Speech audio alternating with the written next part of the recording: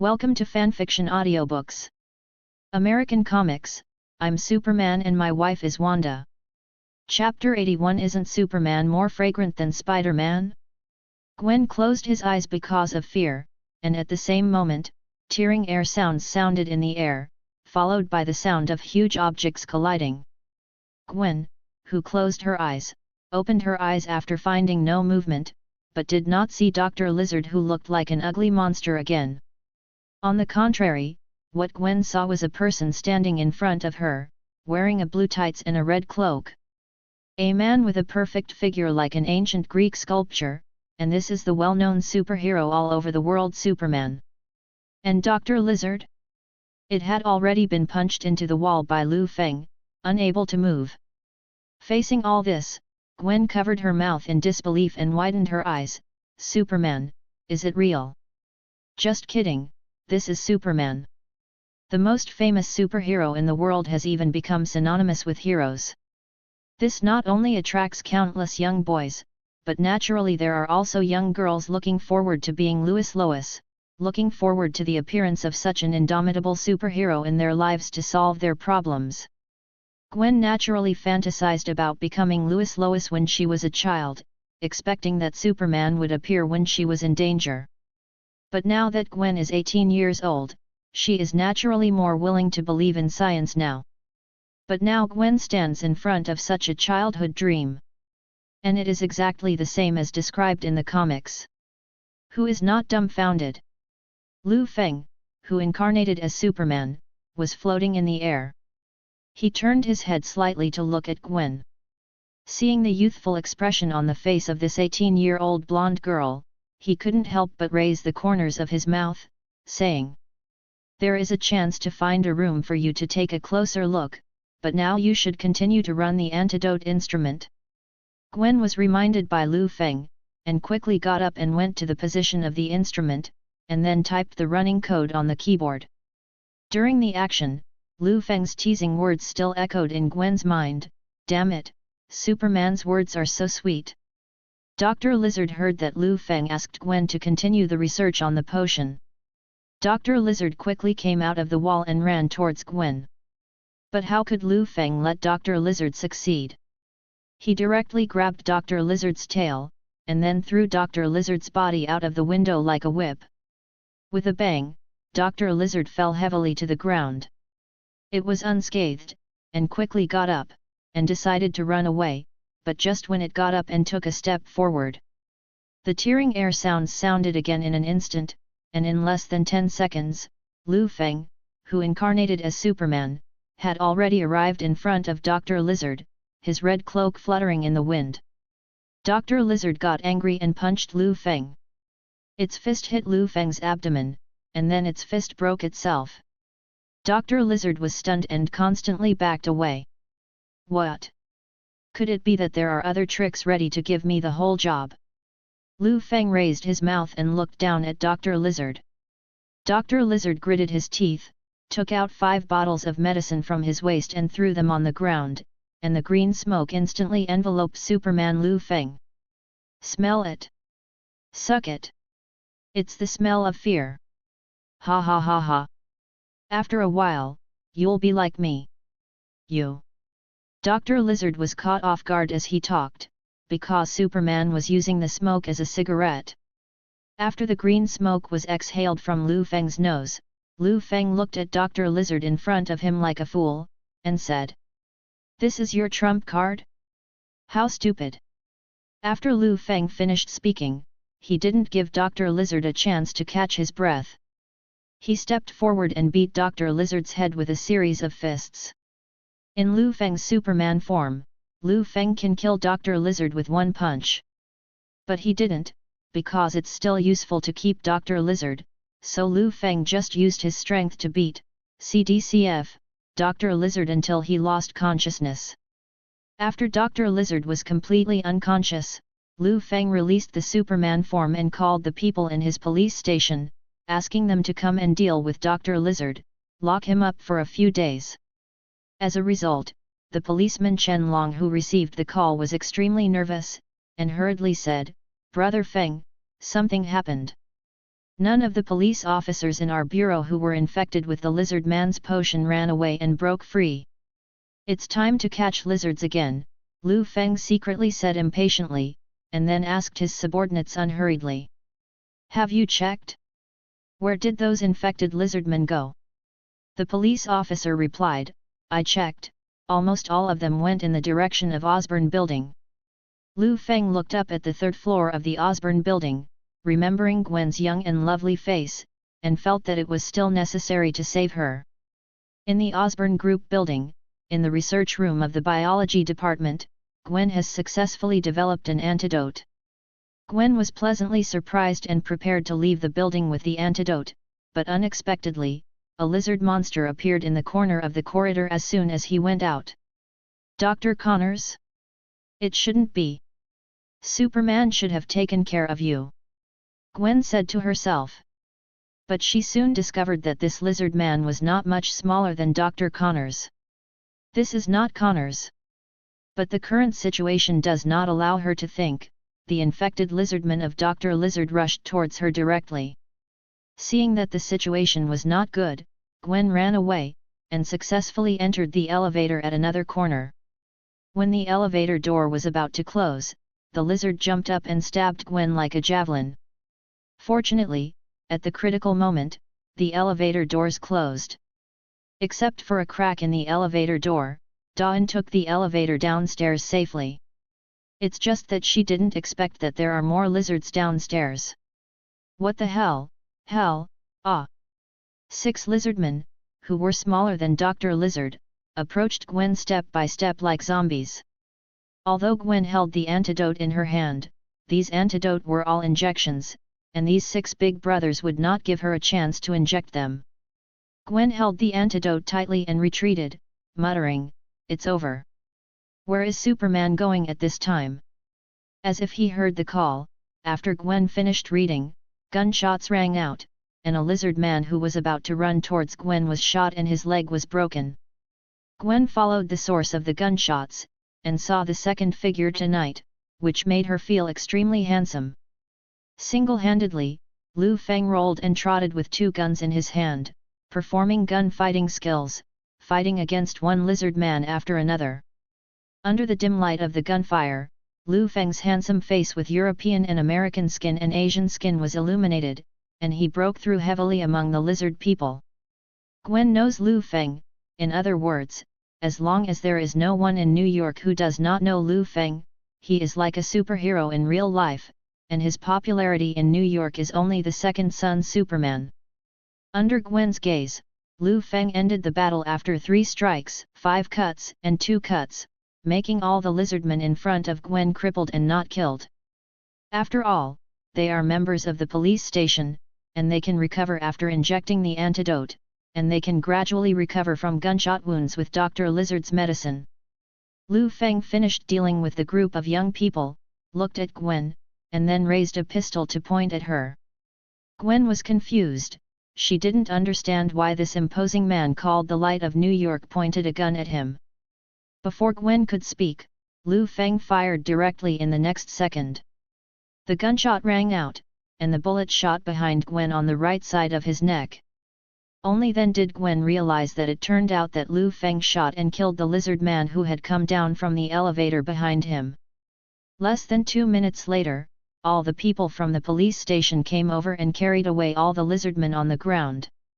Liu Feng put away his pistol, and came to Gwen unhurriedly, and said, "What's wrong, sister? You were frightened just now." I'm not as weak as you imagined," Gwen said quickly, and held up the antidote to show that she was very capable. Okay, you are indeed very powerful. Without you tonight, New York will be in chaos," Liu Feng praised. Gwen was confused by Liu Feng's sudden appreciation, but she was actually very happy in her heart. After all, she had just seen Liu Feng's handsome appearance, and she had already developed a kind of admiration for Liu Feng in her heart. But she didn't want Liu Feng to see it, so, in order to hide her embarrassment, Gwen handed Liu Feng the medicine, saying, "Leave this to Mr. Liu Feng, I believe that the New York light praised by the people of New York will help us solve all this. Liu Feng took the antidote serum developed by Gwen, and replied, "Okay, then thank you for your contribution today. If you are free tomorrow, I can treat you to a meal for the general public." 7 o'clock in the evening. Gwen responded excitedly, and then changed her words, feeling unreserved. "I mean, if I finish my homework early tomorrow and I really want to play but I don't know where to go. Tomorrow at 7 o'clock in the evening, I have a high probability, I may be free. And I prefer to eat Chinese food." The corners of Liu Feng's lips turned upward, and he didn't choose to expose Gwen's reserve, and said, "Okay, I will contact you tomorrow at 7 o'clock, goodbye, Gwen." After bidding farewell to Gwen, Liu Feng left. Gwen, who was standing still, slowed down by half the reflex before saying, "What? How did he know my name?" Liu Feng went back with the lizard mutant serum and handed it to Banner for him to develop it in batches to restore the police officers and other citizens to their normal state. But Dr. Lizard, Liu Feng did not choose to restore him to an adult, but tied him to the newly built laboratory for Banner and Peter. "Mr. Liu Feng, why don't we restore Dr. Connors to normal?" Peter asked in a daze. Liu Feng crossed his arms and said unhurriedly, "Because we want to use him as an experimental subject to improve and complete his self-healing ability serum." Experimental object? Human body? God, Mr. Liu Feng, I can't do this, I really can't. Peter quickly refused. Liu Feng leaned on the table unhurriedly and asked, "Why? Peter, don't you want to be a scientist? Scientists have to experiment, and in order to accurately create a serum suitable for humans, human experiments must also exist." Peter refused, and bowed his head like a child, "But I really can't, Mr. Liu Feng, human experiments are too cruel. Do you know what the human body in front of you means?" Like an elder, Liu Feng calmly reasoned with Peter. In the next few decades or hundreds of years, there may not be a special object like Connors for our experiments. So what you have done may be a key step in the progress of all mankind. Then let me ask you again, Peter, are you willing to do this human experiment for the sake of all mankind? Hearing this, Peter looked at Connors and thought of his uncle again. He finally gritted his teeth and replied, "I know, Mr. Liu Feng, I will do this research." Chapter 82 Date with Gwen. The matter of Dr. Lizard has been settled. Jin Bing's forces have all withdrawn from New York, and Liu Feng has been living relatively comfortably recently. Liu Feng usually doesn't let the people in the police station be too idle, and arranges some activities to exercise their bodies on weekdays. After all, the performance of this group of police officers on weekdays is really useless, even a lizard can be infected, so it's not good if they don't practice well. The police officers also complain from time to time, and some of them find out that they are also from the police station. How are Peter and Banner different from them? These two people go to the newly built laboratory every day and don't need to do any training. The thin one among the police officers complained secretly. Another one who was a bit more open-minded also said, "That's right, then Peter Parker is just a kid, not as tall as my neck, and I don't know if he has strength. And Bruce Banner, this guy looks like a puffy otaku, he doesn't have the strength to move things, and it may not hurt to beat someone." The police officers just complained, and they knew that they couldn't do what Peter and Bruce did. All these gossips Liu Feng heard in his ears, and he just practiced more and it was over, until no one dared to break his mouth. After all, they don't know that Spider-Man and Green Titan are the ceiling of Marvel's mutant heroes. Are you sure you want to compete with these two guys? The maximum force of little Spider-Man's punch can reach 40 tons. The green fat is even more outrageous. The angrier and fiercer it is, the defense and attack power are soaring, and it can hold Avengers under the hammer.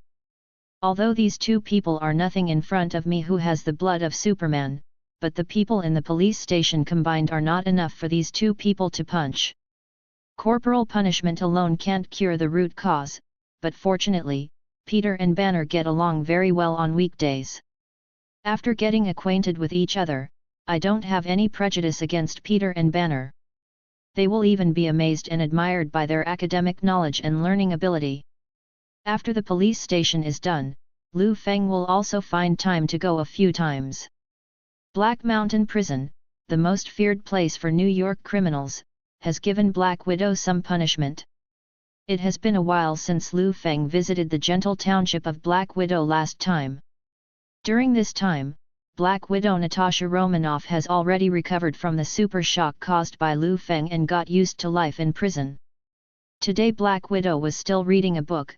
Unexpectedly when he looked up, he saw Liu Feng, and his body reacted directly. Liu Feng opened the door and approached Black Widow. Black Widow didn't say a word. Just like that, after another 4 hours, Liu Feng left. So it was the same as before. Black Widow trembled and kept looking miserable, while Liu Feng turned his head away like a normal person. This little girl is more tolerant than others. Coupled with her infertility after being injected with medicine, there are many ways to play, which is also a unique feeling. Liu Feng secretly said, it seems that she will be added to the permanent objects, so counting, there are 5 of them.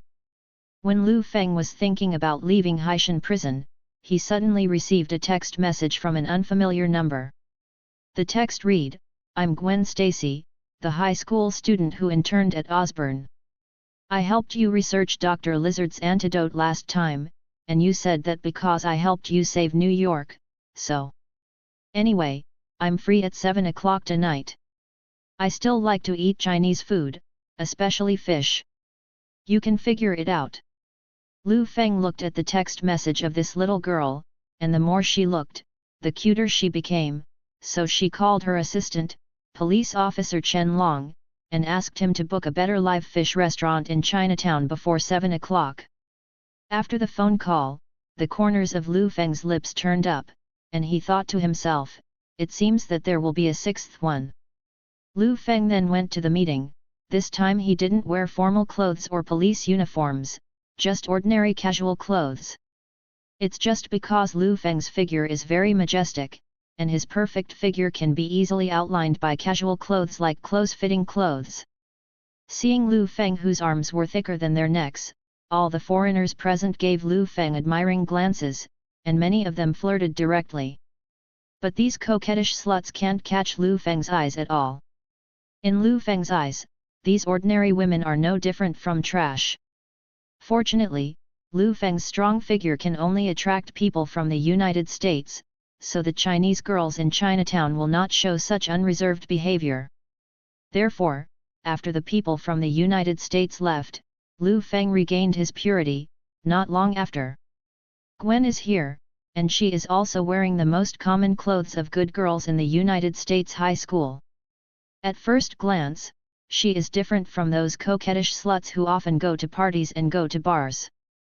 This is the type that can make Liu Feng's eyes shine. As soon as he saw Liu Feng, Gwen, who was holding a book, came over and sat opposite him, and said differently from ordinary people. Are you investigating me? Sergeant Liu Feng, are you planning to use me to complete your mission? Liu Feng didn't expect Gwen to ask this question, but he found it quite interesting, so he raised the corner of his mouth and said, how did you come up with the conjecture? If so, what would you do? Okay, let me answer you slowly. Gwen began to show off her mastery skills and analyzed it. The first question is about how I came to this conjecture. This conjecture, including your phone number, must have been learned from my classmate Peter Parker, who has already told me everything.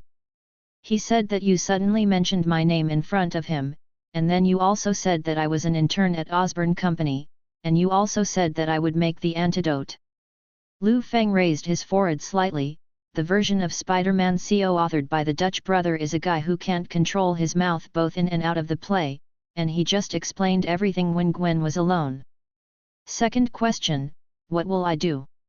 I will call my dad directly and say that you are suspected of plotting against me. Definitely, this is based on the premise that you really have illegal thoughts about me. It's just that I don't believe it. You, a police chief, will pay attention to the affairs of an ordinary person like me for no reason? It must be a conspiracy. After listening to Gwen's reasoning, Liu Feng puffed up, praised Gwen's good idea, and then ruthlessly dismantled it. Is there such a possibility? I know you because your father is the sheriff of the Washington Police Department, and I have the habit of investigating the details of my colleagues. Assuming your reasoning is valid, I did conspire against you. Then, in the situation last night, if I really want to do something to you, can I do whatever I want? Also, if I plot something wrong today, it will be me calling you, not you telling me you are free. Liu Feng's series of rhetorical questions and rebuttals directly confused Gwen. Gwen, who finally figured it out, began to lower her head like a child who made a mistake, and then said, "Well, it must be my mistake, sorry Mr. Liu Feng." Liu Feng found it interesting, and continued to eat with Gwen, and because of such a misunderstanding later, the relationship between Liu Feng and Gwen became closer, and the relationship became better. Asking for flowers. Gwen was originally also a very cheerful person with a high EQ. After seeing Liu Feng being so reckless, she started playing with Liu Feng with confidence. Afterwards, the two went shopping together, watched movies, and went to the playground. After playing all the activities in one night, Liu Feng sent the contented Gwen home. Gwen bid farewell to Liu Feng, and before leaving, he did not ask, "Mr. Liu Feng, I am very happy tonight, thank you for the reward you gave to the people of New York. Next time if you are free, you can make an appointment again. If you do more things that are good for New York City, it will be my reward." Liu Feng responded. Seeing this, Gwen hurriedly said, "Then next Saturday, can you accompany me to the aquarium? My dad promised me at first, but I have to work overtime later." Liu Feng agreed, and Gwen entered the house contentedly. Liu Feng could feel that Gwen had been taken care of. After all, she is a smarter girl among her peers, so she will naturally admire Liu Feng, a strong man who can bring a sense of security. In fact, Liu Feng would also feel that it would be a little bad to tarnish such a girl, but if it was posted upside down, that's different. Although it's a three-generation story integrate, but your Dutch brother's version of Peter doesn't like Gwen, so I don't think I'm green on you. Liu Feng thought so, and then drove away. Not long after leaving the vicinity of Gwen's house, Liu Feng's cell phone rang. The caller was Tony, who hadn't seen him for a few weeks. As soon as Liu Feng answered the phone, Tony on the other end of the phone said excitedly, "Feng, cousin, are you free now? Come over to my side, I have something nice to show you." Liu Feng didn't have much interest at first. After all, what good things can the character Iron Man have? It's just a battle armor. What's the use of being cool if you can't block the punch of Superman with all these fancy things? But Liu Feng is well aware of Tony's character. He has just finished a good thing and wants to show others his pretend. If Liu Feng ignored him, what if this guy could keep calling until Liu Feng was annoyed? He was a cousin, so he couldn't beat him. So Liu Feng responded, got it, don't be so excited, I'll go and have a look now, okay." After Liu Feng agreed, he went to Tony's villa, and after another J.A.R.V.I.S scan, Liu Feng came to the basement and saw Tony in silver white armor, excitedly said, "Look, Liu Feng, did you see it? This thing is made of 80% vibranium." Hearing this, Liu Feng put his hands on his chest, and nonchalantly replied, "It's great." The perfunctory attitude made Tony a little dissatisfied. Tony thought that Liu Feng just didn't know the element of vibranium. After all, the notes in his impression were all stupid. "Let me introduce to you, the so-called vibranium is an indestructible metal that can only be dug in Wakanda, the innermost closed kingdom in Africa. Don't you know that this gold? I know that vibranium metal is as indestructible as adamantium vault." Liu Hui interrupted, "But what's the use of your 80% content? My God, Liu Feng, you really don't take money as money. Do you know how many sports cars and houses this armor is worth? Tony hastened to say, while showing financial resources, one should also show a little knowledge. Chapter 83 Get Gwen Done. Go outside the house, this test is more accurate, your underground garage is too small to use it. Watching Liu Feng agree and make a decision, Tony was stunned. He was just talking casually, but he didn't expect that Liu Feng was also a master who didn't show weakness, so he planned to try it. What was even more unexpected to Tony was that the gun Liu Feng was carrying with him was not a small object like a pistol, but a sniper rifle more than 2 meters long. Although it is normal for the police in the United States to carry guns after get off work, is it a bit too much to carry a sniper rifle? Is it possible to meet the Air Force after get off work? Tony complained inwardly. And just after Liu Feng said that he wanted to test, he went out directly and took out the box containing the sniper rifle from his private car, opened it and started loading the gun. Although Tony was just talking casually, since Liu Feng agreed to try it, Tony would naturally not refuse, after all he has a good face. So Tony said while debugging the armor, "Okay, let me adjust the power of this vibranium armor to the minimum, so that the flight and speed will decrease, and the weapon will not be activated, so as not to blow you up. After all, apart from the fact that my armor is made of 80% vibranium on the outside, it is equipped with better weapons and abilities than the previous one. A large range of long-distance split bombs has been added to the shoulders, and additional, powerful anti-gravity devices are equipped on both sides of the belly area 207 to increase flight speed and enhance strength. The wrist is also equipped with a laser weapon, similar to a laser knife, which can cut off many iron things. It can be said to be perfect, no, it can only be said to be the most perfect so far." As Tony spoke, he praised himself again, while Liu Feng waved his hands and said, "You don't need to turn down the power, just use the best state, otherwise you will find excuses later. Did you install the safety landing system? This is something you have to use to fight against the villain. If you don't go all out and be knocked down by me, you won't be able to find the problem." Tony. Seeing Liu Feng's self-confidence, Tony was also a little upset, so he turned on the maximum power in a fit of anger and replied, "Okay, maximum power, who made you my cousin?"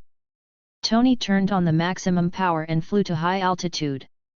Originally, vibranium was very heavy, but Tony improved the propulsion system, which made it easier. It seems that flying is not a problem, but unfortunately it still only contains 80% vibranium. Liu Feng said, "You will directly simulate the combat state later." Battle status? How to simulate? Let me shoot you? Tony asked with a smile. That's right. Unexpectedly, Liu Feng nodded and said, "Isn't your battle armor equipped with split bombs? Fly up later and shoot at me directly, I will shoot all of them with sniper shots. One shot of my split bomb can split 9. Are you sure you can handle it?" Tony said hastily, already feeling that Liu Feng is even more conceited than himself. Unexpectedly, Liu Feng replied directly, "I will blow up all 9 split bombs, and I will add another round to smash your battle armor by the way." "Okay, this is Feng," you said. "If you get hurt by my split bomb later, don't sue my aunt." The corners of Tony's mouth turned up, and he was already a little upset in his heart. J.A.R.V.I.S, scan Liu Feng, and the accuracy should be more than 95% when you shoot later. Tony whispered to JARVIS. He was ready to show Liu Feng what he was capable of, and send him to the hospital after he was wounded by the split bomb. Anyway, the hospitals around here were invested and opened by himself. So the test of the two began. Tony took the lead to fly to an altitude of 200 meters. After Liu Feng drove the sniper rifle, he gestured to him that it was okay, and Tony gave the order. J.A.R.V.I.S, fire a split bomb at Liu Feng, adjust the power of the armor to 100% and then go at full speed towards Liu Feng. After J.A.R.V.I.S received the order, Tony launched a missile from the shoulder of his armor. The missile split into 9 pieces in mid-air, and fired towards Liu Feng with staggered trajectories. Single-handedly, Liu Feng fired directly. One shot hit the split bomb, loaded it again, hit it again, loaded it again and hit it again. With 9 consecutive gunshots like this, Liu Feng fired all the split bombs. Faced with this scene, Tony's face turned green. This kid Liu Feng can really shoot all the split bombs. But what surprised Tony even more was yet to come, because Liu Feng had already aimed his gun at him. No way! He doesn't really think that he can get rid of the vibranium armor that he has been building for half a month. Liu Feng aimed at Tony and fired directly. Under the flames, the bullet flew away. Tony panicked at the bullet and dodged sideways. Unexpectedly, the bullet just hit the arc reactor on Tony's armor chest and shot it, directly darkening the reactor on his chest. "Sir, it's detected that there is a problem with the reactor. The armor's energy supply is insufficient, and it can't maintain balance. It will soon be forced to descend." The sound of J.A.R.V.I.S continued to surround, and Tony's armor was like a crashed plane, gradually descending with smoke and shaking. Tony hastily activated the armor's separation system and landing device manually. After the armor was separated from his body, Tony slowly landed on the ground with the opened hang glider. "I told you, it's not a 100% vibranium armor. The enemy can defeat you with any gun." Liu Feng walked over with the gun and said directly to Tony. "Then I have to switch to 100% vibranium next time." Tony said and felt bad. However, the reactor cannot be wrapped by vibranium, otherwise it will not be able to dissipate heat.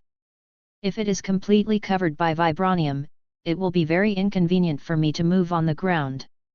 This is not suitable at all. Liu Feng put away the sniper rifle, patted Tony on the shoulder, and said, "Don't put all your ideas on vibranium, you will make better armor in the future, improve it slowly, remember not to be too conceited. Next time to help you test, I hope your armor can last longer next time." After speaking, Liu Feng put the sniper rifle box in the trunk, then got in the car and left, leaving Tony here to doubt his life. This time Tony was finally killed and lost all energy, and he should not be so conceited in the future, Liu Feng secretly thought. Back home, Wanda came back from a business trip, exhausted physically and mentally, but she still cast her eyes on Liu Feng, and Liu Feng handed over the ration. The next day Wanda had to go on a business trip again. Liu Feng did as she wished, and after she left, he secretly said, "Why are there so many things at mutant school?" Liu Feng remembers that the mutant schools in the X-Men series of movies didn't have so many things. Maybe it's because of the credit of Professor X. Without the professor, this group of mutants would be in chaos. But these have nothing to do with Liu Feng. If Wanda wants to deal with it, let her handle it herself. Unless Wanda and her students are bullied by some force, Liu Feng will take action. Next, Liu Feng went through daily life again. After getting used to high-intensity exercise, the people in the police station did not complain anymore. After all, they are happy when their bodies get better.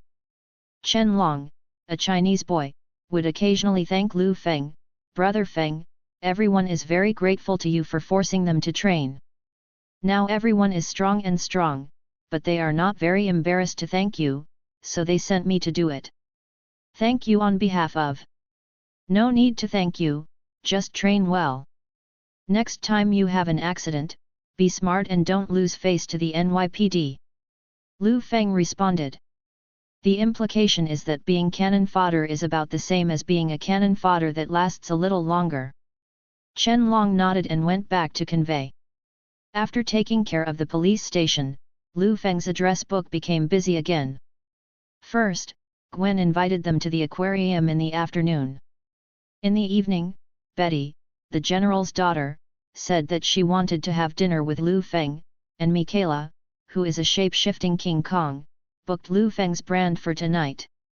Even tomorrow night, the judges of the Assassin's Guild booked 3 days with Liu Feng on the grounds that they had time to spend on business trips. Good guy, there are so many women, thanks to my Superman blood, otherwise I would die on that woman's bed someday. Liu Feng said secretly like this, and then, like a Chinese emperor flipping through the harem sign, he chose a partner in the phone address book.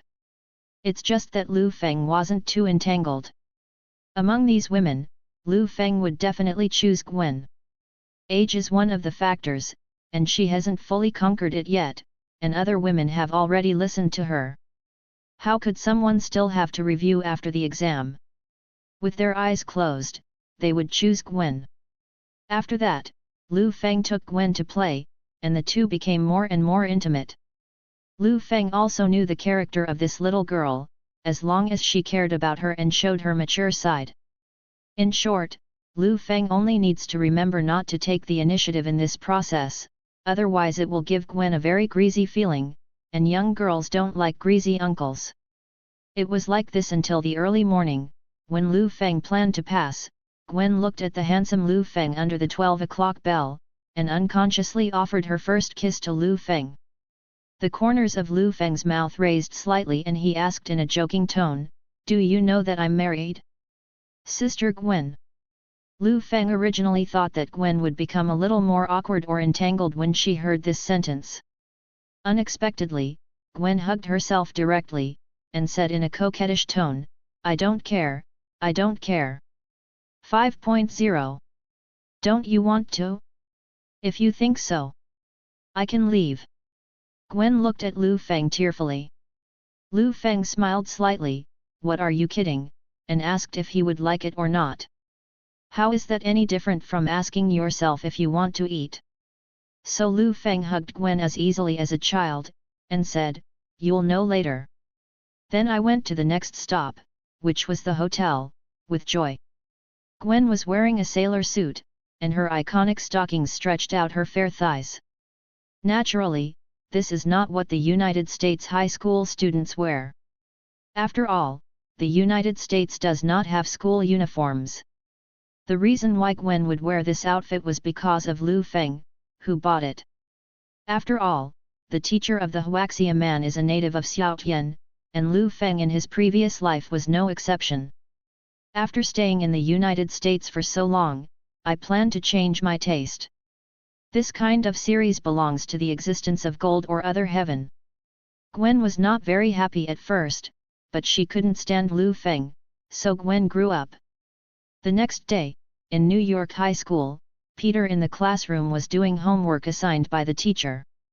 Unexpectedly, when he looked sideways at Gwen's seat, he realized that Gwen didn't come to class today. Is Gwen not feeling well? Peter thought to himself. Chapter 84 The Osborne Group. Peter came over in the afternoon after studying at school all morning, and found that Gwen hadn't returned to school. It seemed that he had taken a day off. "Why don't you call and ask?" Peter thought so, and called Gwen after school. The phone was called, and after ringing for about 10 seconds, Gwen's weak voice came from the other end of the phone, "Hello? Peter." "Gwen, why didn't you come to class today? Your voice is so hoarse, do you have a cold?" Peter asked concerned. Gwen was lying on her own bed, remembering that she was so heartbroken last night that her voice was almost hoarse. She was a little ashamed and a little irritated. Gwen shook her head, and then said to Peter, "Yes, I caught a cold last night and my throat was uncomfortable.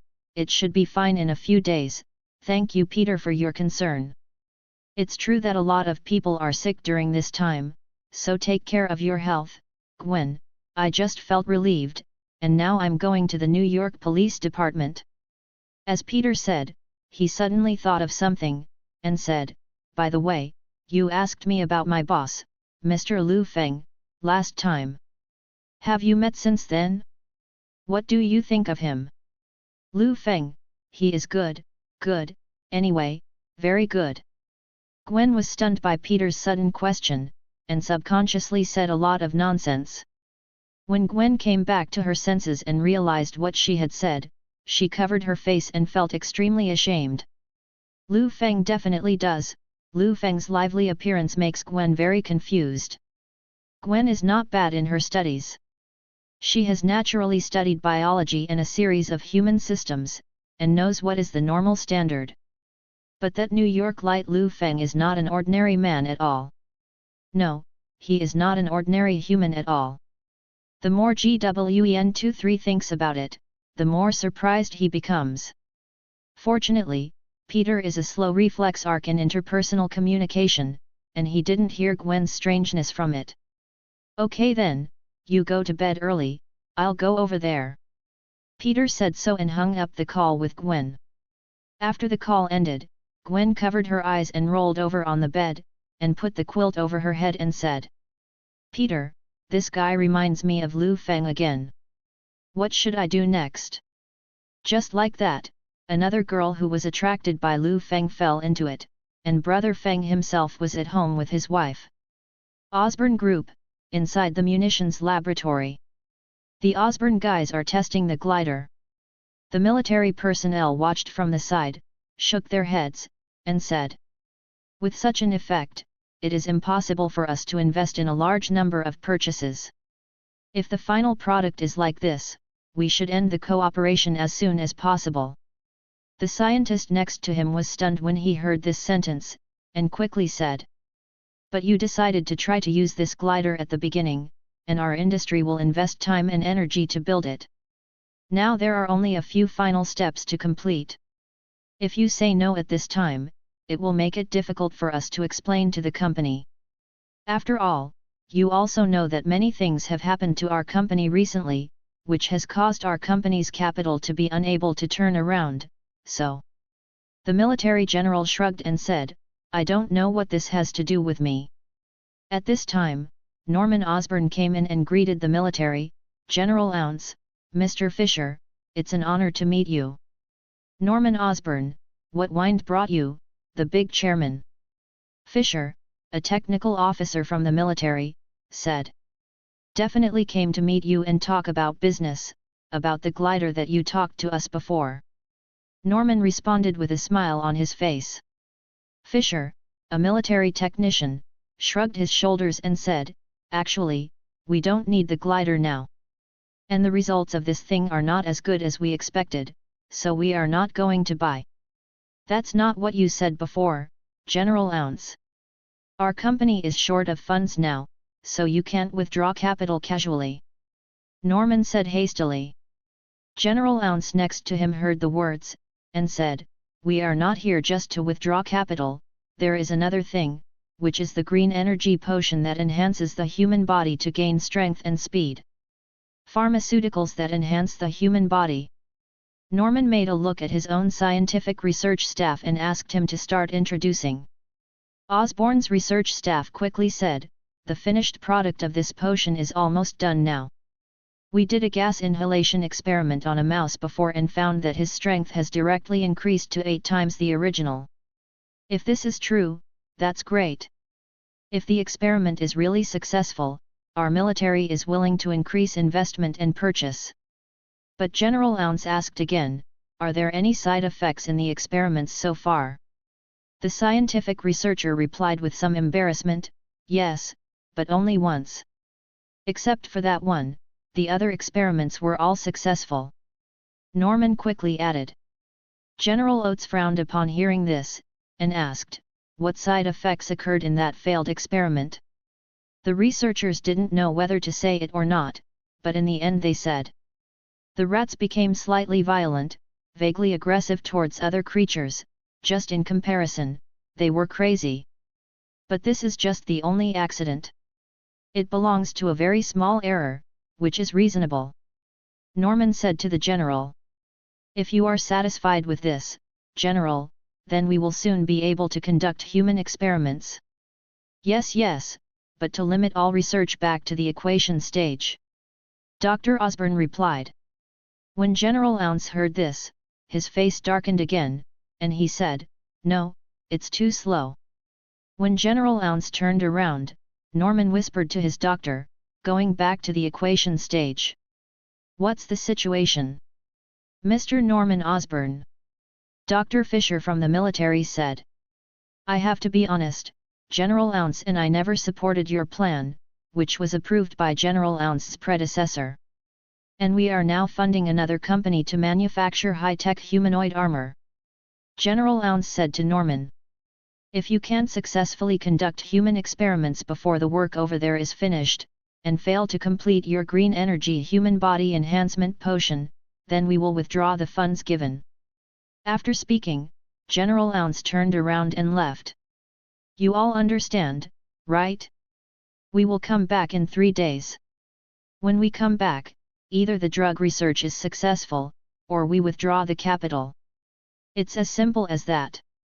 Mr. Fisher said so, and then followed General Ounce to leave here. How is it possible to find volunteers who are willing to accept the experiment in such a short period of time? Moreover, the finished product must be produced in the human experiment. The doctor on Osborn's side said so. Norman AO Capital looked at the backup of the two, and silently clenched its fists. This project must be won. At this time, the phone rang, and when Norman picked it up, he found that it was the deputy director. Norman, urgently convene the board of directors, come over here. The other side. After Liu Feng came back from Gwen's side, he stopped going out, but stayed with his wife. The past few days were leisure time again. Now Liu Feng has more choices. After all, there are 6 choices, just like ice cream, each of which is different. But Liu Feng is still relatively restrained when facing Gwen. After all, Gwen is still young, so he has to proceed step by step. And according to psychology, now is not a good time to continue to let Gwen out. In addition, Betty and Michaela kept calling themselves before, so they didn't bother Gwen. Thinking of this, Liu Feng slapped his thigh and said, "That's the decision, because Betty is drinking coffee over there."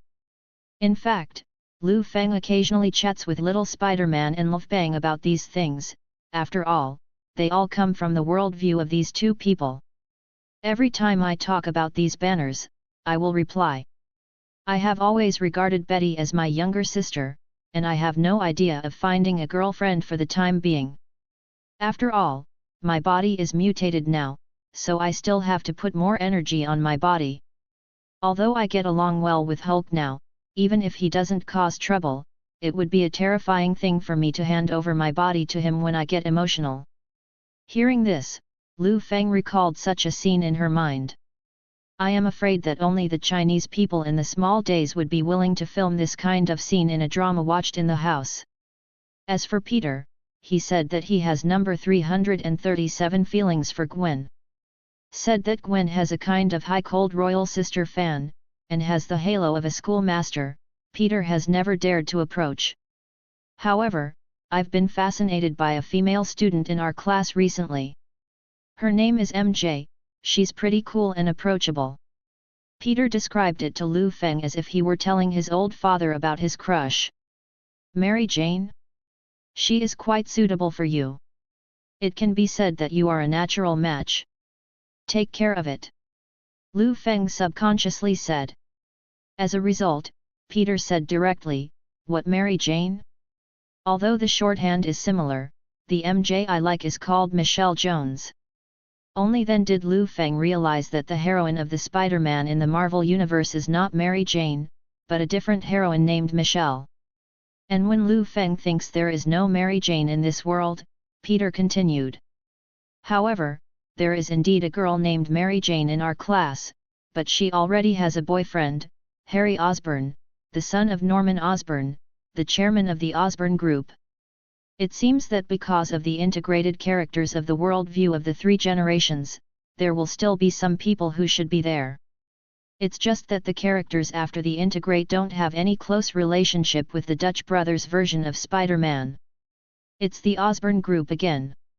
Tony said that this company has also participated in the arms industry in New York. Dr. Lizard is also an employee here. It seems that we should pay more attention to this company. Liu Feng said secretly. Osborn Corporation, the directors are in a meeting. Everyone looked at each other, with heavy expressions on their faces, and Chairman Norman Osborn was even more worried, with 3 layers of wrinkles on his forehead. The deputy director looked around and found no one to speak, so he took the lead and said, Norman, now our Osborne company's funds are the lowest in history, and many projects have to be cancelled. Yet, Mr. Jin Bing's divestment has had a great impact on us, as well as the Connors incident of the Lizardman incident last time. The female director echoed, Connors not only broke a lot of equipment, but also caused damage to the building. There is already a huge amount of money spent on it. Chapter 85, The Birth of Green Goblin. Yet, how about we close down the military department and focus on AI in the future, which is more in line with the current market demand?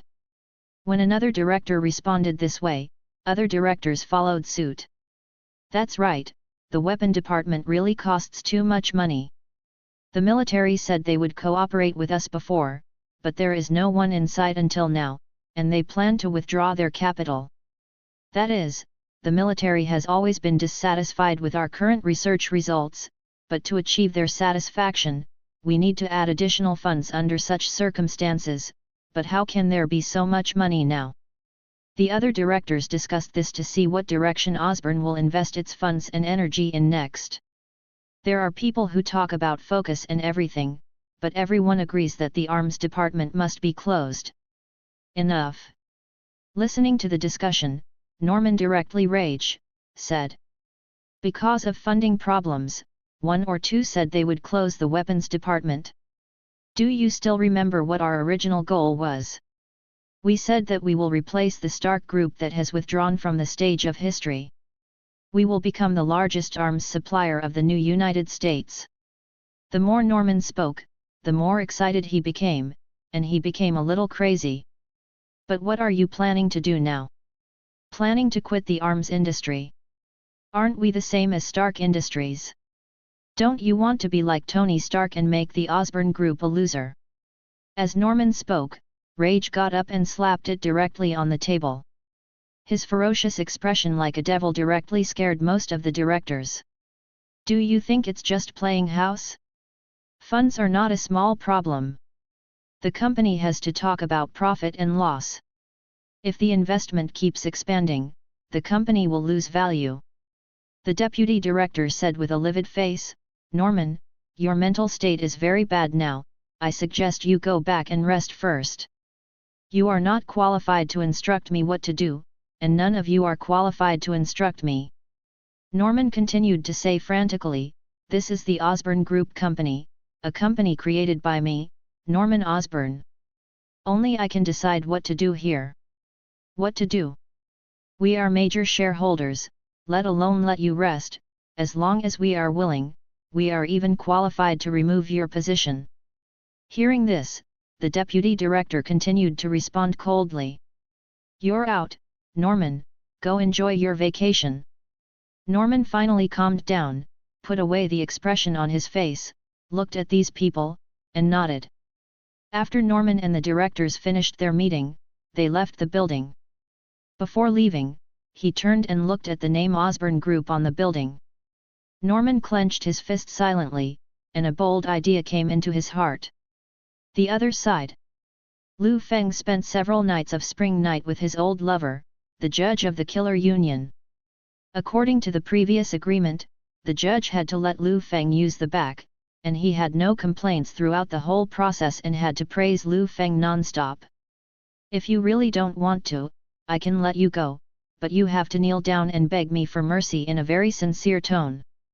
Liu Feng used the aggressive method on the judge in this way.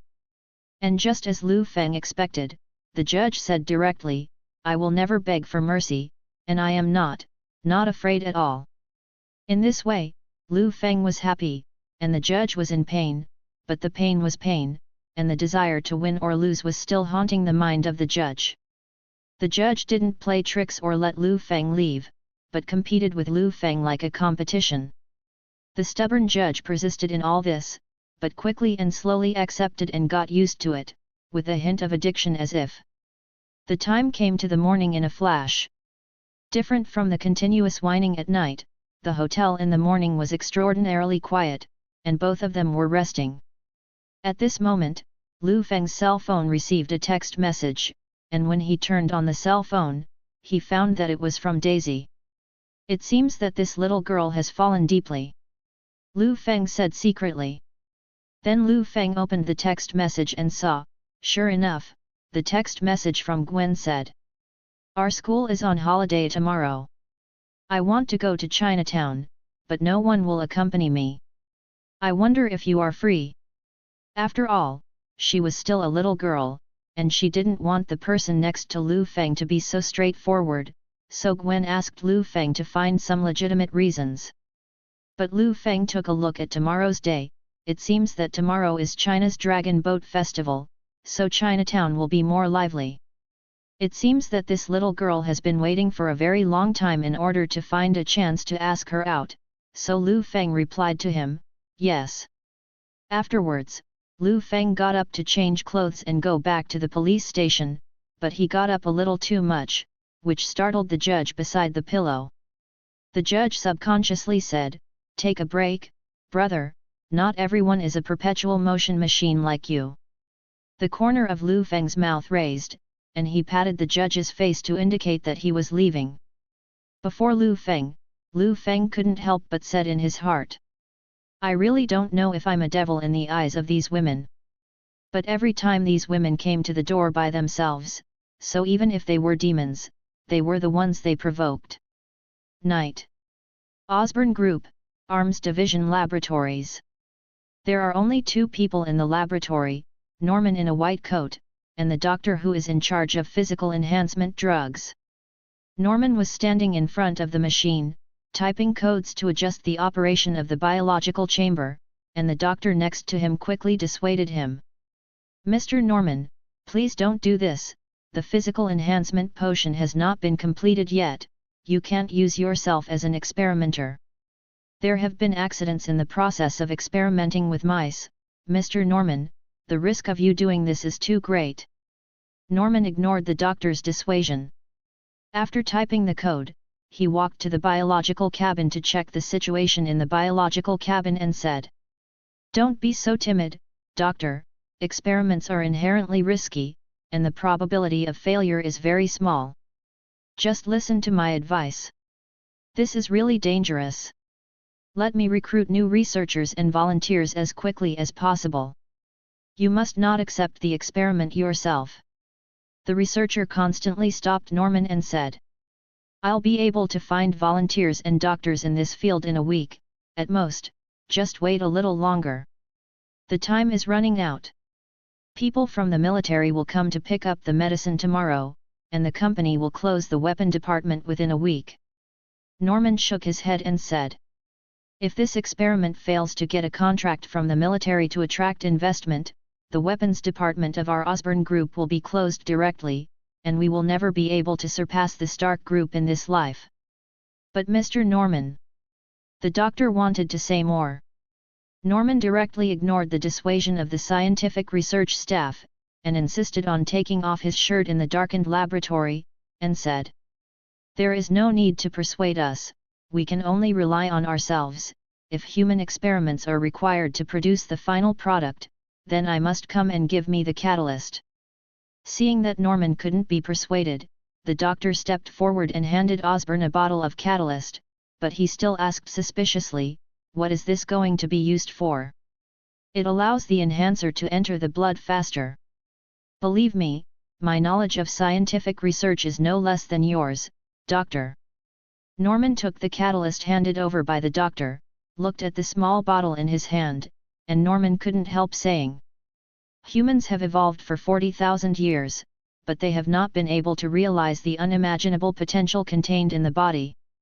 Today, it depends on me to realize it. Then Norman drank the catalyst in his hand, and then walked slowly to the human body instrument, fixing his body. Then let the doctor control the instrument to stand up, then send the instrument and Norman himself into the experimental chamber and close the door. After being sent in, Norman looked at the doctor and nodded, and said with his lips, let's start, release the gas. The doctor has no choice but to come to the equipment and release the green gas that enhances the physical strength from under the ground of the biological chamber. The green gas gradually engulfed Norman in the warehouse. Norman inhaled the gas, and began to twitch grimly. Looking at Norman's painful appearance, the doctor outside the warehouse looked anxiously at the concentration of green energy-enhanced gas displayed on the instrument next to him. I saw that the green density gradually occupied all the space in the biobin, directly engulfing Norman in the green maze. Norman screamed in pain, and the doctor outside the warehouse panicked when he saw this, and quickly stepped forward to shut off the release of the gas and expel it. But Norman was still twitching, then rolled his eyes and lost consciousness. "Mr. Norman!" The doctor glanced in a panic, and the heart rate on the instrument had changed to a straight line, so the doctor hurriedly stepped forward to open the door. After opening the door, the doctor anxiously performed CPR on Norman, looking at the heart rate chart on the instrument while pressing. Finally, the heart rate chart returned to normal, and Norman woke up instantly, just as the doctor was overjoyed. Norman, with a hideous face, reached out and grabbed the doctor's neck, and lifted him in midair to suffocate and hang him in the air. Immediately afterwards, Norman directly threw the doctor out. With amazing strength, he directly threw the doctor onto the instrument and blasted it. "Mr. Norman, what are you doing?" "Slave." Norman ignored the doctor's question and squatted at the door of the barn, lineage, baring his teeth and claws like a devil, then jumped over and chopped the doctor into pieces with his bare hands. The scene was extremely bloody, but Norman killed more and more. Even a strange smile gradually appeared. "Dad! Wake up!" In the vagueness, Norman heard his son's voice. He suddenly opened his research and woke up from the nightmare.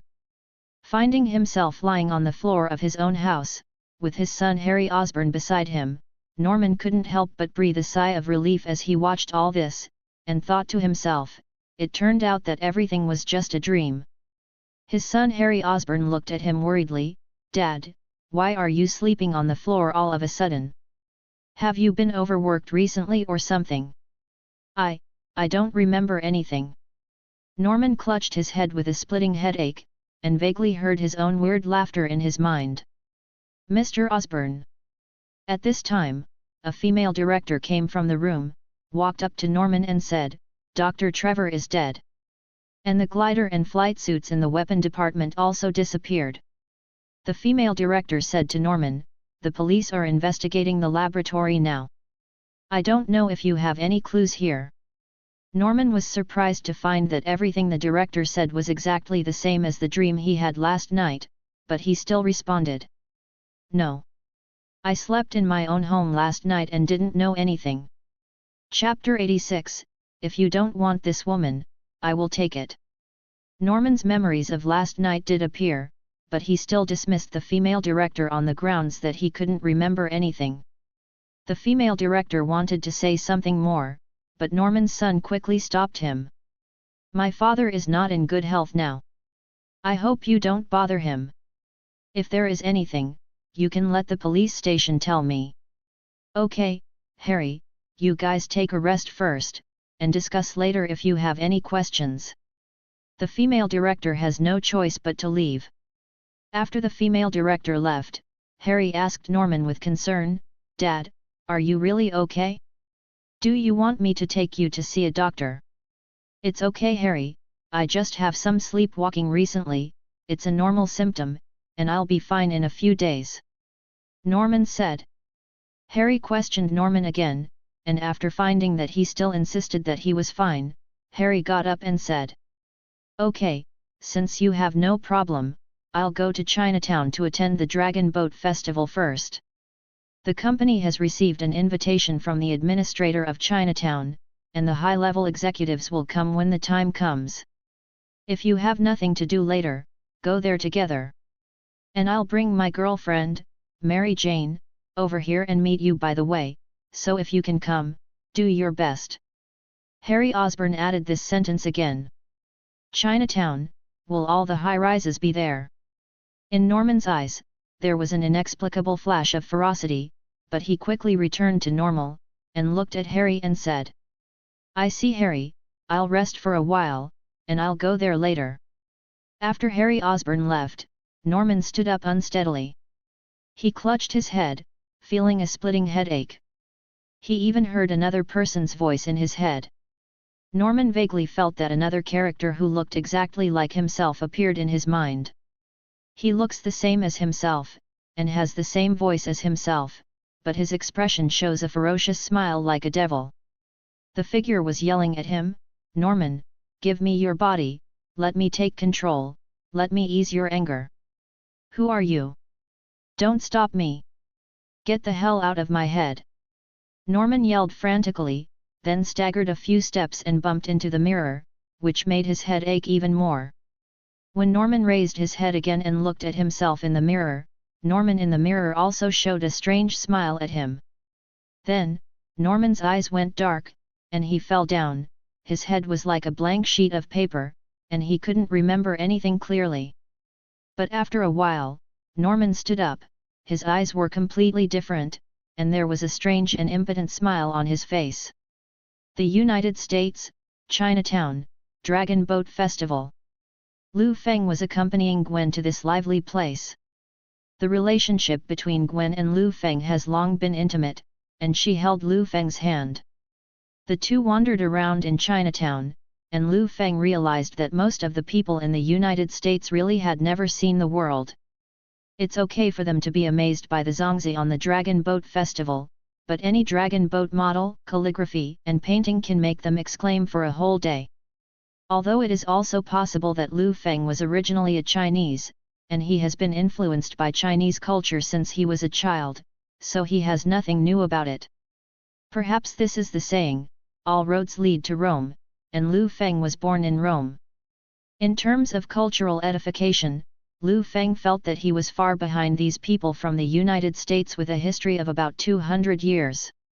Gwen looked at these novel gadgets like a child, and asked Liu Feng, "What is this red one? Is this doll-like one edible? How do you say that in Chinese?" Liu Feng always answered Gwen's questions carefully like an old father, leaving a very good impression on Gwen. After buying and eating, Gwen, who was adventurous because of sex, saw some juggling performances not far away, such as Huachen's classic chest-breaking boulders and mouth-swallowing long swords. Gwen was so surprised that she made her mouth into an O shape, and pulled Liu Feng's sleeve and said, "It's actually performing Huaxia Kung Fu over there. This is the first time I've seen Huaxia Kung Fu in my life. Come and watch it with me, Liu Feng." Liu Feng raised his forehead slightly. This is no Kung Fu, but some folk juggling, which made Liu Feng feel even more ignorant of people from the United States. But Liu Feng would not show it like this, but nodded and said, "Okay, let's go, I will accompany you to watch." Liu Feng and Gwen came to the special juggling place. Gwen watched with great interest, and Liu Feng, who was bored, looked around. With supervision, Liu Feng immediately noticed a red-haired beauty in a red cheongsam on the second floor of the building in front of him. There are many red-haired beauties, and there are also many wearing cheongsams. The reason why Liu Feng observed this one was that she looked familiar. It looks like Mary Jane, the heroine in the classic computer version of Spider-Man when she was young. Liu Feng was shocked by her appearance at that time. And little Spider-Man Peter also told Liu Feng that the Mary Jane in this world is his classmate, but they don't have much contact with each other. Liu Feng looked at Mary Jane and imagined it, and she was still wearing a cheongsam. Wasn't that hinting at herself? As for the rich and handsome Harry Osborn next to her, it didn't matter, anyway, he would break up with Mary Jane soon. But the problem came again, the two of them hadn't broken up yet. Liu Feng rubbed his chin and thought, how to get her. Just when Liu Feng was thinking this way, there was a burst of tearing air sounds in the sky, and everyone looked up. Normal people can't see anything, but Liu Feng captured the opponent's body. It was a guy wearing green armor, stepping on a green unknown object, and wearing 10 demon hoods on his head. Naturally, Liu Feng also knows this thing, although he seldom appears on the scene, but this guy is the classic Spider-Man villain, Green Goblin. Norman Osborn, that is, the Green Goblin who has been affected by the enhancement potion and has a new personality, is stepping on a glider painted green, and came to the second floor in front of the Osborn high-level people, as well as Harry Osborn and Mary Jane. Then Green Goblin threw out one after another round objects engraved with pumpkin patterns without saying a word. The moment the object touched the building, CDCG, there was an explosion, and the ground that Osborn's high-level people stepped on collapsed directly. Green Goblin threw pumpkin bombs, countless bombs destroyed the floors, and even a few were thrown at the deputy director and the female director, and then the bomb directly swallowed the deputy director and the female director. Blasted until hemiplegic. After Green Goblin blew up Osborn's top executives to death, he said arrogantly, "I'm out, right? The deputy director? Now who is out forever?" Ha ha ha ha. The situation on the ground was not optimistic. Facing the scene, everyone fled one after another. When Gwen wanted to escape, he noticed that Liu Feng beside him had disappeared. Gwen is different from other women who can only run away. As soon as Liu Feng disappeared, Gwen frantically looked for him. "Liu Feng? Liu Feng, where have you been?" Gwen was worried that something might happen to Liu Feng, and after looking around and finding no injured people, Gwen thought that Liu Feng fled here without any danger to his life. And in a corner where no one could notice, Liu Feng put on his glasses, ripped off the clothes on his chest, revealing the blue tights with the letter S engraved under the clothes, and turned into a Superman flying doctor. Green Goblin was still using the pumpkin bomb in his hand to destroy everything in sight until a tearing air sound came from behind him.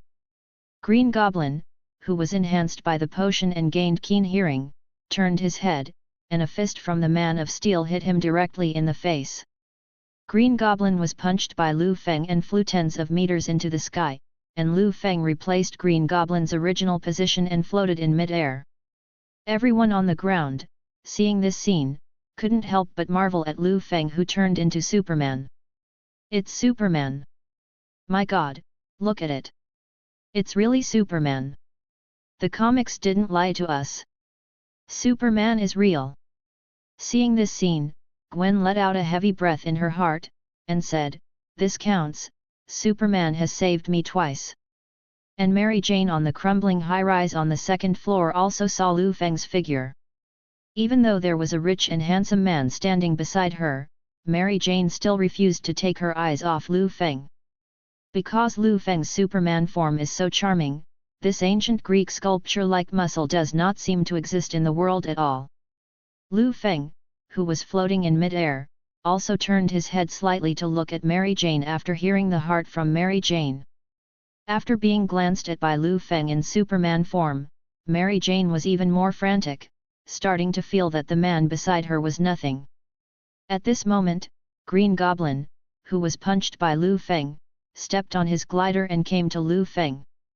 "Superman? Hey? Just a joker, you're nothing," Green Goblin said, and punched him back.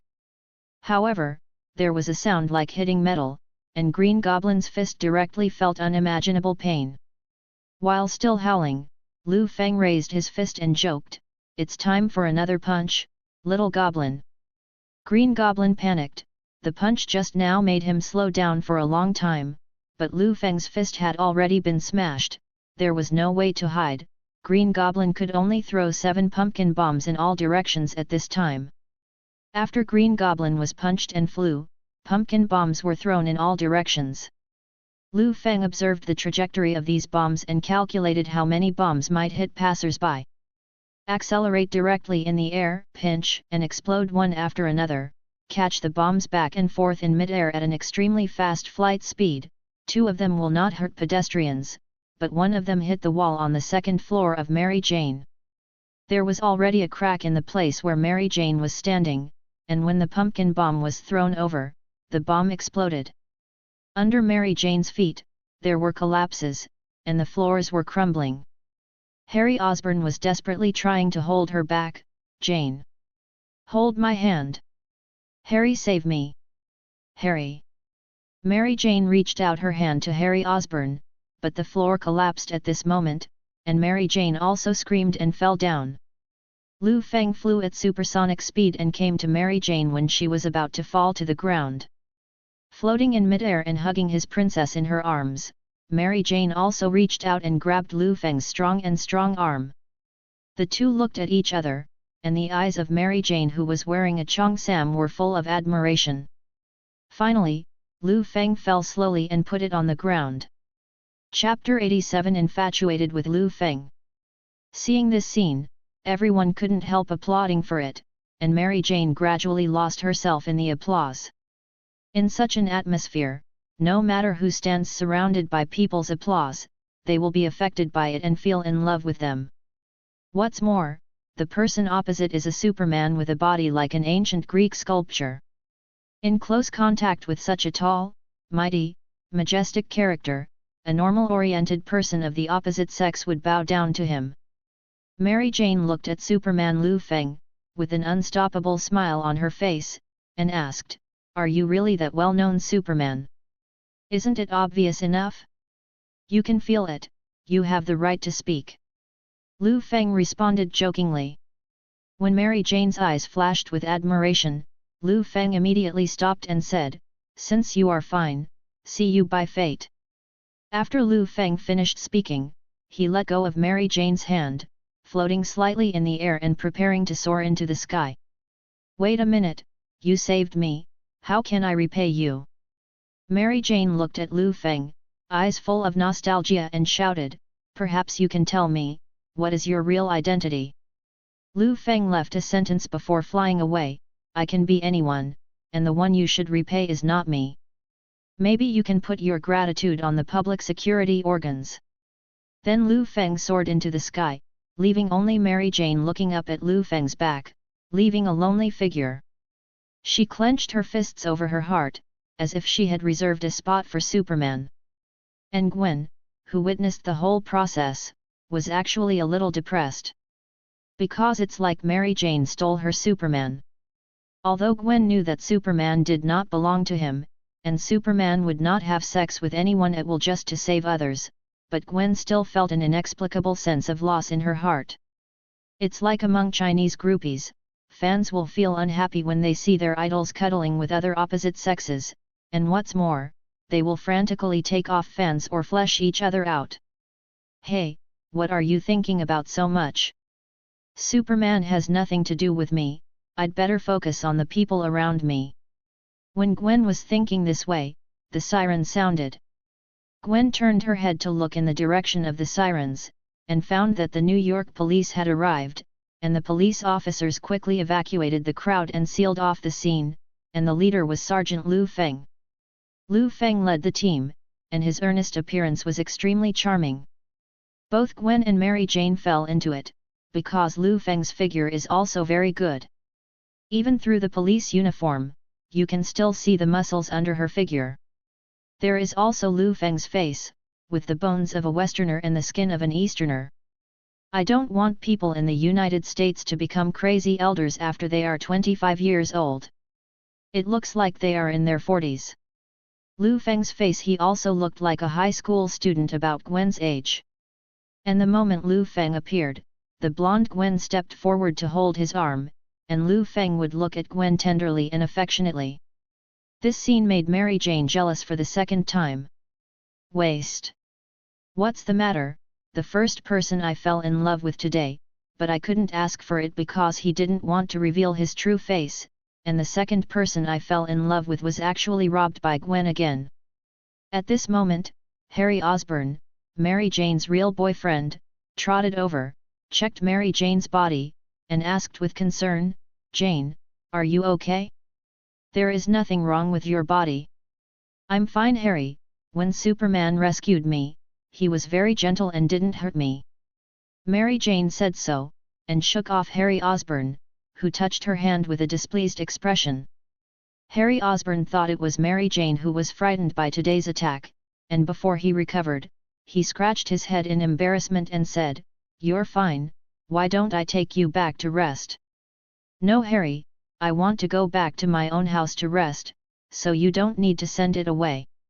Mary Jane said so, and was about to leave, but she couldn't help but looked at Liu Feng and Gwen, and then couldn't help it. Live. I thought that Gwen Stacy would like a nerd like Peter Parker, but I didn't expect him to like this type of man. Harry Osborn didn't know why Mary Jane suddenly mentioned Gwen's matter, but after looking at it, Harry still echoed Mary Jane, and replied, "Yeah, Gwen actually likes this kind of old man. I really don't know what's so good about this. Although his Chinese ancestry makes him look younger than his peers, he is still many years older than us. I don't know why there are people of our age who are willing to like such an old man. What kind of woman can like that kind of man? Are you right, Jane?" Harry thought that Mary Jane was trying to mock Gwen, but he was completely mistaken. After hearing what he said, Mary Jane immediately replied with a black face, "I'm going back first, you don't need it. Overtake." After Mary Jane finished speaking, she left without looking back, leaving Harry Osborn with a bewildered expression standing there and touching his head, saying, "Did I say something wrong? Shouldn't I be mocking Gwen?" Harry couldn't figure it out, but what he didn't expect was that the series of things that followed made him even more confused and angry. Because when Harry came home, he was going to talk to his father about the devil riding a glider that he met today. When he got home, he found that the mansion of Harry's family was full of people from the New York Police Department, and the police were rummaging through his house. "Hey! What are you doing? Put that thing down! You have no right to touch that thing!" Harry stopped quickly. The obstructed police officers were speechless. At this moment, Police Officer Chen Long took out a search warrant and held it in front of Harry, saying, "See clearly, sir, we have a search warrant, and the law stipulates that we can come in and search." Harry Osborn carefully looked at the search warrant, and then cursed directly. "Ordered to capture the suspect Norman Osborn? Are you mistaken?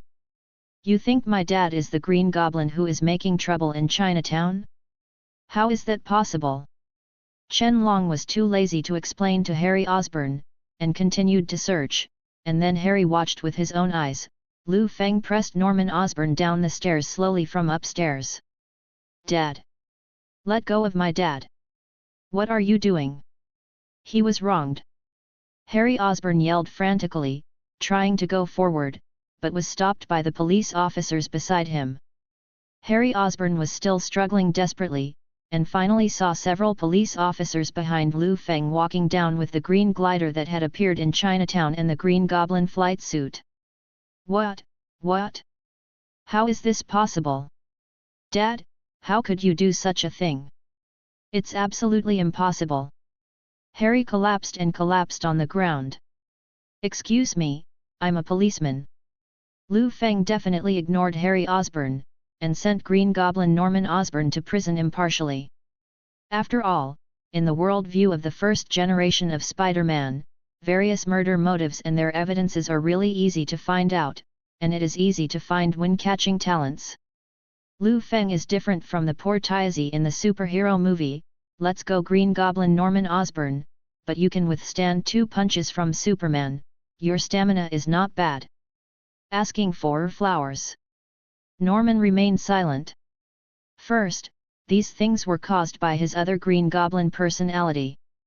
Second, the enhancement potion did give him super endurance, but in front of Superman, he could only last for 2 hours. Fist. After Liu Feng took Norman Osborn away, Harry sat on the ground, when Mary Jane came over. Harry Osborn thought that Mary Jane wanted to comfort him, but Mary Jane said directly, "I really didn't expect your father to take back such a person. I'm sorry, Harry, I don't think I can be with you again." Mary Jane said so, and then left without looking back, following Liu Feng's figure, leaving only Harry with a confused expression on his face. And the one who was hit the most was yet to come, because Mary Jane walked up to Liu Feng, and said coyly, "Well, Mr. Liu Feng, my name is Mary Jane, and I'm a classmate with your new colleague Peter. I don't know, can you leave me a number?" Hearing this, Liu Feng raised the corners of his mouth slightly, and said with a characteristic bright smile, "Definitely yes, I am Liu Feng from the New York Police Department, you can call me if you need anything from now on." 0.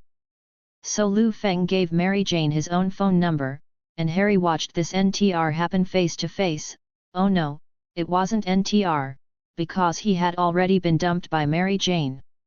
In the police car, Chen Long, who was driving, couldn't help but said to Liu Feng, the co-pilot, "Brother Feng, you are really capable, you can get such a beautiful red-haired girl to ask for her phone number without doing anything.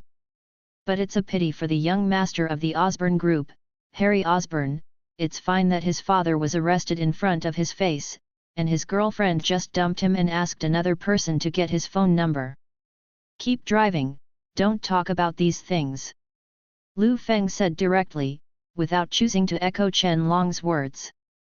As for how miserable Harry Osborne is, that's none of his business.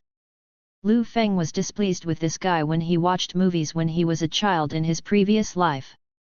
Let him suffer like this, Liu Feng will feel better, and it will be regarded as an outlet for the original Toby Spider-Man. In this way, Liu Feng sent Norman to prison, and a woman's name was added to the phone's address book. This one is different from Gwen. Gwen just knows that she has a wife. And Mary Jane not only knew that she had a wife, but also Gwen, so she still chose Liu Feng under this premise. So Mary Jane was more active, and definitely Liu Feng did not disappoint her, which can be regarded as the fulfillment of Mary Jane's fantasy of Superman. A few days after the Green Goblin matter was resolved, it was a calm day, no one was causing trouble in New York, and Liu Feng had no chance to send Deadpool and Little Wolf Girl. While Banner and Peter are concentrating on researching human experiments, John Wick has gradually returned to normal life. I heard that he has raised a few more dogs, and his life is very comfortable. Liu Feng's life here is also quite good, now there are 7, and Dong Yang in the story of the 7 fairies that Liu Feng heard when he was young was not so lucky. It's just that Liu Feng felt a little strange while living such a comfortable life, because he hadn't seen Wanda for a long time. Why did Wanda take so long on a business trip? It took more than half a month. Liu Feng came home one day and suddenly realized this problem. When I called, Wanda's cell phone only replied, "The number you dialed has not been answered, please try again later." Chapter 88 Wanda lost contact. The person disappeared for more than half a month, and no one answered the phone every time I called. This situation should not have happened. Sitting in the office, Liu Feng felt something was wrong, then Liu Feng called the police officer Chen Long, and said to him, "Chen Long, you lead a few people to search for a person in a large area of New York." "Okay, Brother Feng, who are you looking for? Is it a suspect, or a felon who escaped from which state the general administration is looking for?" Chen Long asked in this way as usual. And Liu Feng replied, "It's my wife, Wanda Maximov, I haven't contacted her for almost a month." "What?" Hearing this, Chen Long was more excited than Liu Feng, and hurriedly said, "What happened to sister-in-law? I will send a large number of people to find the trace of sister-in-law." "Brother Feng, don't worry, I will do my best to help you find sister-in-law." "It sounds like you are more anxious than me, brother," Liu Feng complained in his heart. In fact, Liu Feng began to feel that there was something wrong with Wanda not being in touch with him for too long, but he knew that Wanda's life was not in danger. Because Liu Feng once used the super lottery system to draw a special super ability, and used it on Wanda.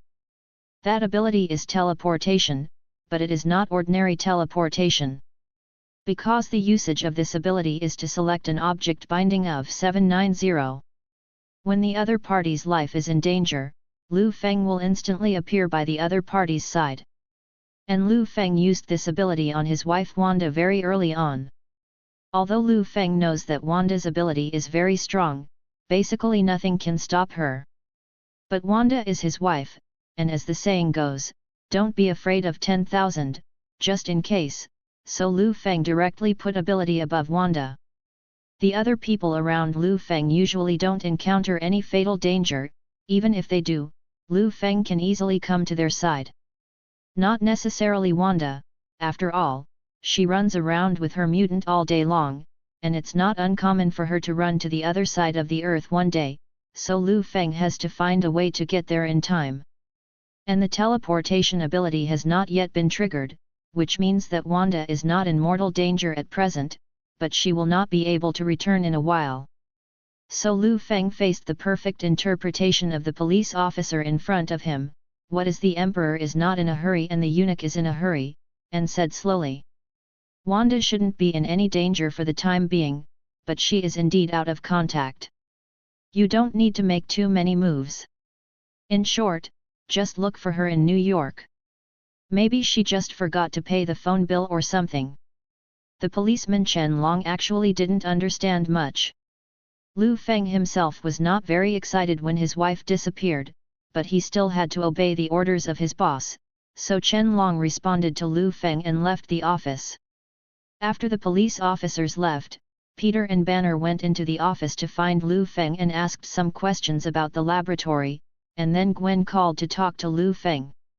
Then Liu Feng got off work on time, and it was Mary who kept him quiet at night, and it was still the same.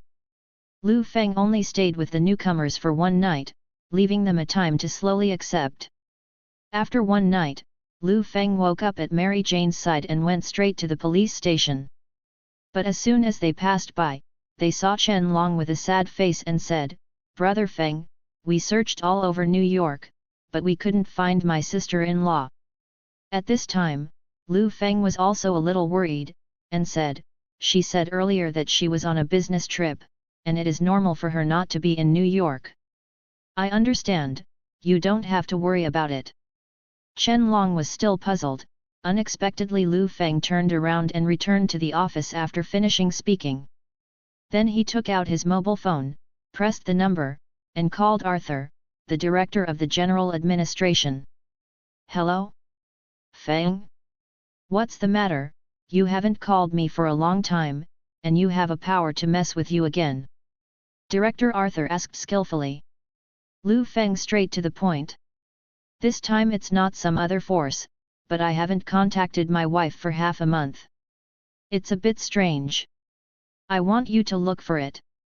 Arthur heard this, and asked with some doubts. "Didn't you say that your wife was on a business trip last time when you had tea? Should she be on a business trip this time?" "I won't miss my phone when I'm on a business trip, and this business trip is too long. Wanda is not someone who doesn't leave a message in case of an emergency." Liu Feng explained. "I have already sent people to search in New York City, but found nothing. See if you have time to send people to search in the labyrinth, as long as you see Wanda within the next 10 days. After speaking, Arthur on the other end of the phone was silent for a while, and then said, "Okay, I understand, I will send someone to investigate, and I will give you an answer soon." After the call ended, Liu Feng felt that the mutants' traces were difficult to capture even by the General Administration. So Liu Feng immediately thought of the organization in this universe that knew the traces of super ability people all over the world, SHIELD. Since the people of S.H.I.E.L.D. can have so many super ability users' data, it proves that they also have a set of means and devices that are more suitable for tracking super ability people. Liu Feng thought so, and then called his adoptive mother Elena Stark. After all, Liu Feng is not familiar with the people of SHIELD. Some time ago, he killed the director of the Black Stewed Egg. But Elena is different. She is the younger sister of the founder of SHIELD. It shouldn't be a problem to ask S.H.I.E.L.D. to help her find someone.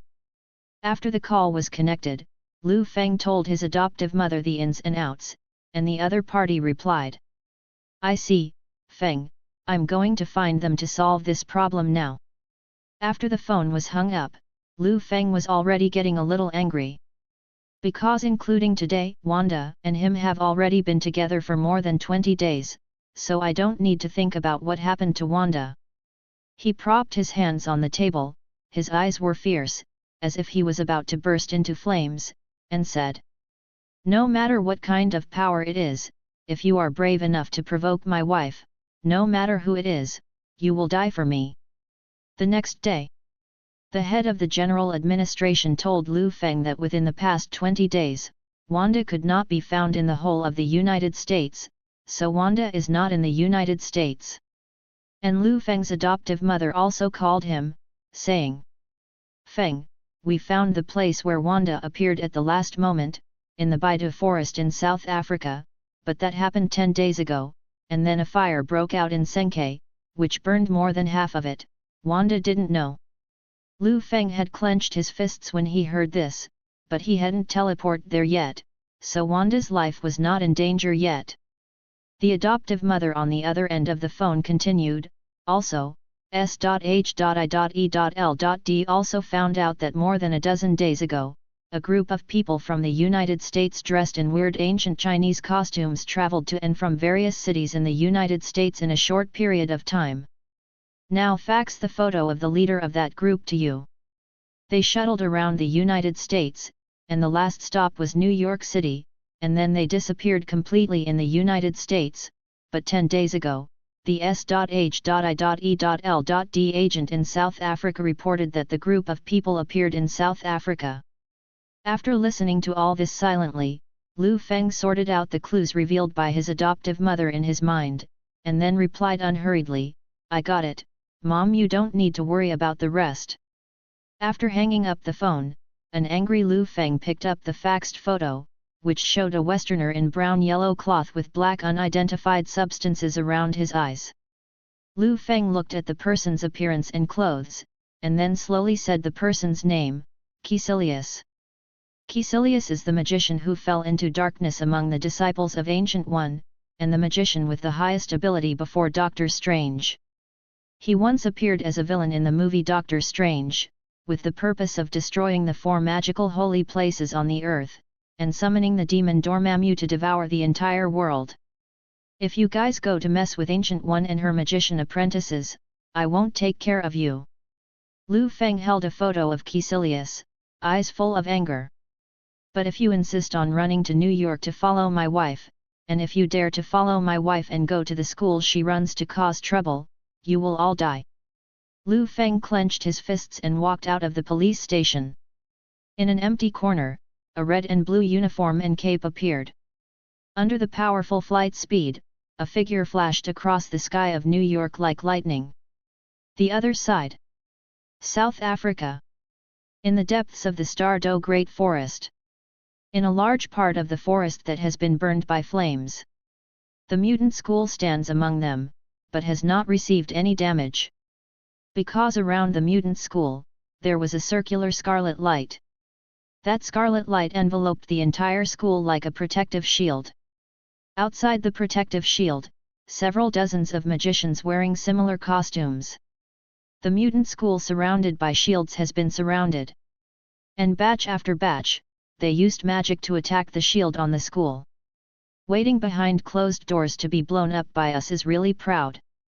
Caecilius among the group of magicians was standing not far away, watching all this with his hands behind his back, and said to himself, "After we capture all of you mutants and brainwash and control them, you won't be so clumsy anymore, ha ha ha ha." Inside the mutant school, several mutant students were anxiously looking at 5.0, the Scarlet Witch, Wanda, who was using a magic shield to protect the whole school. Wanda was floating in mid-air, maintaining a meditating posture, and a burst of red light rose around her. Wanda has been casting spells like this for more than 10 days. "Aren't you in a hurry? We can't rely on him alone, we have to do something," said Shadowcat among the mutant students. Another old mutant angel heard the words and replied silently, "Then what else can we do? Can we fight against the group of magicians outside the school?" "That's right, who fought those magicians before? They can turn the whole world upside down. There are also all kinds of grotesque abilities to subdue us, no matter how strong our super abilities are, they can find a way to fight us." Hearing that another wolf who can transform into any form, the new mutant wolf Poison, said, "They have a lot of abilities. After defeating us, they will open a strange door, and then throw all the disabled students into it. Now 10 mutants have been captured." The Phantom became more and more annoyed, and almost shouted, "Then what should we do? Can we just watch Wanda create a shield like this, and watch him consume his magic power until he is exhausted?" Chapter 89 Magician? All to die. We are like trash. Hearing what Shadowcat said, everyone looked at each other, not knowing what to say. What Shadowcat said is indeed right, it is not an option to let Wanda consume his magic power like this until he is exhausted.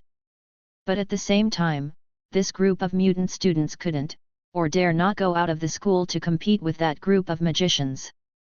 Wanda and I already have plans. When several mutants were troubled, Quicksilver, who was leaning against the wall, said unhurriedly. Wanda is naturally not stupid enough to keep using magic to maintain the shield and wait for the magicians to break through. He is delaying time and waiting for rescuers to come. Because, 10 days ago, Scott went to Zyre country to obtain medical equipment, and today, he will come back. After listening to Quicksilver's words, several people were overjoyed, as if they had grasped the straw. If Cyclops Scott can come back, then the magicians outside are nothing at all, said Mutant Angel. Wolf's Poison also said. That's right, no matter who the enemy is, Scott's super powerful rays from another dimension can easily destroy them. As one of the leaders of the old mutant, Scott Cyclops has helped the mutant school solve crisis after crisis. In the eyes of all mutant school students, Cyclops is their hero. Cyclops' achievements are obvious to all. All the mutant students are thankful for their family and Cyclops as the trump card, but Shadowcat always has an ominous feeling. Outside the school, the magicians are still using 23 spells to destroy Wanda's protective shield, which has lasted for more than 10 days. Even Caecilius was amazed, how could this Wanda's magical energy not be so much more than their group of darkness? Fortunately, after the attack today, Caecilius' subordinates came over and said to him, there are obvious cracks in the witch's magic shield. Today, none of them will be able to escape. Okay, very good, this X-Academy is the hiding place of the last batch of mutants left in this world. Controlling them and using them for my own use is one step closer to our completion of the great cause of reunification. Caecilius said, continue to suppress with magic. Yes. The subordinate responded.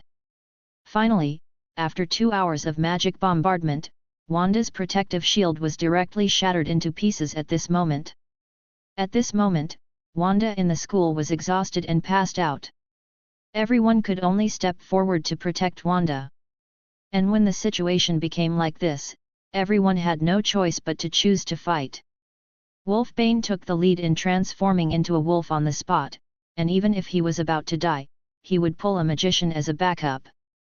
The others were also ready to fight, and Quicksilver pulled out a steel pipe to injure a few. And at this time, one of the mutants with acute eyes suddenly said, rescue soldiers are here. Outside the school, Caecilius, the leader of the dark magician, was overjoyed when he saw this scene, and ordered. Catch all mutants, keep them alive, but don't have to leave them whole. And added, except for the special parts that can release super abilities, you can deal with the rest as you like.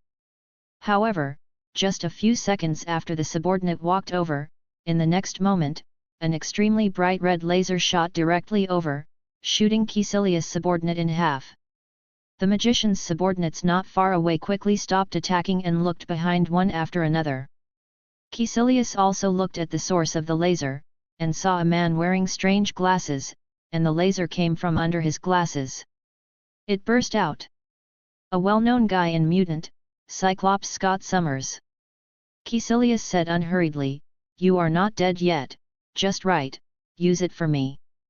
After shooting Caecilius's subordinate to death, Cyclops did not turn on the function of the glasses, but turned his head directly, allowing the laser to sweep Caecilius horizontally, cutting Caecilius' body as well. Seeing this, Caecilius, the leader of the dark magician, immediately bent down to avoid the Cyclops shooting at his upper body. Caecilius immediately raised his hand and drew a circle on the spot. After Cyclops watched Caecilius draw a circle, a strange thing appeared on the opponent's ground inexplicably, and Cyclops also began to feel that something was wrong, saying, what is this thing? Cyclops didn't realize until Caecilius jumped into it, this is something for teleportation. When Cyclops released the laser, he was blind, so Cyclops opened the red quartz eyepiece and closed the connection between his eyeballs and the space of another dimension. At this time, the radiation was no longer emitted from his eyes, and he regained his light. Looking around. Immediately afterwards, Cyclops heard the sound of Caecilius drawing a circle behind him, and turned his head quickly. It turned out that the teleportation really happened behind him, and Caecilius was ready to go within the teleportation circle. Oops! Seeing this, Cyclops quickly raised his hand to turn off his glasses and turn on the laser, but it was too late. It's too slow, you kid with sharp eyes. Caecilius, who jumped out of the teleportation circle, directly held a transparent dagger-shaped object, and stabbed at Cyclops' chest. In an instant, blood gushed out. This transparent dagger of unknown substance was harder than any metal in the world, and Caecilius directly inserted it into Cyclops' chest with ease. Cyclops was pushed back a few steps by Caecilius' blow, and then he got angry and directly closed the red quartz eyepiece, thus turning on the laser to shoot Caecilius. Caecilius dodged easily, and when he cast a spell with both hands, Cyclops suddenly felt dizzy, and fell to the right, hitting a tree before stopping. No, Cyclops was also recruited. He was dragged into that strange space by them. Acute eyes in the school kept reporting the battle situation to the students. After trapping Cyclops in the mirror space, Caecilius and the other magicians came before Cyclops. Then, each magician began to cast spells with both hands, and magic circles were formed one after another in front of them. Cyclops was anxious and panicked, so he threw it directly into the red quartz eyepiece, and turned his head on the spot to let the laser sweep in all directions. The bright red laser swept in all directions, but it was suddenly refracted to other places when it was about to meet the magicians. Just like that, the lasers released by the Cyclops avoided any magician at an extremely strange angle. You still don't understand what's going on, kid with eye-catching eyes. Caecilius said tirelessly, in the mirror space, any physical rules are not up to you, but me. After taunting Cyclops, Caecilius ordered to his subordinates, okay, maim him, save his eyeballs, and his dog's life, and deal with the rest as you like. Yes. The magician's men agreed and began to cast spells to capture Cyclops. After speaking to his subordinates, Caecilius himself left the mirror space and besieged Mutant School with 6 magician subordinates. The other magicians went to capture the mutant students, and Caecilius directly cast a spell to lock himself and Wanda in the mirror space. Omega-level mutant, Wanda, Scarlet Witch, you have finally fallen into my hands, ha ha ha ha. Caecilius was eager to walk towards Wanda, and the other mutants were also in a bad situation, and some people were not even ready to resist. Is the end of mutant coming today? Cyclops wondered.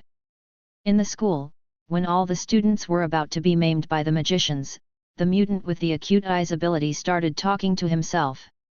Wait! There is a supersonic figure rushing here from a distance. What's that?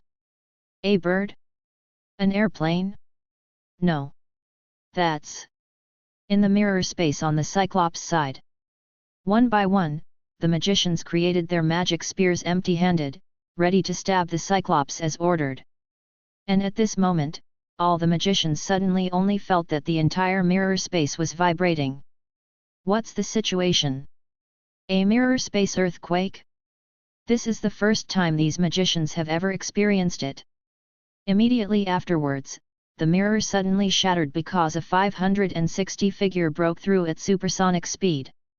Although that figure didn't stay here, the mirror space is indeed invalid.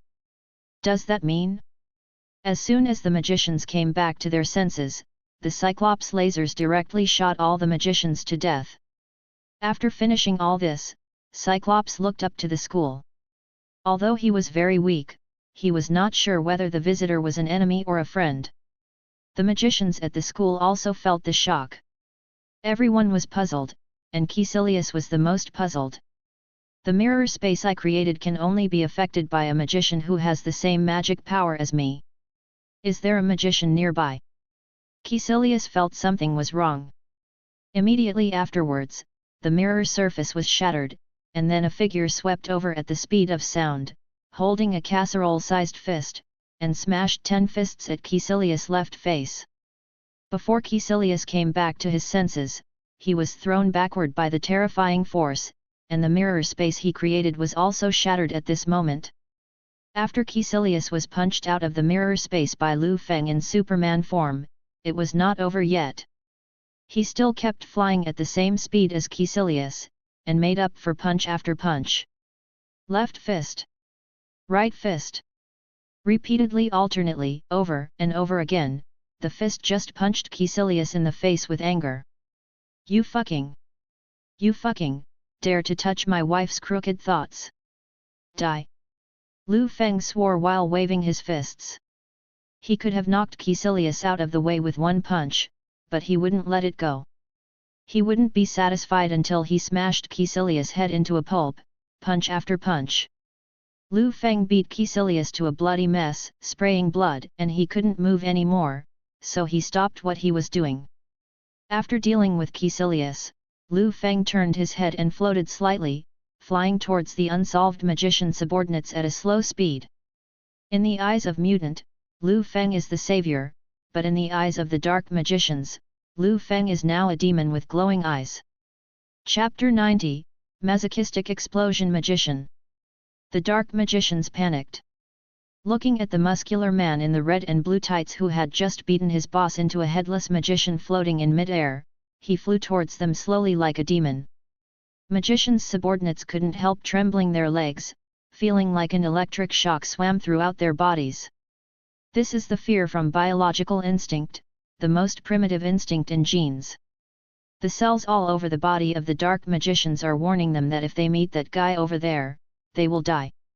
But there are also people in the dark magician who are not afraid of death. Facing Liu Feng, he got closer and closer, and raised his worried palm. Caecilius is dead, but our great cause of the dark space is still there, we must not back down because of this. Come on! The dark magician above didn't know what stupid things he was doing, so he condensed a magic circle in his hands and folded a transparent spear in the mirror space. Let me get rid of you. In fact, this dark magician is not very brave, he just simply read the comics of Superman, and Superman has two fatal weaknesses in the comics, one is kryptonite, and the other is magic. Superman will be affected by kryptonite so that he loses his combat ability, and his magic resistance and willpower are also ridiculously low. In the comics, casually using attack magic and hypnotic ability can make Superman a scum with a combat effectiveness of 5. He firmly believes that it was just a coincidence that Superman just defeated Caecilius, because when the speed of an object is close to the speed of light, the mirror space will shatter, so he thinks it is just a coincidence. Since Caecilius was killed by you, then get rid of you, I am the new leader of the dark magician, go to hell. The magician above thought so secretly, and threw the spear in the mirror space to Liu Feng violently. The spear pierced the air and pierced Liu Feng. Liu Feng reached out to catch it, and directly crushed the spear. The magician above was stunned, and threw another spear. As if wanting to give the dark magician a bad start, this time 433 Liu Feng didn't block or answer, and just let the spear stab him. And the spear sent out by the magician above pierced Liu Feng's shoulder directly. Facing this scene, the magician above was overjoyed. However, in the next second, as Liu Feng approached slowly, all the magicians could clearly see that the transparent spear stuck on Liu Feng's shoulder unexpectedly fell apart in less than 10 seconds. No. Impossible. The energy from the mirror space will directly tear Superman apart. The magician above was stunned, and murmured to himself in disbelief, and said to the other magicians, "Hurry up and attack him with magic. Superman can't resist magic. Hurry up! Or you'll all die." The other magicians are also confused at the moment, but the magician above is right, if you don't continue to use magic, you can only wait for death. So the other dark magicians could only grit their teeth, then opened the protective cover and used all kinds of magic to transform into a physical image of Superman Liu Feng to bombard it. At this moment, countless magical energy bombarded Superman like various high-tech weapons. The energy of magic is powerful, but the more they attack, the more confused the dark magicians become, because they start to feel that something is wrong. With this amount and intensity of magic, even the protective shield constructed by Wanda exhausting all the magic power can be defeated. But when it comes to Superman Liu Feng, the situation is not the same at all. Countless magical bombardments are indifferent.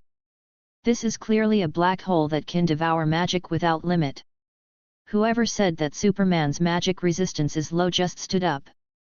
The Superman in front of him clearly has his skills on magic resistance since he was born. Fucking idiots, fight him yourself. Realizing that the matter in front of him was not that simple at all, the magician stopped attacking, turned around and opened the pass, to send the door, and wanted to run. When Liu Feng saw someone who wanted to escape, he opened his eyes directly, and a bottom-to-top cross-section slashed across. The deserter magician who had just stepped into the portal cut his body into cold salad and poured it into a pool of blood. The other magicians who saw this didn't know whether to run or not, but the fact is, no matter whether they wanted to run or not, Liu Feng would reach out and crush their heads like an ant after flying in front of them. But Liu Feng is maintaining this speed, slowly approaching the group of magicians. Let them experience this feeling that death is gradually approaching him, but he is completely powerless.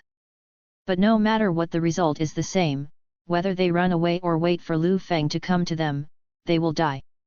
Don't worry about it, let's run together. And give me a fart. Someone among the magicians said this sentence, and then all the magicians turned around and opened the portal as if they had agreed. The magicians thought, since they are all dead anyway, it is better to open the portal together, so that even if Superman wants to kill, he will miss one or two. But what they didn't expect was that Liu Feng didn't intend to kill them with heat vision at all, but accelerated on the spot, then punched his heart out, then accelerated again, tore his hands, accelerated again, accelerated again. All of this happened in less than 2 minutes, and the 7 dark magicians who were alive and well just now fell to the ground with their bodies dead. And Superman Liu Feng was standing on top of the corpse, blood dripping from both hands, and the red cloak was still fluttering in the wind.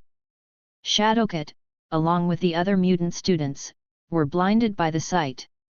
They stared dumbfounded at what was happening in front of them. From the magicians who imprisoned the mutant students into a strange space, after being directly shaken out of the space by Superman's sonic boom. All developments have gone on unexpected paths. First, Superman directly blasted Caecilius, headed by the Dark Magician, in the true sense of the word, without even his head. Furthermore, Superman directly resisted the attack of the remaining Dark Magicians, and forcibly tore everyone's bodies with his hands, which literally means tearing apart. In other words, this Superman is a Superman who can kill, and the way he kills looks so cruel. Acute Eyes and Mutant said to everyone. And the old mutant angel also panicked, saying, "This Superman has such a terrifying temper, if he is not with us." As Angel said so, a picture appeared in the minds of the others, and they immediately became horrified. On Liu Feng's side, after killing all the magicians, he flew to the gate of the mutant school and landed, and walked forward swaggeringly. Mutant students looked at this scene and retreated slightly because of fear, and Cyclops, the leader, stood between mutant students and Liu Feng, saying, "Stop going any further, sir, we don't know your identity yet. Go away, Scott. If you want to know my identity, go read the comics by yourself." Liu Feng said and continued to walk. Cyclops still put his hand on the switch of the goggles vigilantly, and said, "But you just killed someone, Superman won't kill." "That's true, but let me tell you, Scott, if I wanted to hurt you, I'd just be buried with you all at the Dark Magician Gate, so get out of my way," Liu Feng warns. "Also, you are very confident in your eyes? Lasers, it's useless to stand and shoot you all day. Cyclops, who has always been confident in his abilities, heard this and wanted to have a fight with Liu Feng, but was comforted by Shadowcat beside him and said, "Scott, he is not a bad person, I can feel it." "Then what are you here for?" Cyclops asked finally. Liu Feng came to the unconscious Wanda's bedside, hugged her, and then replied, "Wanda is definitely for you." After Liu Feng in Superman form responded in this way, everyone belatedly said, "No way, you know Liu Feng? Did he send you here?" Wanda gets along well with the students, and privately mentions her husband, Liu Feng, who is far away in the United States in New York. In Wanda's narration, Liu Feng is a good man who respects the old and loves the young, is omnipotent and upright. So at this moment, when they saw Superman taking Wanda away, everyone immediately thought of him as Liu Feng. After all, Liu Feng in the story is so omnipotent, and the mutants really don't know Superman. Sure enough, Superman Liu Feng nodded and said, "I am friends with Liu Feng, I will send Wanda back to Liu Feng, and when she wakes up, I will call you to report her safety."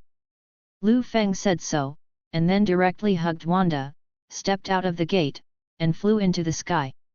Everyone looked at Liu Feng's figure and wanted to say something, but after thinking about it, what Liu Feng said was indeed quite reasonable and irrefutable.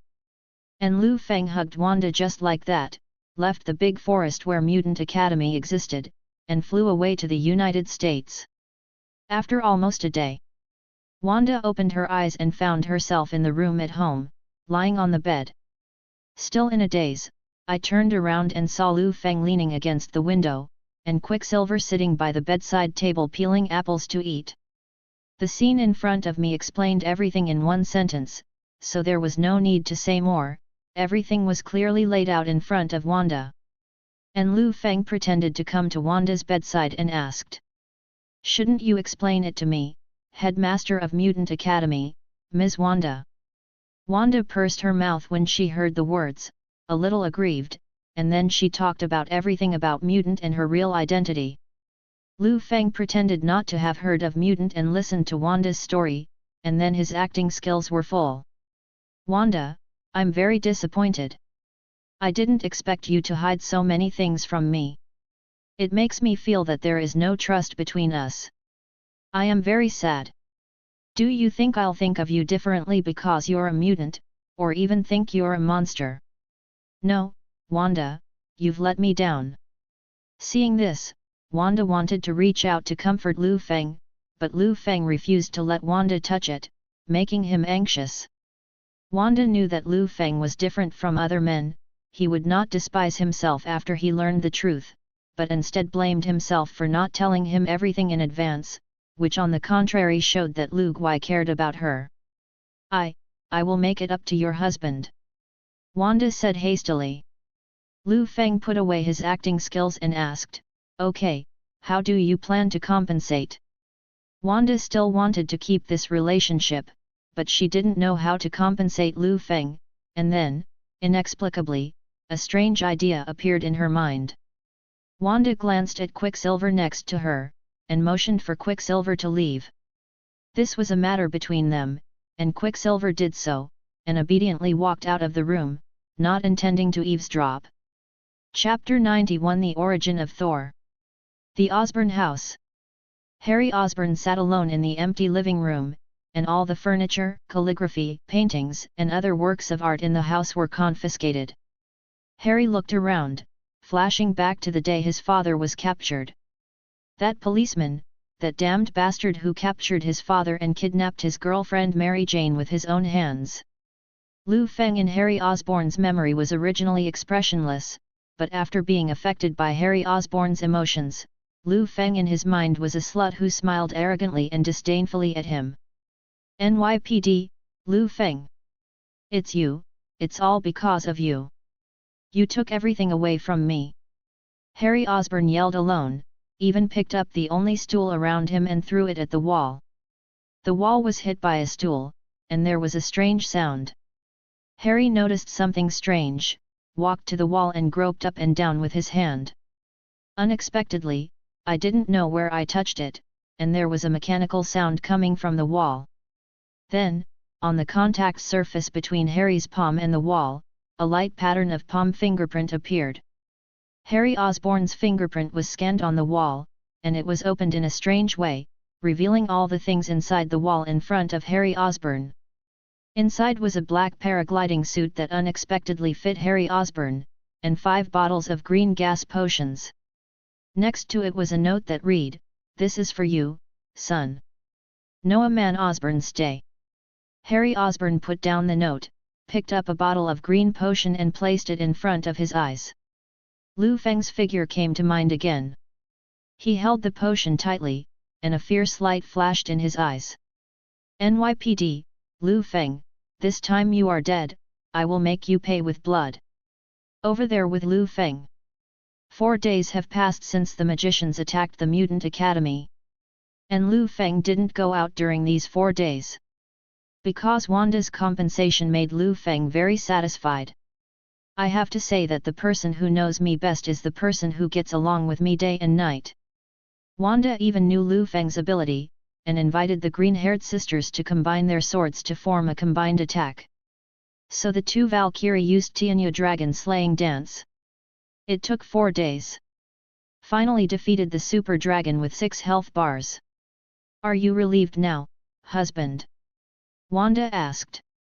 The evil dragon Liu Feng replied contentedly, "Relieved chi, often relieved chi. By the way, what should I call you?" The green-haired girl straightened her hair, looked at the past with a pair of world-weary eyes, and said, "My name is Lorna Dan, I'm Wanda's half-sister, you can also call me by my nickname Polaris. I won't ask you what your name is. I like to call you by your first name. I'll just call you Liu Feng, nothing else."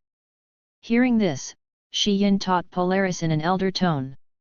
"Stop, Lorna, don't be so rude, this is your brother-in-law, you should address him respectfully." "Am I being rude?" Polaris sneered like a rebellious 17-year-old girl, and said, "I just like to call people by their first names. People don't think anything of it." "Wanda, please don't use this tone to teach me." Polaris glanced at Liu Feng, and touched his angular face, but his expression remained calm and authentic. "And I don't dislike Liu Feng very much, I always respect people with abilities." Liu Feng was able to turn New York, where criminals ran everywhere, into New York, which was almost selected as the most civilized city in the United States. Knowing Superman, he didn't let Superman seize power for himself, but let Superman help him find his wife. "If you hadn't married Liu Feng first, maybe I would have considered this, one of the few men in the whole human race that I don't hate. Oh, and one more thing, the one I like the most among all the notes." Liu Feng's eyes lit up when he was praised. He didn't expect this, Miss Polaris, who was so popular on Huaxia Network in Liu Feng's previous life. It is actually the same type as the judge, cold on the outside and hot on the inside, which belongs to the upper middle level among the goddesses of contrast. Liu Feng even wanted to ask Polaris, when will he perform the heavenly feather dragon dance again next time? But Liu Feng squinted and noticed the displeasure on his wife's face, so he stopped courting death first. But Polaris is still very good. When he was cooking in Wanda, he secretly gave Liu Feng his phone number. It seems that even if the Sky Feather Dragon slaying dance fails, Liu Feng will most likely be able to see Polaris Thunderbolt Half Moon Slash. Liu Feng also entered Polaris' mobile phone number into his address book. After Polaris stayed at Liu Feng's house for another 2 days, Wanda took Polaris to talk to Liu Feng in the afternoon of the next day. "Husband, I won't hide it from you from now on, the academy still needs to be rebuilt and some students are in need of a situation, so I have to go to Mutant Academy. The business trip will take about 2 weeks.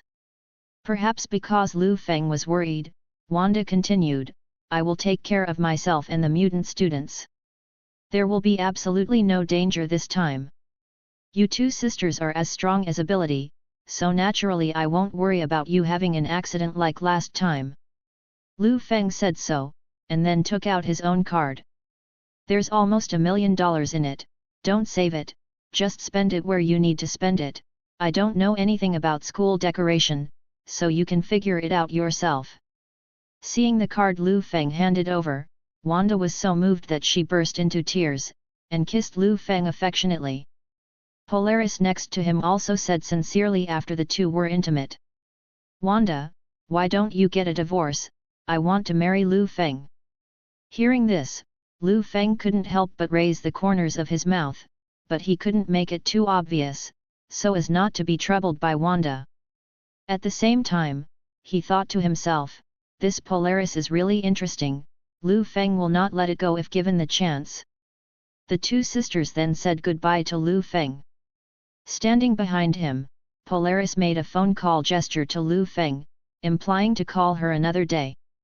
After the two walked away, Liu Feng was just about to take a rest when the phone rang suddenly. No way, this little girl from Polaris just called herself, Liu Feng subconsciously thought so. Unexpectedly, he picked it up and saw that it was the police officer Chen Long.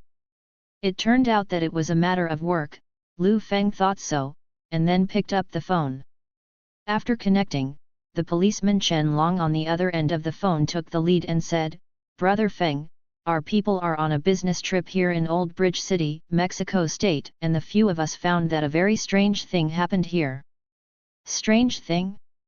Chen Long, you have been with me for so long, so you don't need to make such a fuss about everything.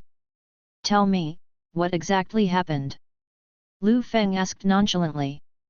Hearing this, the policeman on the other end of the phone straightened his wording a little bit, and then said, on the undeveloped sand outside, a huge amounts of strange circle appeared. The inner 3 layers and the outer 3 layers appear in a state of getting deeper and deeper as they get closer to the center. There is no trace of anything around the circle, as if something has been thrown from the sky. Asking for flowers. At first, the local residents thought it was a normal phenomenon of meteorites falling from above, but when passers-by checked for a while, everyone was blinded. Because the center of the circle has a sun hammer.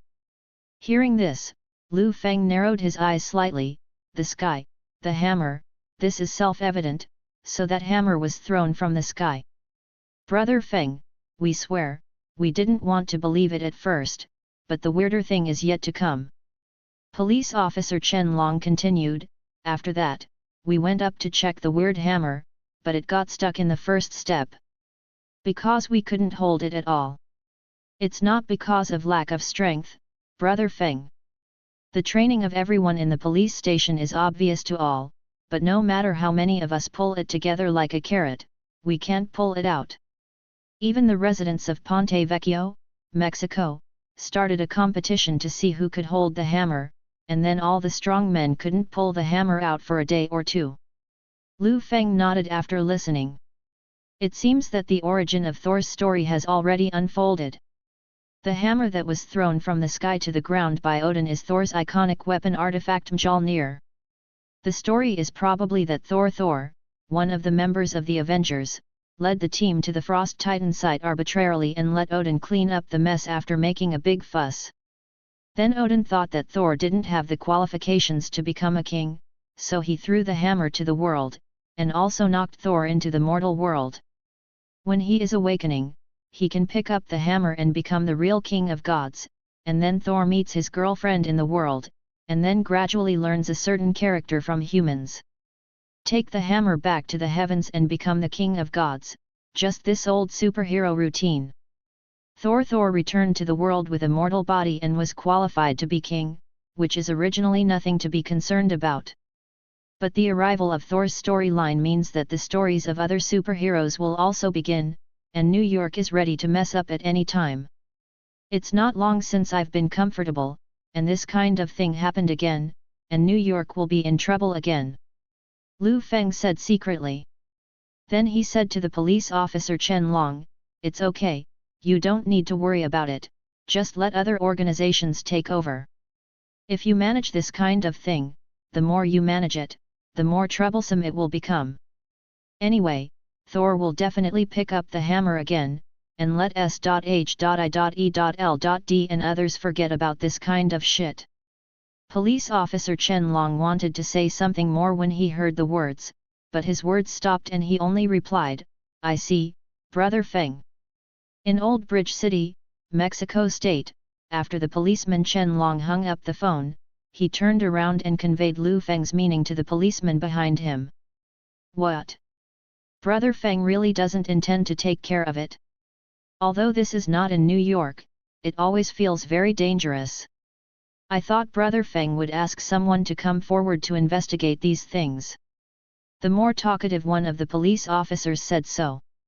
Police officer Chen Long directly taught the lesson after hearing the words, "Stop rambling, is it possible that you are planning to disobey Brother Feng's order?" The police officers were persuaded by Chen Long. They had no choice but to contact the people in Mexico State and tell them that the Light of New York did not want to take care of this matter. The police officers left the big hole that was smashed by Mjolnir, got into the police car, and left here. And not long after they left, Phil Coulson, who was standing not far away, watched all this, and then called Pierce. "Yes, it has been found, for sure, in the state of Mexico." Chapter 92 The Origin of Captain America. Watch Thor. Inside the S.H.I.E.L.D. base. Pierce received a call from Phil Coulson, and then gave the order. "I'll send people to your place now, and after evacuating the masses, build a facility centered on the hammer." "Understood." Phil Coulson on the other side of the phone responded, and continued. "But please allow me to still have some doubts. Is it a bit too obvious to send people to guard here and guard the hammer? I'm afraid that a cautious person will stop approaching. Can we really wait for that guy? He must be back." Pierce replied without thinking, "Just wait and see." "Okay, I see, sir." After Phil Coulson had finished speaking, he hung up the phone with Pierce. After speaking with Phil Coulson, Pierce entered another person's number on the phone. After connecting, Pierce said, "We've found it, do as you said before, we can let him play." The person on the other end of the phone replied briefly, and then hung up. Pierce's call log shows the other party's name, Nick Fury. 1945, the United States, high above. On the plane, the exhausted Captain America, Steve Rogers, moved slowly and sat in the cockpit. Apart from him, there was no standing living person in the whole plane. 313 Captain America lay tiredly on the driver's seat, and then looked at a cube next to him that was constantly shining with a strange blue light.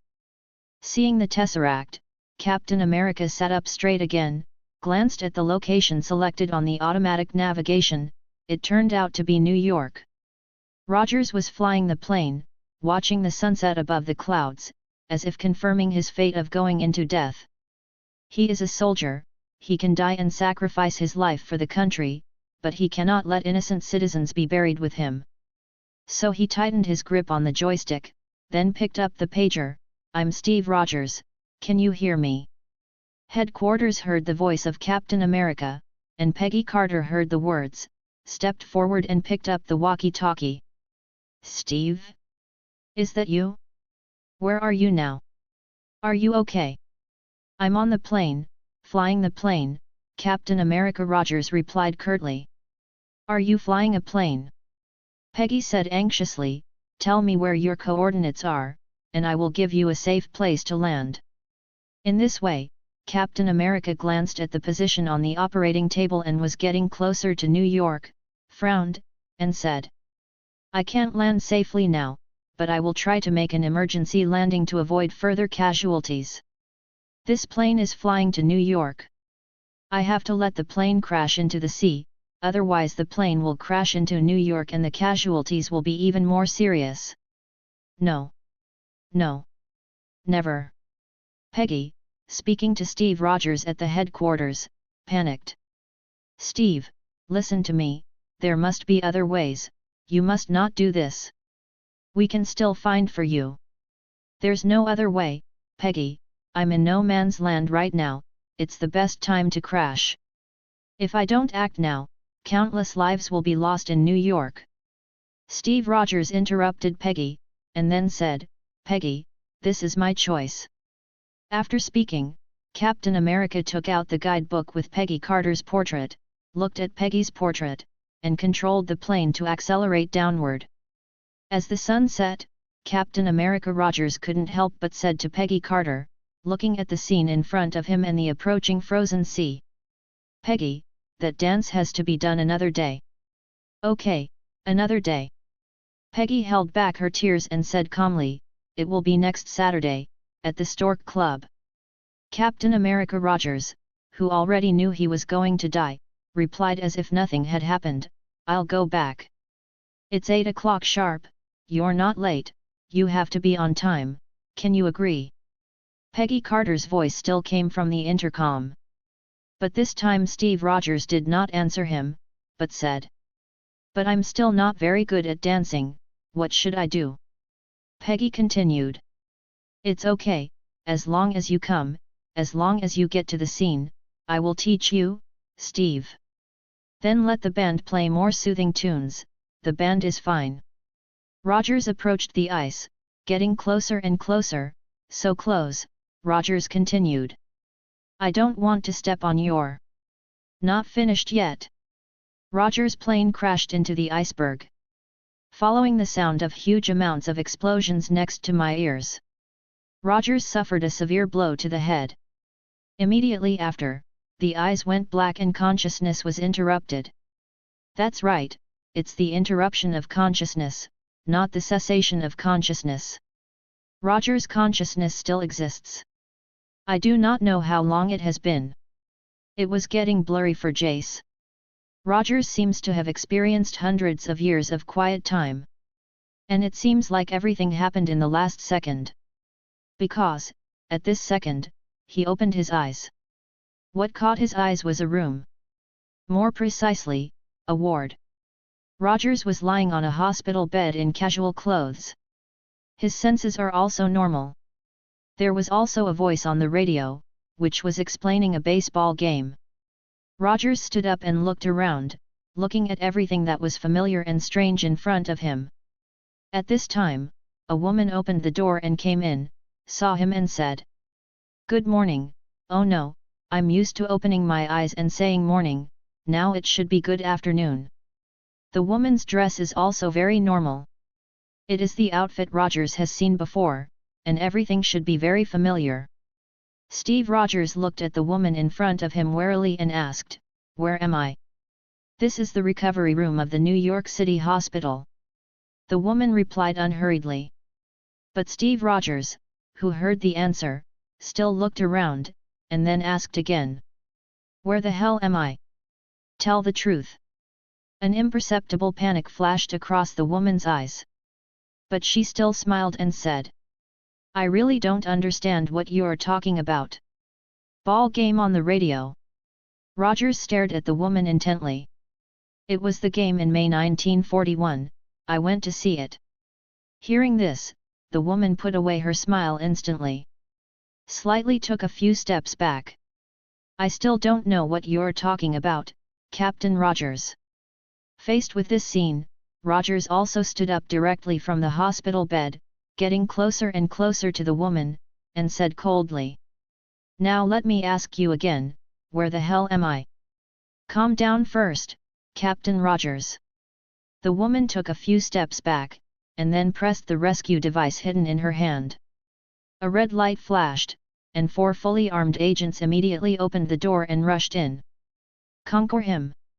Rogers froze for a moment. But in the next second, the 2 agents were directly sent flying by Captain America Rogers. 2 miscellaneous soldiers hit the wall and smashed 2 holes in their tin box. It really is fake. Immediately afterwards, Rogers ran out regardless, out of the simulation room, and into the hall where people come and go. At this time, the female agent also directly called the police, and the sound of the alarm sounded in the hall. "Attention all, alert No. 13. When people in the hall heard the news, they all stepped forward to arrest Rogers. But all of them are wishful thinking. Because of Captain America Rogers injected with super serum. They are too fast to keep up. Under the hunt of the agents. Captain America Rogers just ran to the busy street. Seeing the people coming and going in New York, he was completely dumbfounded. At this time, a black man wearing a blindfold came over.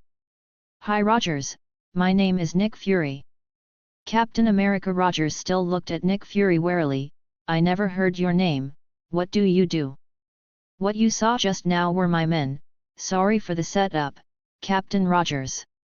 But I still think that instead of letting you accept all of this at once, it's better to let you accept it slowly." Captain America was still in a daze, and said, "Tell me what? You've been asleep, Mr. Rogers." Nick Fury replied, "Sleeping for almost 70 years. After hearing this, Rogers was even more at a loss, and Nick continued.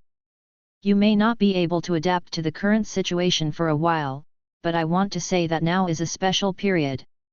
The United States, no, the whole Earth needs you now, needs you, the ability is outstanding, Captain America is here." After a few days, the United States, Mexico State, Ponte Vecchio. On the sunken ground, around Mjolnir, countless workers made various survey areas around the hammer. And the astronomer Jane, with Thor who was relegated to the mortal world, lay on the hillside not far away and watched all this, saying, "That is not the satellite crash announced by the local government at all, otherwise they would just drag the wreckage away instead of building such a facility in that place and arranging security." Thor watched all this with a smile on his face, then took off his coat and put it on Jane. "There will be lightning and thunder later, you will need this." "What? Wait a minute, what do you want to do?" Jianmeng circled. "I want to take back what's mine." 3.9 Thor glanced at Jane, not forgetting his promise, and said, "When I get Mjolnir back, I will help you return what they took away from you, okay?" Jane looked at this seriously handsome man without borders, and said calmly, "No, can you take a look at the situation below? Are you going to break in under the conditions of this security facility, and are you going to come out unscathed?" "No," Thor said as he stood up. "I'll fly when I get back." After speaking, Thor went straight to Mjolnir's location alone and unarmed. Jane nervously observes Thor's every move through the telescope. Watching him tear up the iron railings and knock down guards one after another, Jane's heart is extremely anxious and admires Thor again. But there are too many guards over there, and Thor, who has a mortal body, has a pair of fighting skills, but his physical strength is only slightly stronger than ordinary people. So when Thor knocked down the last enemy, he was exhausted, but he still walked up to Mjolnir's side, and reached out to hold the handle of the hammer.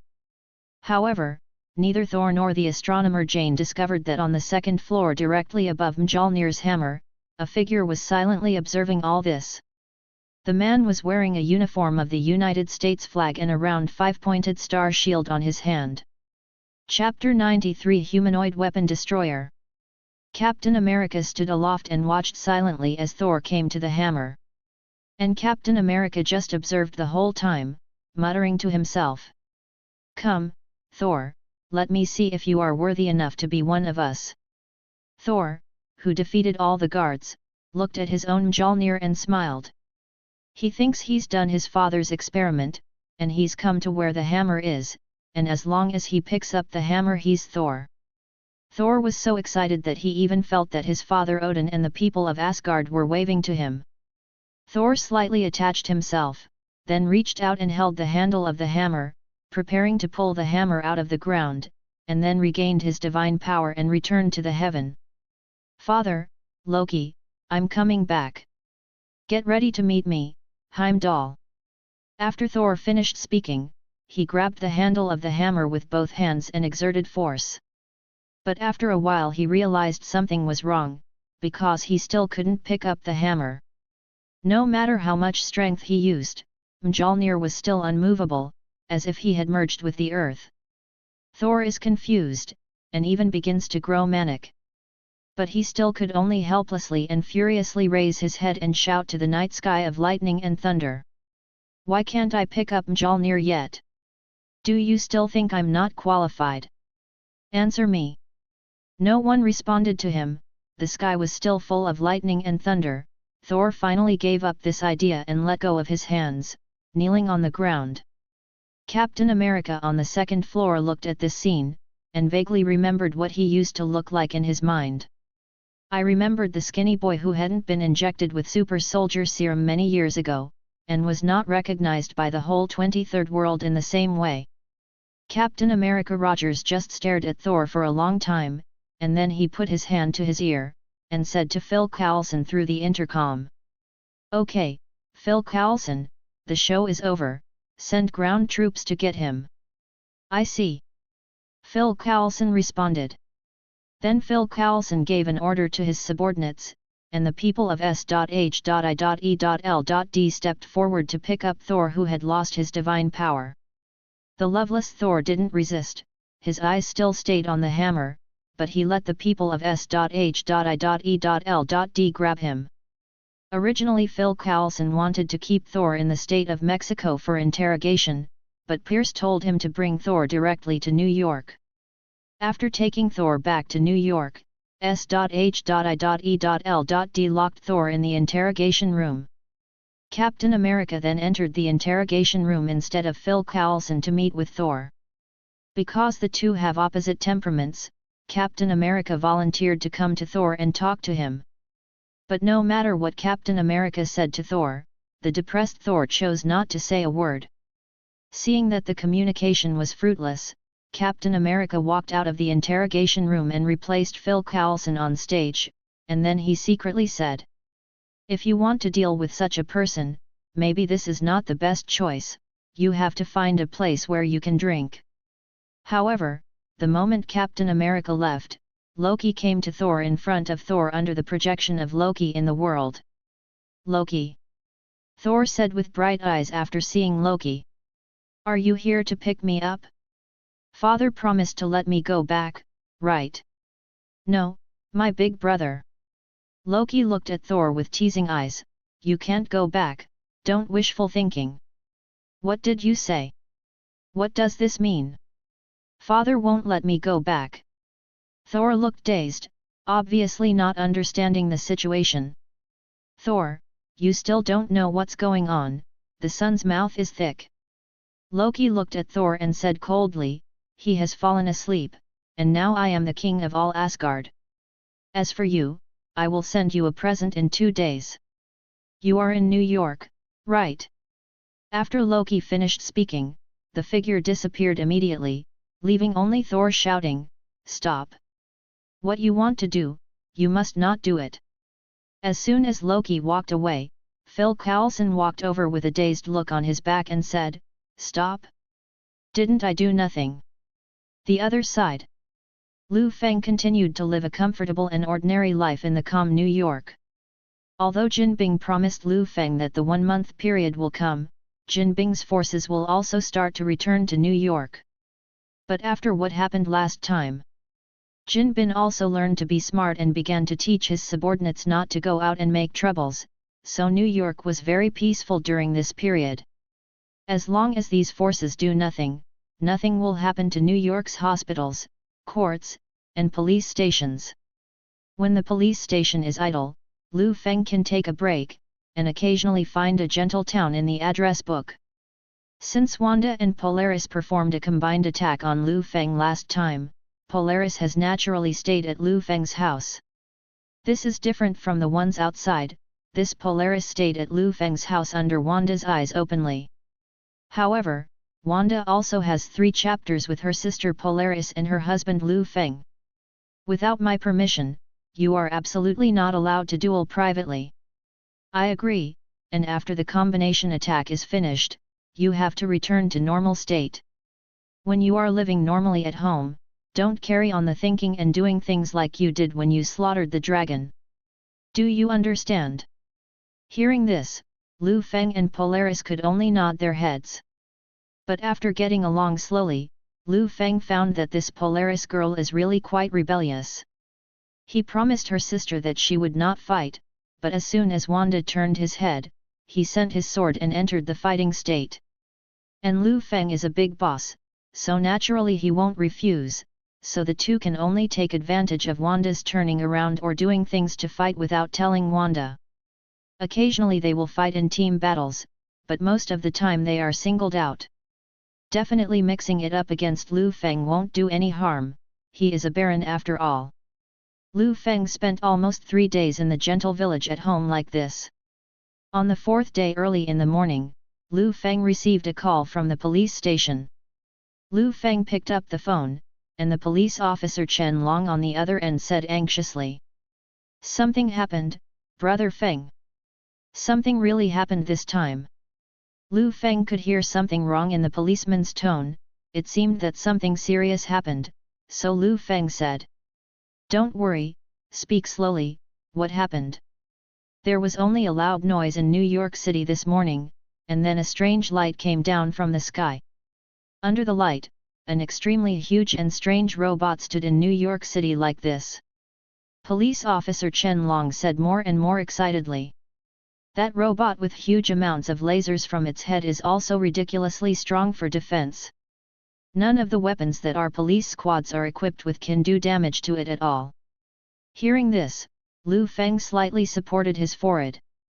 Reminiscent of what the police officer said earlier, Thor's origin timeline has arrived. And now this phone call describes such a huge amounts of robot. It seems to be the Destroyer, the humanoid weapon set as Odin in the Marvel Comics. It also appeared in the movie Thor 1. It was Loki who summoned it in order to kill Thor, and it should be more or less the case now. But what Liu Feng is confused about is that the humanoid weapon destroyer in the background of the movie should not be in New York. Thor was thrown in Mexico when he was thrown into the mortal world, and Thor's hammer Mjolnir was also thrown in Mexico. How could this guy come to New York out of nowhere? Could it be that Loki is an idiot? Thinking of this, Liu Feng was too lazy to continue thinking. He still wanted to deal with this guy and stop messing up New York. So Liu Feng said to the police. Go to the bureau and let them leave only one team, and the rest of the people will all be dispatched to evacuate the crowd, and I will deal with it later. After Liu Feng finished speaking, he called the guards in the secret prison again. Send Deadpool and X-23 and send them to New York to take down a hunk who's wreaking havoc, and say it's my order. After dealing with these matters, Liu Feng got up and was about to leave, but Wanda and Polaris quickly put on their clothes with anxious faces. Seeing this scene, Liu Feng asked, "What are you doing? You two have something to go out?" "No. Isn't there a big monster in New York? We need to help you," Wanda responded. Even Polaris, who has never been nosy, said, "Don't worry, brother-in-law, I won't let that monster ruin the reputation of your police department." The two sisters thought that he would agree after talking to Liu Feng, but unexpectedly Liu Feng said directly, "No, it's so dangerous, what are you women messing around with? Don't lose both of them." Wanda thought it was Liu Feng who disliked her, and hurriedly said, "Husband, don't worry that we will drag you back, our ability 620 is very powerful." "That's right, let me tell your brother-in-law, my sister's magic is one of the best in the entire super ability world." Polaris chimed in, "And as Magneto's daughter, I inherited my father's controlling magnetic field ability. Didn't the phone say that the monster is a robot? Let me go, I can easily control him to explode or die. Even if it's not made of metal, I can fix it in other ways, anyway, trust me brother-in-law." The two sisters are frantically proving their abilities, and they also promise that they will never hold Liu Feng back. But when Liu Feng heard the words, he still said categorically, "No. I'm still alive, how can I let you women go to the battlefield?" Liu Feng said forcefully. "Only a waste will let his own woman solve the crisis, and I, Liu Feng, will never allow such a thing to happen." Wanda heard the words and had no choice but to stop insisting. Because he knows his husband well. If Liu Feng spoke so absolutely, basically no one in this world can shake him. Polaris only focused on the first half of Liu Feng's last sentence. He said his woman. Liu Feng has already regarded me as his woman. In short, under Liu Feng's repeated request, the two sisters Polaris and Wanda gave up the idea of going to the battlefield. After Liu Feng dealt with the matter of the two sisters, he drove directly to the most chaotic place in New York. After about 10 minutes, Liu Feng arrived at the scene. Sure enough, as the police officer Chen Long said, huge amounts of robots are wreaking havoc. Deadpool and Little Wolf Girl are trying various ways to break through the robot, but they still can't find a loophole. Damn it, why is this ghost robot so hard to hit? No matter how hard you chop it, it won't explode, but he shot me, blasting me many times. Deadpool complained while fighting, the shell is hard, and the head can release lasers. Isn't this a low-profile version of Superman? I can't hack it. Not only can't it be hacked, but even the traces can't appear on its iron shell. Chapter 94 I will negotiate for your face, but you must die, right? This guy's shell is just too tough. The Little Wolf Girl replied to Deadpool like this. It can be said to be harder than any metal on the earth. Little Wolf Girl can definitely say this, because no matter from which direction he stabs into the destroyer's body, the adamantium in her hand bones can't hurt the iron robot at all. During the battle between the two, they realized that the destroyer was about to use the laser, and the two quickly turned over to avoid it, and saw that wherever the destroyer laser went, all objects were instantly shattered. Passers-by said that this guy fell from the sky suddenly. Could it be the product of some god? Deadpool, an atheist, started talking nonsense upon seeing this. Who knows, now I only know that even if it is a weapon of the gods, the two of us can only bite the bullet and fight it. Little Wolf Girl and Deadpool are almost in doubt about fighting the destroyer, but in order to complete Liu Feng's task, the two are still fighting, trying to find a weakness in the destroyer. Seeing this, Liu Feng also realized that Little Wolf Girl and Deadpool couldn't beat him at all. Just as he was about to make the next move, something like a fighter jet flew in the sky, which was Iron Man.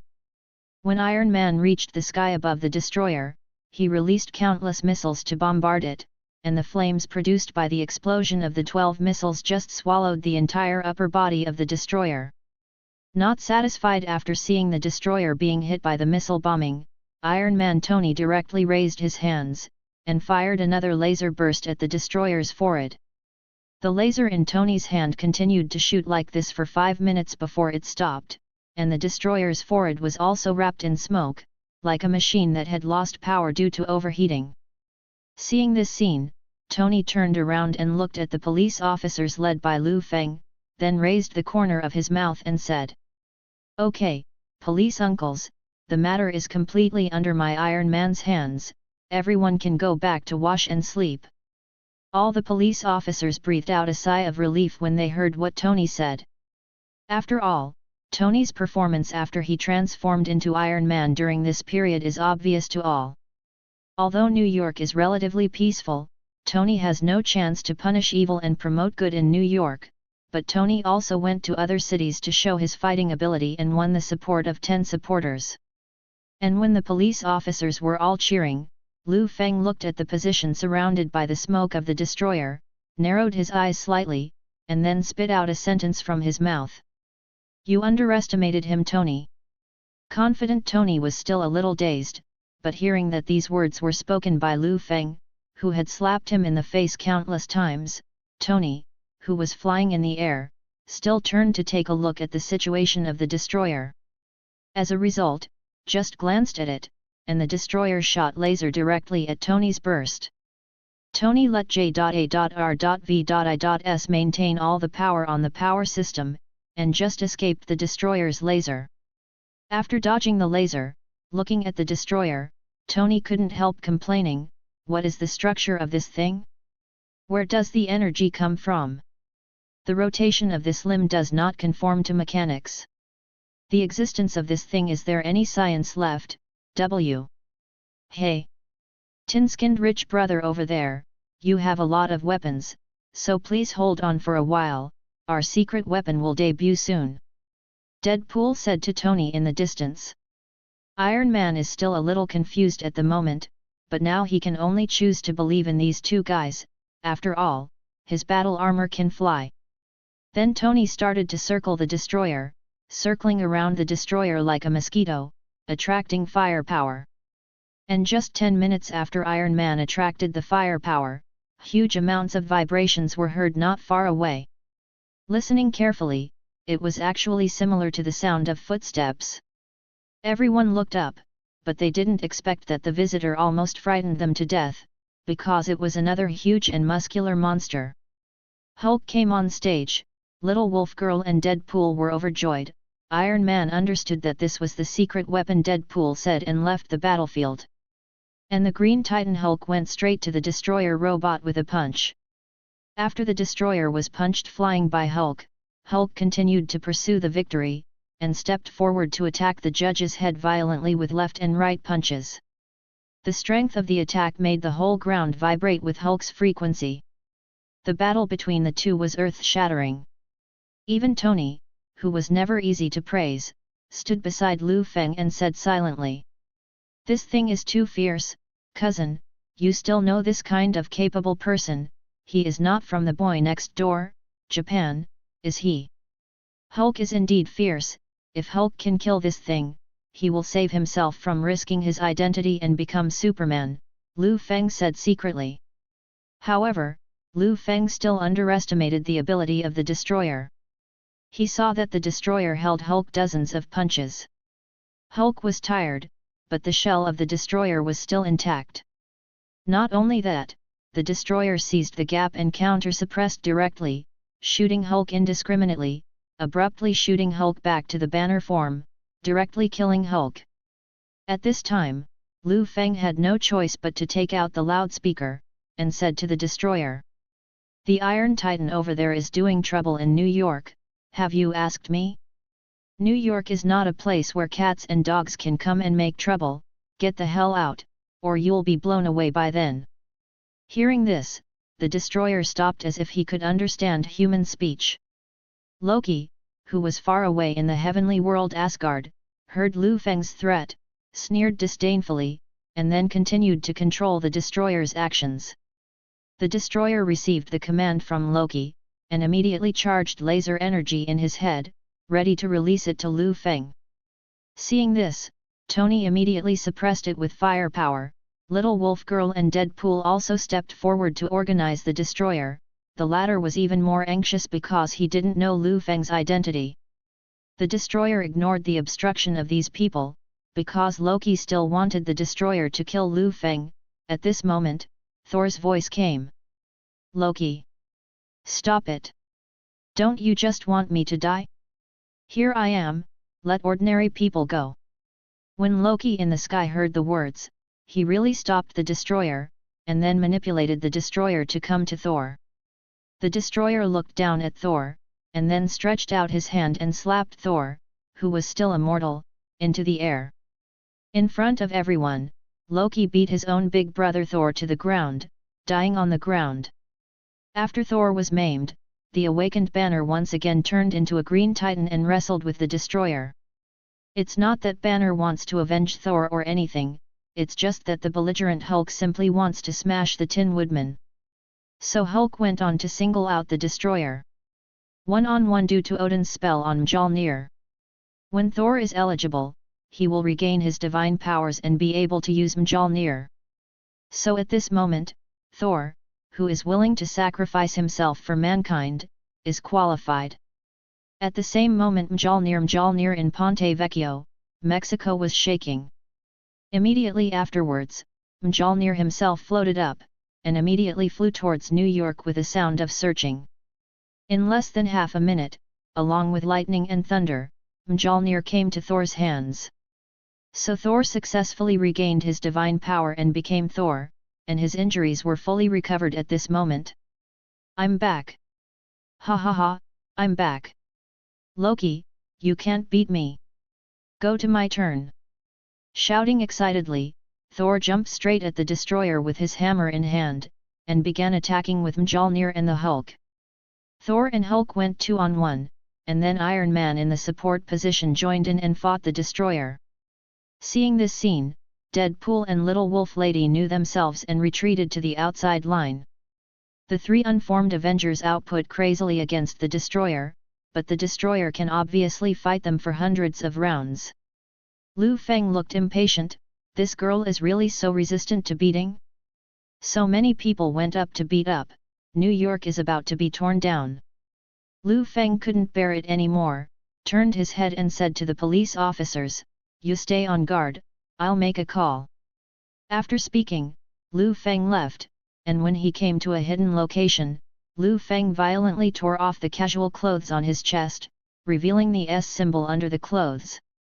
In the next second, Liu Feng turned into Superman and soared into the sky, wearing a red and blue tights, with a red cloak fluttering in the wind behind him, and he came to the destroyer just like that.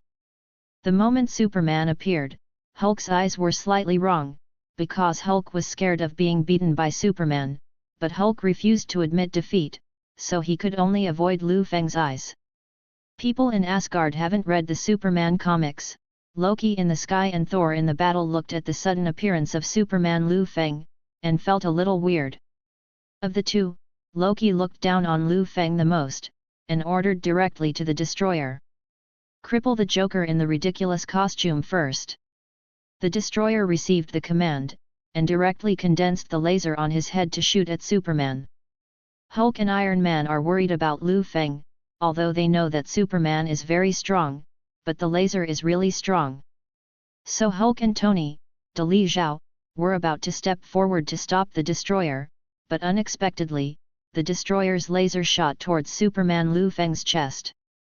The energy hit Liu Feng's chest just like that, the heat blurred the surrounding air, and everyone started to panic, but a scene that made them dumbfounded appeared.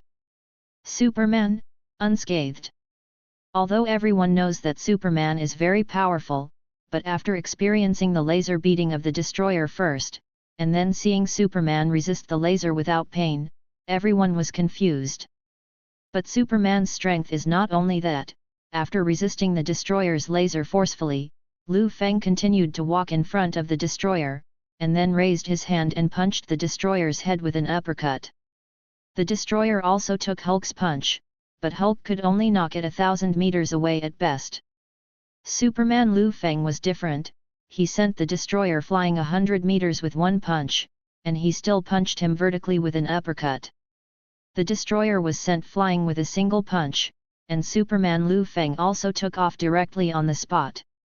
When the destroyer's body was about to touch the ground, Liu Feng rushed down again with an acceleration. The pair of fists directly hit the destroyer's abdomen with unimaginable strength, directly cracking the destroyer's abdomen.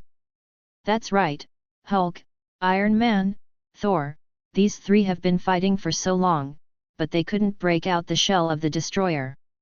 Superman, he pierced the destroyer's abdomen. How fierce is this TM? Order. Chapter 95 Imprisoning Thor, Odin comes.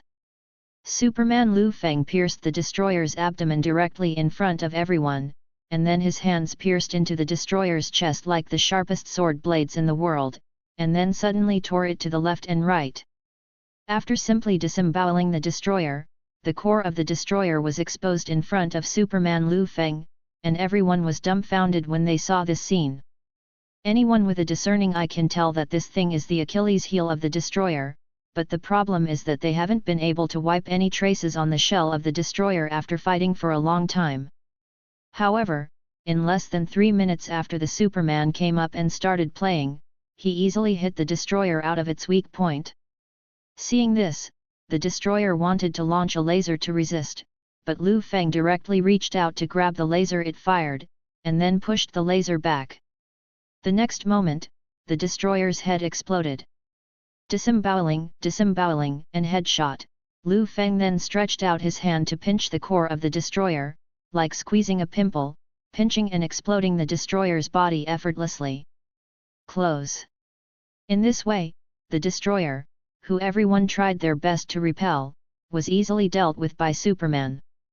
Not only these Earthlings, but even Thor and Loki, who controls the destroyer, are confused, thinking to himself, "Isn't this human too strong? How could there be such a guy in the small Earth?" Loki couldn't help mumbling to himself. After all, in Loki's worldview. The strongest in the 9 realms are the gods of Asgard.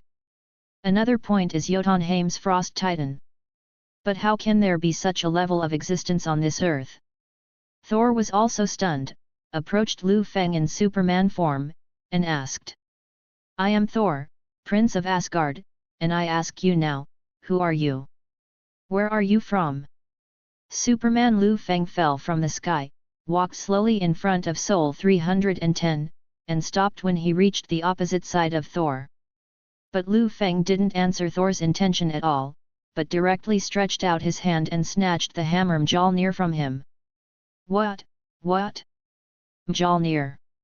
It is said that only Thor and qualified people can pick up the artifact, air. At this moment, it was easily held by Liu Feng in his hand. Thor raised his hand, trying to call back his hammer. But it was useless. Mjolnir held in Liu Feng's hand did not waver at all. "Bold mortal! Dare to take away the arms of the Prince of Asgard? How dare you take them? Give it back to me!" Thor was angry, and turned to Liu Feng's face directly. Liu Feng took a look, and then kicked Thor directly in the stomach, falling down 50 meters with one kick. Thor was kicked by Liu Feng until he couldn't get up again. Thor cursed. The strength of human beings is so ridiculously strong? How is this possible? But what left Thor in the loop was still behind. Liu Feng held the hammer and raised his hand, and then threw it in the direction of Thor. Only a crisp sound sounded. Mjolnir hit Thor's forehead, and the latter fainted.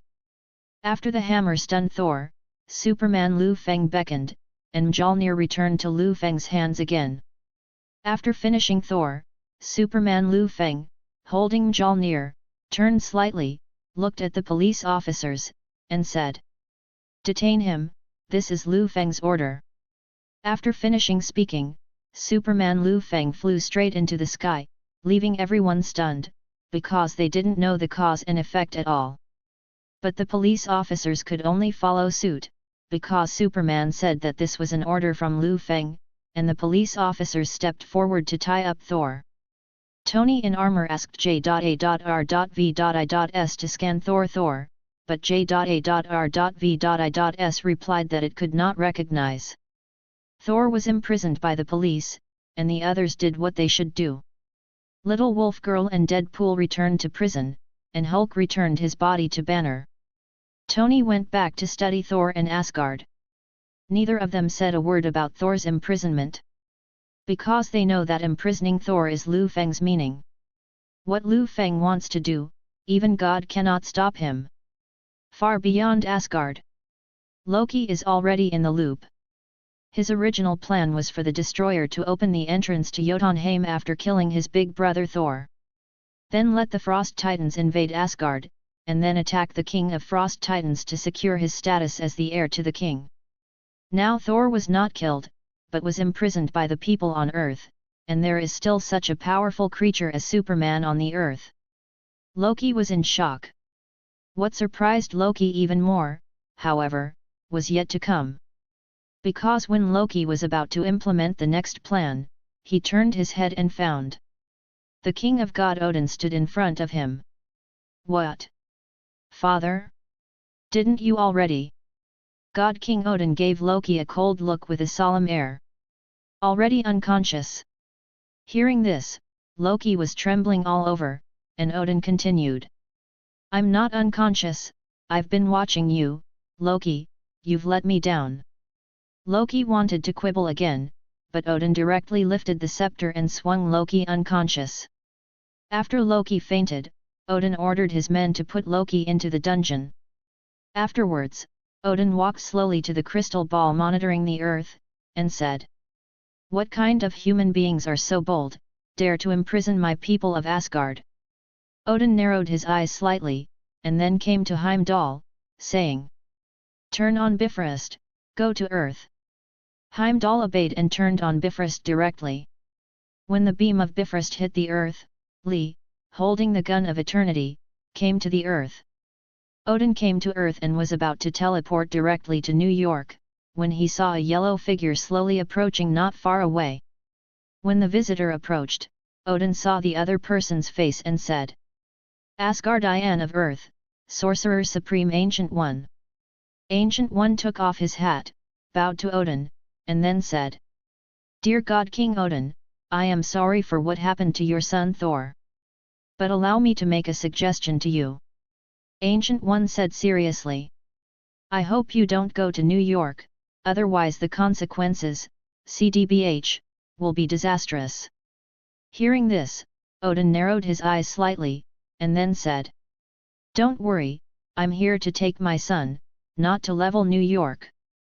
Odin passed Ancient One's body and continued to walk forward, but within a few steps, Ancient One said, I'm not worried that you are going to raise New York, I'm worried that you are going to get stuck with that guy and it's going to get out of hand. Odin heard the words, as if he heard the funniest joke in the world, turned around and said, Are you worried that I'm getting in trouble with a human? Ancient One, have you changed? I am the father of God, King of Asgard. What do you think a tiny human being can do to me? Ridiculous. After Odin finished speaking, he directly opened the portal to New York. Seeing that he couldn't convince Odin, Ancient One had no choice but to stand where he was, and said silently, I have warned you, great Odin, there is nothing I can do if I insist on going. After speaking, the figure of Ancient One disappeared in place. Odin was silent for a few seconds, and was still teleported to New York. After a tearing air sound, Odin came to the cell where Thor was being held. The moment he saw his father Odin, the light in Thor's eyes recovered, and he said, Father! You are fine, great, Loki told me that you are already unconscious.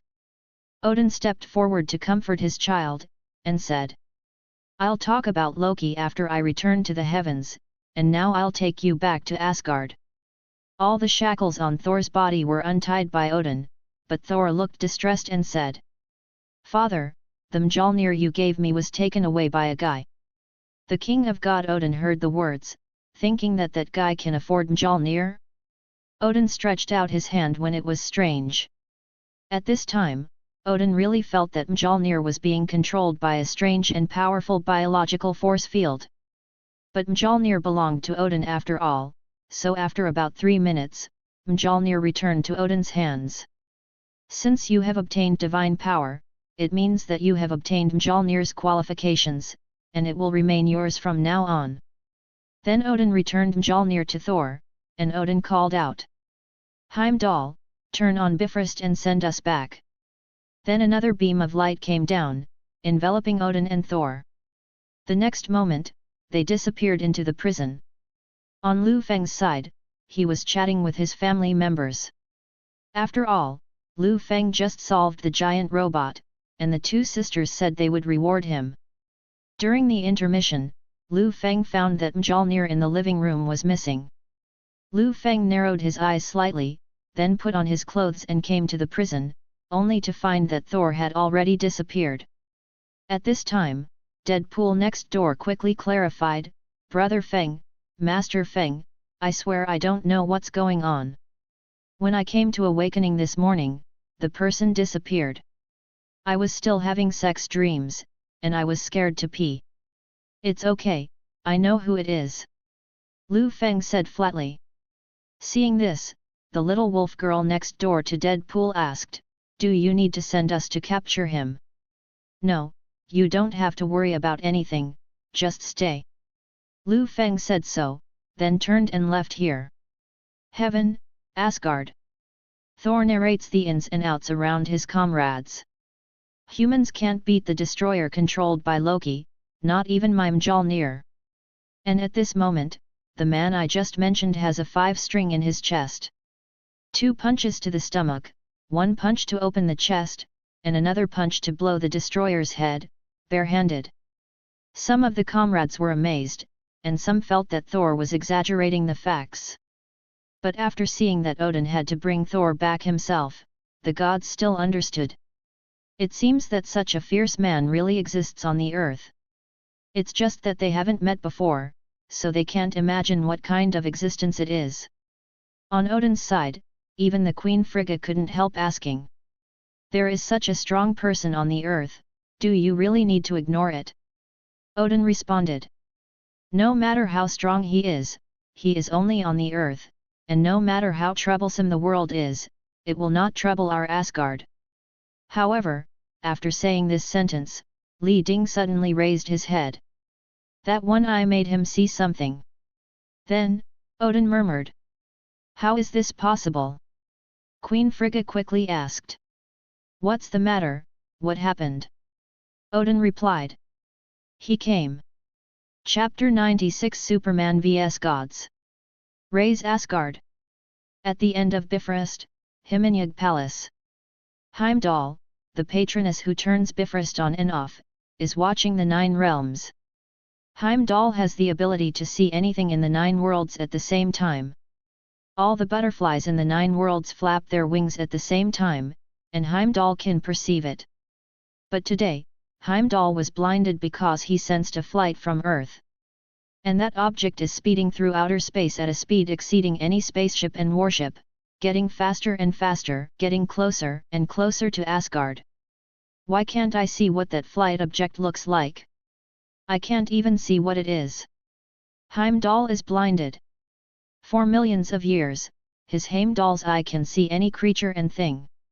But today, his eyes failed, or in other words, he simply couldn't see the figure that was approaching so fast. It doesn't matter, anyway, there is no way for any creature to come to Asgard without me turning on Bifrost. Heimdall said in this way, and then he was about to turn his sight to another world to continue observing. At this moment, the sound reverberated. Heimdall was about to turn his gaze back. But at this moment, Hymenjag's wall cracked open. Because an object directly penetrated Hymenjag at a superluminal speed. Hymenjag directly broke a third, and the man who created everything was floating in mid-air. Behind the red and blue tights is a red cape fluttering in the wind. Bold. Who came? He broke into my Asgard. As an Asgardian, Heimdall looked at this scene, no longer put his sword on the floor as a model, but held Liu Feng pointing at the Superman form, ready to enter the fighting state at any time. Heimdall is still very confident in his combat ability. Although he is the patron saint of the gate, he is one of the 12 righteous gods of the Aesir Protoss, stronger and more durable than most Asgardians. There is no way this guy in front of me will be my Heimdall's opponent. Heimdall said secretly. As a result, Superman Liu Feng swept over with a hot gaze. Burn Heimdall's eyes blind, and cut off his arm by the way. Ah! Eyes! My eyes! You poor man, do you know how wrong you are? Heimdall was still whining, but Superman Liu Feng walked over and kicked his head directly, and Heimdall couldn't get back up. After Heimdall fell into a coma, the alarm generated by Hymenjag spread throughout Asgard. The soldiers of Asgard have been dispatched one after another, and the soldiers near Bifrost have formed a battle formation. But looking at Superman Liu Feng's attire from a distance, the soldiers were confused again, looking at each other, not knowing who this person was. It's just that they just looked at Superman Liu Feng, and their hearts trembled involuntarily. This is the fear from biological instinct. What the hell is that guy? Could it be Frost Titan? But he's wearing that attire. The soldiers discussed in low voices, and they were only in a defensive state and did not dare to attack Superman directly. They could only guard the border of Bifrost. And Liu Feng floated in place like a god, and then accelerated suddenly. Submerged into the King of Asgard soldiers. The soldiers didn't dare to make a move at first, but Liu Feng broke into it directly, so the soldiers had no choice but to bite the bullet. Immediately afterwards, the soldiers were surrounded. Because they discovered that Asgard's weapons could not cause any damage to the man in tights in front of him. How can that be? In the cognition of soldiers, only the father of God Odin can ignore damage from Asgard weapons. Could it be that the real strength of this man in front of him is as strong as the god King Odin of Asgard? Time didn't give the soldiers much room to think, because Superman Liu Feng could kill most of the soldiers with one punch. Not to mention that Superman is ridiculously fast. Just between punches and kicks, countless Asgard soldiers fell on Bifrost one by one. 3,000 elite soldiers, in front of Superman Liu Feng, couldn't even hold out for just 3 minutes. The soldiers finally understood the horror of Superman Liu Feng. This man is simply not someone of their level who can beat him. At this time, Thor and his comrade-in-arms gods arrived here. Thor saw that Superman Liu Feng was massacring the soldiers of Asgard. He couldn't help being shocked, and said, "It's him. It's the guy on Earth I mentioned. He came to Asgard." Thor looked at Superman Liu Feng, and thinking of this guy's performance, he couldn't help feeling scared. But the comrades beside Thor finally found out when they saw the scene of Superman Liu Feng's big kill. Thor's story is a little too tactful. This is no longer a strong man, he can already be called a king. He came to Asgard without the help of Bifrost? How is it possible? Thor was surprised, because this was the first time he had seen people other than Asgard come here in his life. No matter where he came from, or how he came, he is an invader who broke into Asgard, and we will fight. The comrades beside Thor encouraged him, and in fact these words encouraged themselves. As the powerful general of Asgard who fought with Odin in the 9 realms, Thor's comrades were born for war and defense. They are trained to charge with sword and shield no matter how powerful the enemy is. But the Superman in front of them stopped them, because the pressure of Superman was more terrifying than Jotunheim's Frost Titan. But in order to protect Asgard, they still chose to fight, and the passionate Thor took the lead in raising his hammer and shouting, "People of Asgard, fight for Asgard and defeat the invaders. Go!" Encouraged by Thor's cry, the comrades rushed towards Superman Liu Feng with howls. When they came to Liu Feng, everyone jumped up high, ready to give Superman Liu Feng a heavy blow on the head. However, Liu Feng just glanced at his comrades, and then sent them flying tens of meters with one punch, and hundreds of meters with the other kick. The 2 comrades in arms were violently attacked by Liu Feng just like that, lying on the ground unable to get up again. And Thor's had a hammer in his hand and hit Superman Liu Feng in the head. Not only that, the moment the hammer hit Superman, a bolt of lightning fell from the sky and struck him. The hammer's attack plus the lightning's damage, these 2 powers combined, can kill both Jotunheim's Frost Titans. Seeing this, Thor was overjoyed. However, the smile froze before it lasted long. Because Superman Liu Feng was unscathed, and even looked at him with the corner of his mouth raised. Thor was stunned, completely stunned, because the man in front of him was stronger than he could have imagined. Superman looked at Thor jokingly, then raised the corners of his mouth, and said, "Thanks to the old iron for sending the weapon." Before Thor understood what Superman Liu Feng meant, the next second, his face was hit hard by Mjolnir, sending him flying hundreds of meters away. Mjolnir fell into Liu Feng's hands after smashing Thor. And Liu Feng took Mjolnir and continued to massacre the soldiers of Asgard. Superman Liu Feng slaughtered madly with Mjolnir, and 3,000, 30,000, 50,000, countless Asgardians died in his hands. Asking for flowers. This Mjolnir is really easy to use, killing people is as easy as cutting leeks. Liu Feng secretly said, while killing, he approached Asgard's palace, so that he could meet the gods and kill the gods in the true sense. Asgard's corpses are increasing. Finally, the father of God Odin couldn't sit still, and shouted, "Stop!" Before the people arrived, the sound came first, and the word "stop," like a thunderbolt bombarded down. Liu Feng was also struck by the lightning from the father of God Odin. A steady stream of lightning engulfed Liu Feng's entire body. This lightning is not the same as that summoned by Thor. Thor's lightning has at most 1/5 of Odin's energy. And Odin's minute-long lightning energy can easily destroy anything on this earth. Unfortunately, Liu Feng was excluded. Because he held on. Superman Liu Feng held on against Odin's lightning in front of the entire Asgard people. After the thunder and lightning ended, Liu Feng, who was smoking all over but didn't feel any discomfort, raised the corner of his mouth and said, "Not bad, more comfortable than sauna." Odin, who was riding an 8-legged Pegasus and holding the eternal spear, couldn't help being shocked when he saw this. "No way!" Liu Feng folded his hands on his chest, still arrogantly said. "Impossible, just count how many people died in Asgard." Odin clenched the gun of eternity, furious. He definitely knows how many people Liu Feng killed. But when these words come from the mouth of a disciple like Liu Feng, he looks even worse. Odin was furious.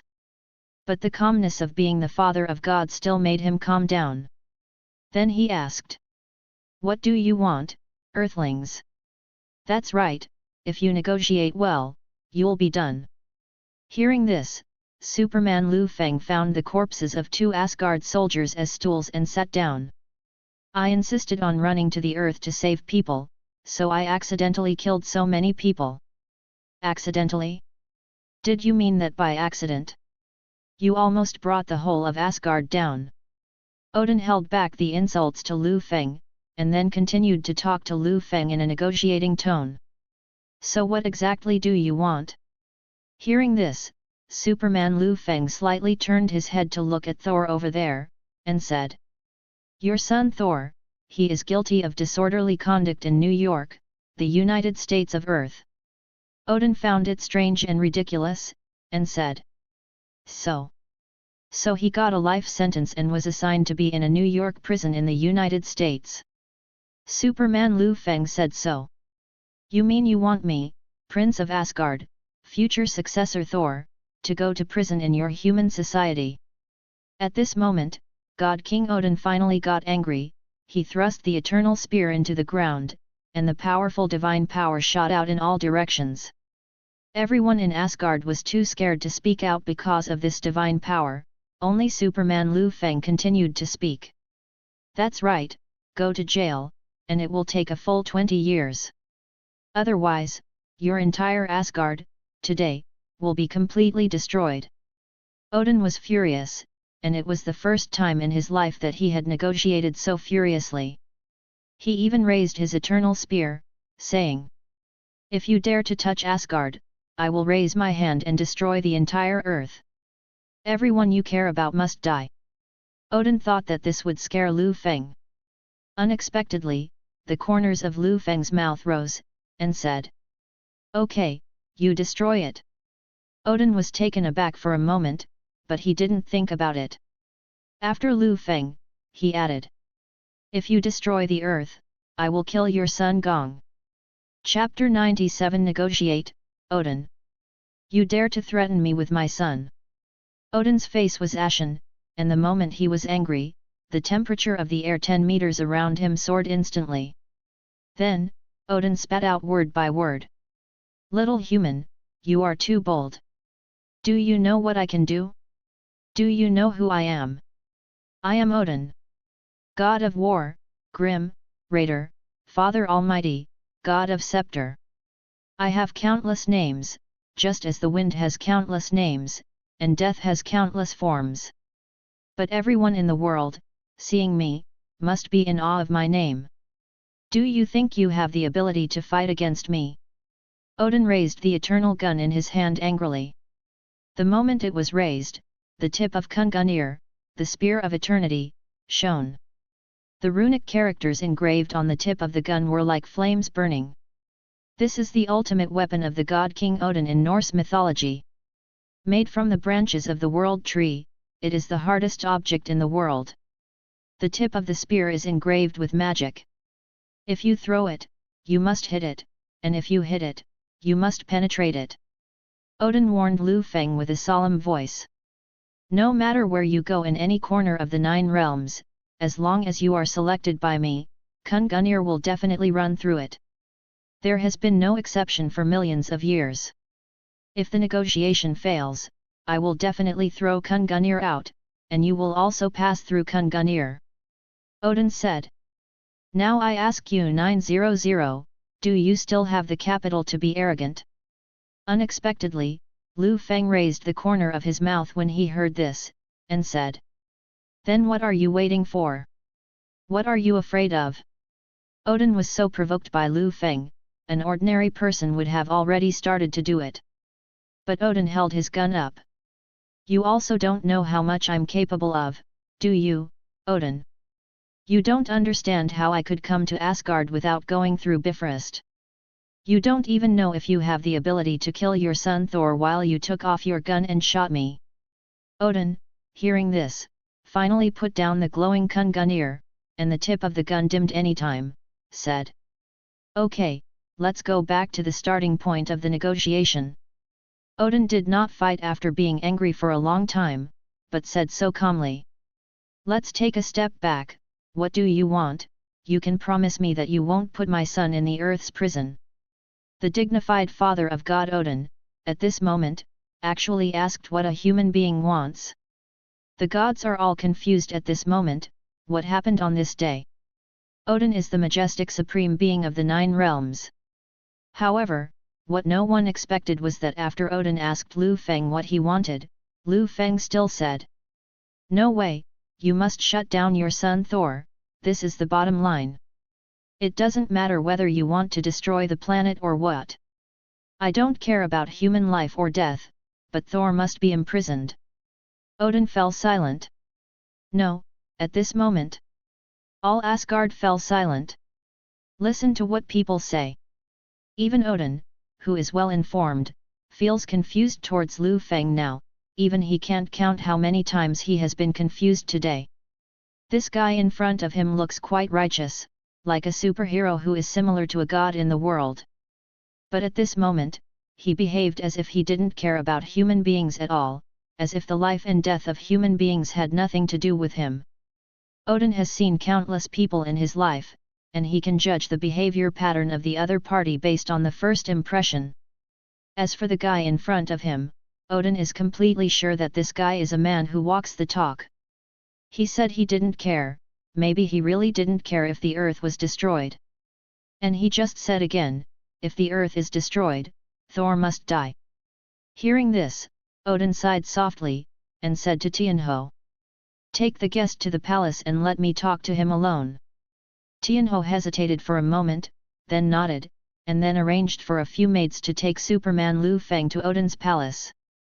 When he arrived at the palace, Odin poured a cup of tea for Liu Feng for the first time, and he was still China's Taiguanyan, and then said, "About Thor's detention, since your excellency insists, it's okay to be detained, but 20 years is too long. Norse mythology does not have the concept of 1 day in the sky and 1 year in the ground. These 20 years are really 20 years for Asgard. He, Odin, is looking forward to Thor growing up, following him to fight the enemy and inheriting his Asgard throne. Now that Thor has just been approved by Mjolnir, Liu Feng came out and planned to imprison him for 20 years, no one can wait for this." Hearing this, Liu Feng picked up Taiguanyan and took a sip, saying, "Yes, 20 years is indeed a long time, but I just want to imprison him for 20 years. Wanting now, this is the key word in Liu Feng's answer, and it is also hinting at Odin, so that he has a little insight. Odin understood and then asked, "I, Odin, have fought in the 9 realms for many years, and Treasure Curry's treasures are pushing like mountains, and any item is priceless. If you'd like to reduce my son Thor's sentence, Curry's darling, it's your choice." Hearing this, Liu Feng smacked his lips and said, "I can't think of anything good about your babies." Hearing this, Odin began to introduce what was in his treasure house. From Asgard to Jotunheim, the treasures of the 9 realms are among them. Odin talked about his collection one after another, while definitely Liu Feng on the other side still shook his head, expressing his lack of interest. Liu Feng didn't get interested until Odin mentioned the Casket of Ancient Winters, an artifact of Jotunheim's Frost Titan family. Seeing that Liu Feng was more interested, Odin immediately summoned him and took out the Casket of Ancient Winters from the treasury. The Casket of Ancient Winters was placed in front of Liu Feng, and then Odin continued to explain. The magic in the Casket of Ancient Winters can freeze an entire army in an instant. The Frost Titans relied on this treasure to wipe out most of the races in the 9 realms. Without this thing, the Frost Titans are nothing, and I got this after killing countless enemies." Seeing Odin's passionate explanation, Liu Feng glanced at it for a while, then smacked his lips and said, "Okay, I'll take this. Thor's sentence will be reduced by 10 years, don't bargain with me about the sentence." Odin really wanted to talk to Liu Feng about the sentence. But seeing what Liu Feng added later, Odin didn't intend to continue the discussion. So the negotiation ended. Liu Feng took the casket of ancient winters, and put the stunned Thor in special handcuffs. Liu Feng went to Bifrost with the handcuffed Thor, and Mjolnir was left in Asgard. The elevator crew over there, driving Bifrost, teleport us back to Earth, and right into the prison in New York, the United States. When Superman Liu Feng brought Thor to Heimdall, the latter was completely confused. Although Heimdall lost his eyes, he could still perceive the presence of the other party. "Good guy, isn't this the bastard who beat himself up early this morning and burned his eyes? Dude, you blinded me and asked me to drive you home in Bifrost." Heimdall was very unwilling in his heart, but Thor beside Liu Feng said, "Listen to him, he has already made an agreement with the father. Did he talk to Odin? Odin would actually agree to let an Earthling capture the Prince of Asgard." Heimdall was caught again. But there is no way, the matter has come to this point. Heimdall had to turn on Bifrost, and sent the two to their destination. Bifrost's speed was very fast, and in less than 3 seconds, Liu Feng and Thor came to the prison together.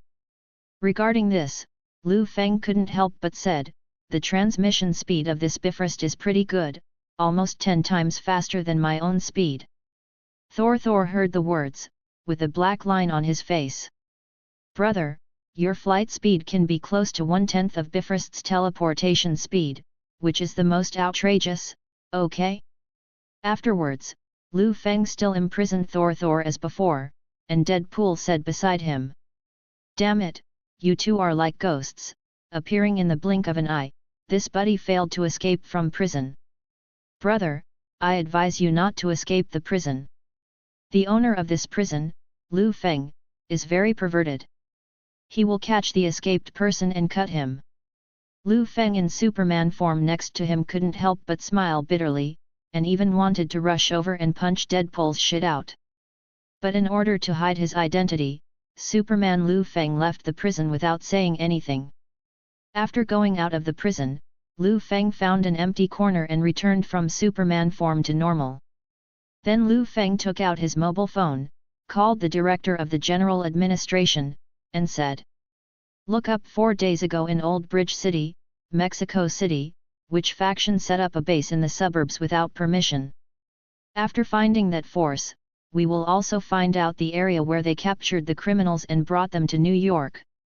Arthur from the Washington Bureau on the other side of the phone, although he was still a little confused, why did Liu Feng suddenly check this? But since Liu Feng asked him to help, he would never refuse, so he responded to Liu Feng that this matter was on his shoulders. After making the phone call, Liu Feng found his police car and returned to his home. On the other side of the prison, after Superman Liu Feng left, Thor silently clenched his fists. Thor did not know how many Frost Titans he killed in his lifetime. He is the bravest warrior in Asgard and the strongest god. I have never been so frustrated in my life. 3.9 And today, what the man in the tights came to Asgard did. Superman Liu Feng not only makes Thor aggrieved, but also makes his father, Odin, embarrassed. These practices directly caused the worship of Odin by the people of Asgard to fall to the bottom in an instant. So Thor swears here, he swears to regain his dignity and the dignity of all Asgard. Superman. Just wait, I'll make you pay. Angry Thor so secretly swears. At this time, Deadpool next to him smiled and approached Thor, and then said, "Brother, where is your hammer? Where is the hammer hidden? Could it be hidden in the chrysanthemum? Get it out and play with your brother. I never saw a hammer that came back by itself." "Hey, brother, don't worry about being locked up here, it's very cool to live here, You have everything, you're welcome, just treat it like your own home.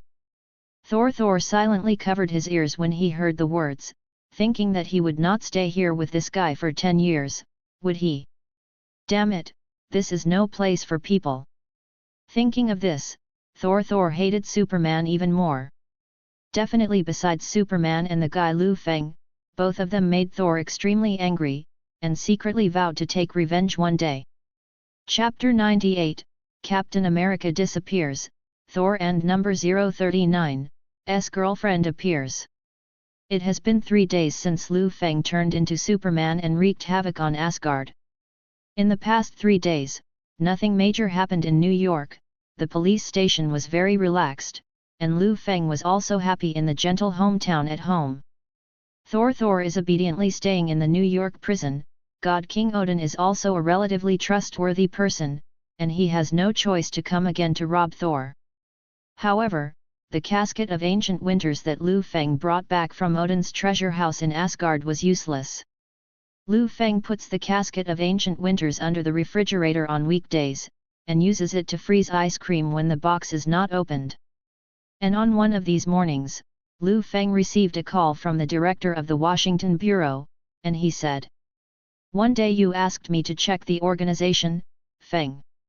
General Director Arthur continued, "It's someone from SHIELD. It really is SHIELD. Liu Feng narrowed his eyes slightly. In fact, he had already guessed that it was people from S.H.I.E.L.D. who did it. Compared with the original plot of the Marvel movie, they discovered the hammer. It's just that Liu Feng is more puzzled. The director Nick Fury is dead, and Hawkeye Clint is locked up. How can someone come to take care of Thor and the group of Avenger candidates?" So Liu Feng continued to ask the director of the General Administration, "Can you find out who escorted that unknown prisoner? Is it black or white?" "It's a white man." The director of the General Administration responded in this way, and then said in a very subtle tone. "But the guy was dressed in a weird way.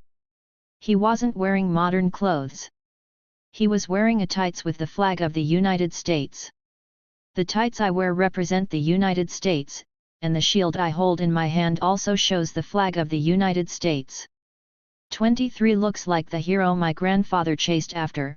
That hero seems to be called the Captain of the United States." Hearing this, Liu Feng narrowed his eyes slightly, thinking that it seems that Captain America has already been fished out from under the iceberg by Nick Fury. It's just that Nick Fury has been dead for almost 2 months. Could it be that Captain America was kept hidden for 2 months before he released it? So Liu Feng continued to ask, "Can you find the trace of that Captain America, and see which city in the United States he has gone to?" "It can't be found. The last trace of the so-called Captain America was only 4 days ago in New York, and we will be closed after that." Hearing this, Liu Feng replied, "I see." Liu Feng then turned off the phone and drove away from home to the police station. When he came to the police station, Liu Feng personally used the system in the station to find Captain America. The figure of Captain America is easy to find, even if he is not wearing a uniform, his figure is quite eye-catching.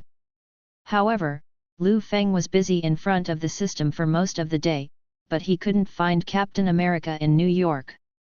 What's the situation? Can this Captain America just disappear from the world? Liu Feng was so puzzled. But it was useless. Liu Feng just couldn't find the figure of Captain America no matter how hard he searched. He gave up after working for a while. It appears that he either left the United States, or was taken to a hidden safe house by S.H.I.E.L.D. and has been lost. The figure of Captain America could not be found. Liu Feng was about to leave, and before leaving, he told the person in the monitoring room about the characteristics of Captain America. Let them pay attention to this person at all times, and if they find this person in New York, they must report to Liu Feng in time. Just like that, Liu Feng left the monitoring room. But just as he stepped out of the monitoring room, his cell phone rang suddenly. Picking up the phone and looking at it, the caller's name was displayed on it, Tony Stark, thinking to himself, what is this kid looking for? Liu Feng picked up the phone and asked Tony what's the matter. Tony responded excitedly. Cousin, since I failed to attack that big robot last time, I spent a lot of time developing a brand new Zanli. The structure of this battle armor is simply unprecedented, and the energy it carries can destroy a block in an instant. Tony talked endlessly about how good his battle armor is, but Liu Feng said directly without bothering to pay attention. Not interested, your current armor is very low level. The confident Tony on the other end of the phone was dissatisfied. He thought that the failure of the previous test might be because he didn't think carefully at the time. But this time Tony learned his lesson and carefully created this new version of the armor, named it Anti-Destroyer Warbox. He firmly believed that his battle armor this time was absolutely invincible, but Liu Feng still said that he was not interested. Tony's brain became hot, and he said directly. You said my battle armor is not good, bet us $1 million. If you can penetrate my armor with a sniper rifle like last time, you will get $1 million. Hearing this, Liu Feng raised his eyebrows, and then said, 1 million is too little, increase the price, 10 million, help you test. Tony, who was provoked on the other end of the phone, also became interested, and said directly. Okay. $10 million. If you can destroy my armor without using a sniper rifle, I will add it up to $30 million. Hearing this, Liu Feng immediately burst into laughter. Okay, let's go, I'll go over and get yours right away. No, I'll test it for you. Tony didn't expect Liu Feng to answer so quickly, and even felt Liu Feng's confidence from it, so he panicked. But that guy has never even seen his own battle armor, so he arrogantly said that he wanted to break it without seeing the battle armor. This is too outrageous. Tony then said earnestly. I hope you think about it carefully, cousin. After all, I can give you 30 million yuan, but you can't break it. Can you give it? But Liu Feng replied, pretending to be mature, it's okay, Tony, if my cousin's 30 million. It can further improve your battle armor, so the money, cousin, is worth it. After speaking, Liu Feng hung up the phone directly, obviously on the way to drive to his own villa. And what about him? 10 million. In other words, Liu Feng intends not to use a sniper rifle, explode his armor. It's too much to deceive. Tony, will take away your 30 million today, so I'll give you a good boost, Liu Feng. Tony swears so secretly. Then his battle armor was blown up by Liu Feng with a pistol. No bells and whistles. Liu Feng came over directly, parked the car, pulled out his pistol, and asked Tony to walk around in the armor twice, and then shot twice with the pistol to end the test. Tony, who lost the energy provided by the battle armor, fell to the ground in a big shape, looked at the starry sky, and said to himself suspiciously. How could this be? My battle armor is so useless. Liu Feng came over, touched the forehead of Tony's armor, and said. It's not like that, it's just that your current innovative thinking is not developed enough. Please work harder, Tony, Brother Wei believes that you can do it. And thank you for your 30 million yuan, thank you for your contribution to the police department. After Liu Feng finished speaking, he was about to leave, but Tony stopped him. Liu Feng stopped in his tracks and asked, What? Is there a new armor to test? Cousin, it's cheaper to recycle you, 8 million. No, there is no armor test. Tony waved his hand quickly, and then said. Tomorrow the reporter will have a press conference, and we need to give an explanation to the public about the big robot making trouble in New York last time. I came out as Iron Man, and I didn't hide my identity, so they asked me to chat. You know, cousin, I'm a person who doesn't bother to say these things. It just so happens that you have done a lot as the sheriff, so. Liu Feng understood, Tony was planning to use himself as his nonsense machine so that he could fool the reporters.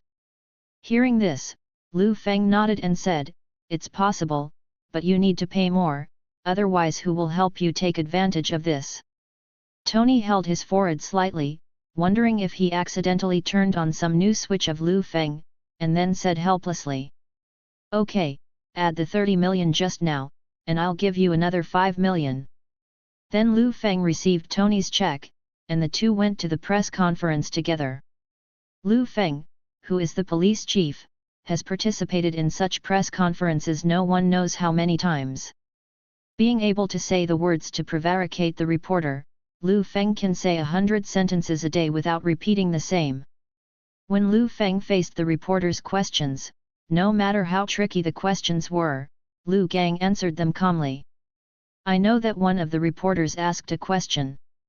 May I ask Sergeant Liu Feng, is it possible that the huge amounts of robots that suddenly came to New York have something to do with the city of Old Bridge in Mexico? Ponte Vecchio, Mexico? Isn't that where Thor's hammer fell? No reporter should be asking that. Liu Feng was slightly puzzled, then raised his head to look in the direction of reporter 547, and he understood immediately when he saw the reporter. Because this reporter, who appeared in the Thor movie, is Thor's girlfriend, astronomer Jane Foster. She should be in Old Bridge City, and she is not a reporter. But judging from his appearance, he should have come to investigate for Thor. Maybe he found out that his boyfriend disappeared too inexplicably. Liu Feng then said, what happened in Jukiao City has nothing to do with us here in New York. If you have any questions, you can ask the police over there. After answering Jane Foster's question, the press conference was dismissed, and Liu Feng turned around and prepared to leave. After the reporters dismissed, Jane Foster ran after Liu Feng and said, wait a minute, Mr. Liu Feng. Miss, the New York police have nothing to do with the affairs of Mexico, you should ask them. Liu Feng directly refused.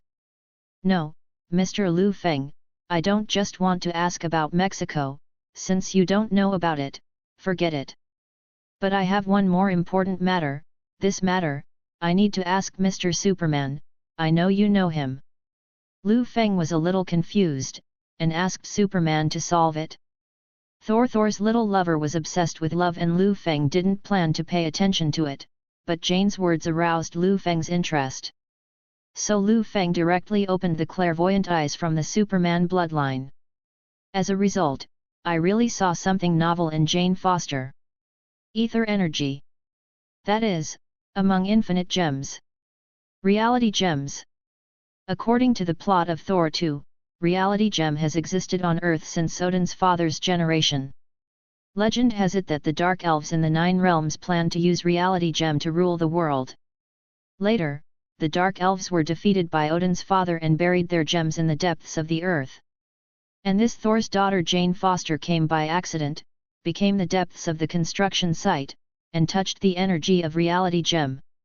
Now the ether energy is infecting Jane Foster's body, it seems that when she is hurt, the ether energy will be released. Seeing this, Liu Feng narrowed his eyes slightly. Chapter 99 Absorb Type Particles. Superman Ability Enhancements. Liu Feng saw through everything, but he didn't say anything, but pretended. Listen, lady reporter, I don't know, where did you find out that I knew Superman? But even if I knew Superman, Superman wouldn't let him appear because of some out-of-the-ordinary request from an unknown reporter. You have to have a good enough reason, don't you? Seeing this, Jane Foster hurriedly said. I know, Mr. Liu Feng, I really have enough reasons, but I don't know if you believe it or not. Hearing this, Liu Feng crossed his arms and said to Jane Foster. But it doesn't matter, I'm not someone who hasn't seen the world. Jane Foster glanced left and right at the pedestrians around, and then said softly. There are too many people here, let's chat in another place. Liu Feng didn't want to pay attention to it at first, but Liu Feng is really interested in things like reality gem, so it doesn't hurt to have a look. Then Liu Feng and Jane Foster went to the cafe. The two sat down, thinking about having a good chat, and then Jane Foster began to talk. I was doing research and equipment with my friend recently, and found that there is a very special substance under our feet. At the time we didn't know what it was, but the research instrument worked. And this situation is almost the same as what I encountered when I was in Mexico. It's almost the same as when it was in Mexico. This little girl might think that Thor ran around there, and she seems to be quite affectionate with this woman. After thinking about it, Liu Feng felt that the story of Thor might be a reprint of the Huaxia cowherd and weaver girl, but with the roles reversed. But Liu Feng, the Queen Mother, didn't lock Thor in the sky, he locked him in his own New York prison. Jane Foster went on to talk about her encounter with TIE particles. Then my brain got hot and I walked towards the position pointed by the instrument. I saw a strange black and red object, and I touched it. Liu Feng sipped his tea, then that substance was absorbed by you. How did you know? Jane Foster was slightly surprised, and then said.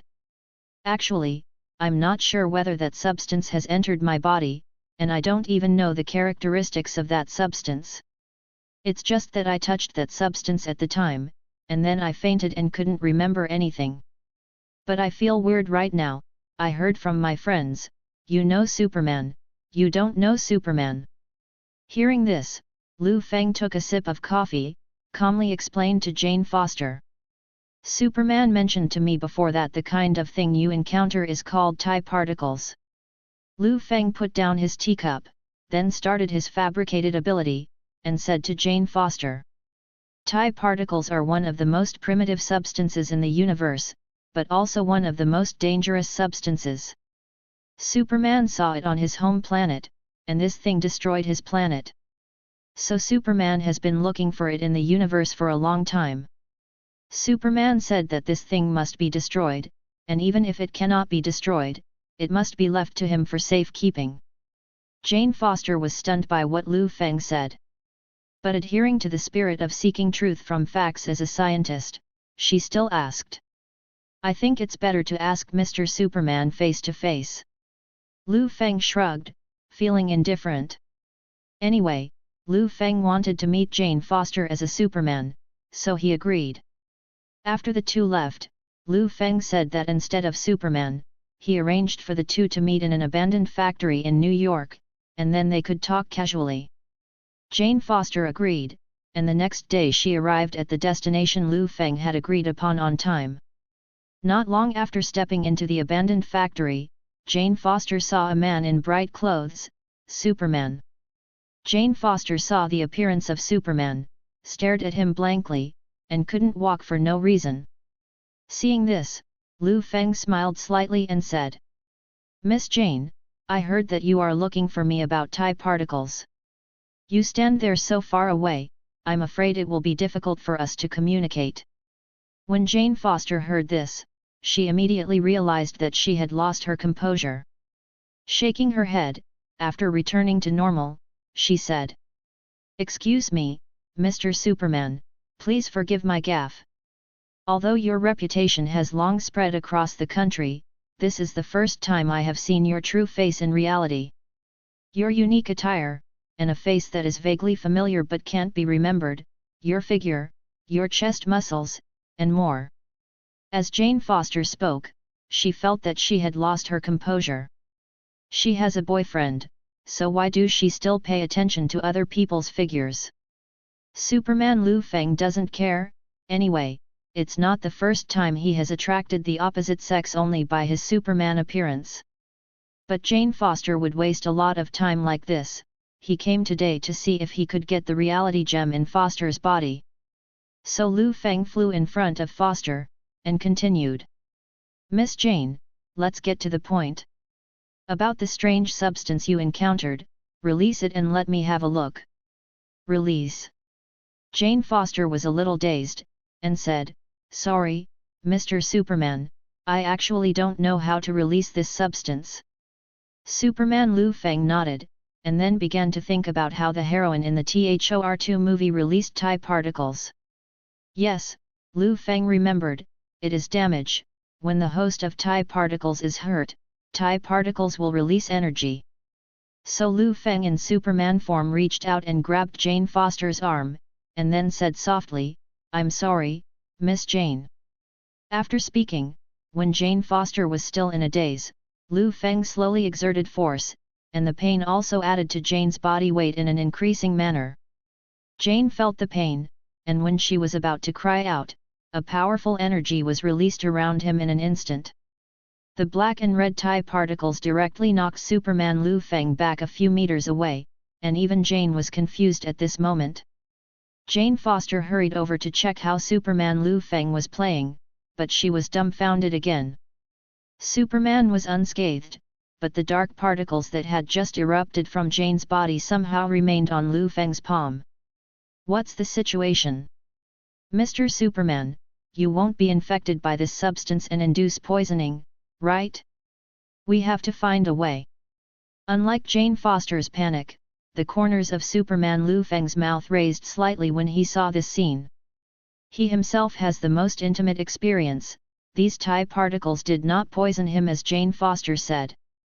On the contrary, TIE particles entered Liu Feng's own body, and also have a strong compatibility with the Superman bloodline.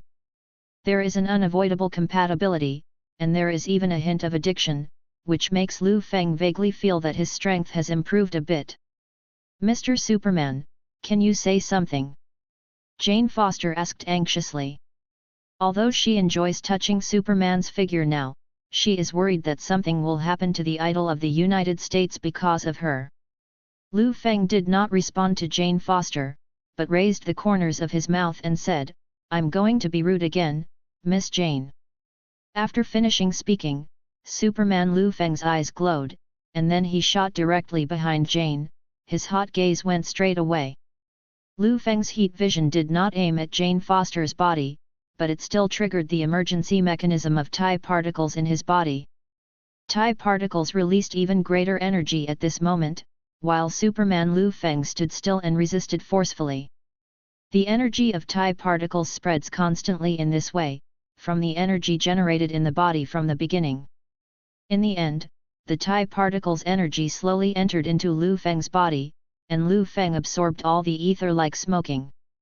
Speaking of TIE particles, it is also one of the 6 most powerful infinite gems in the Marvel Universe, Reality Gem. If let Thanos Odin these, people who know a thing or two about infinite gems, see Superman Liu Feng.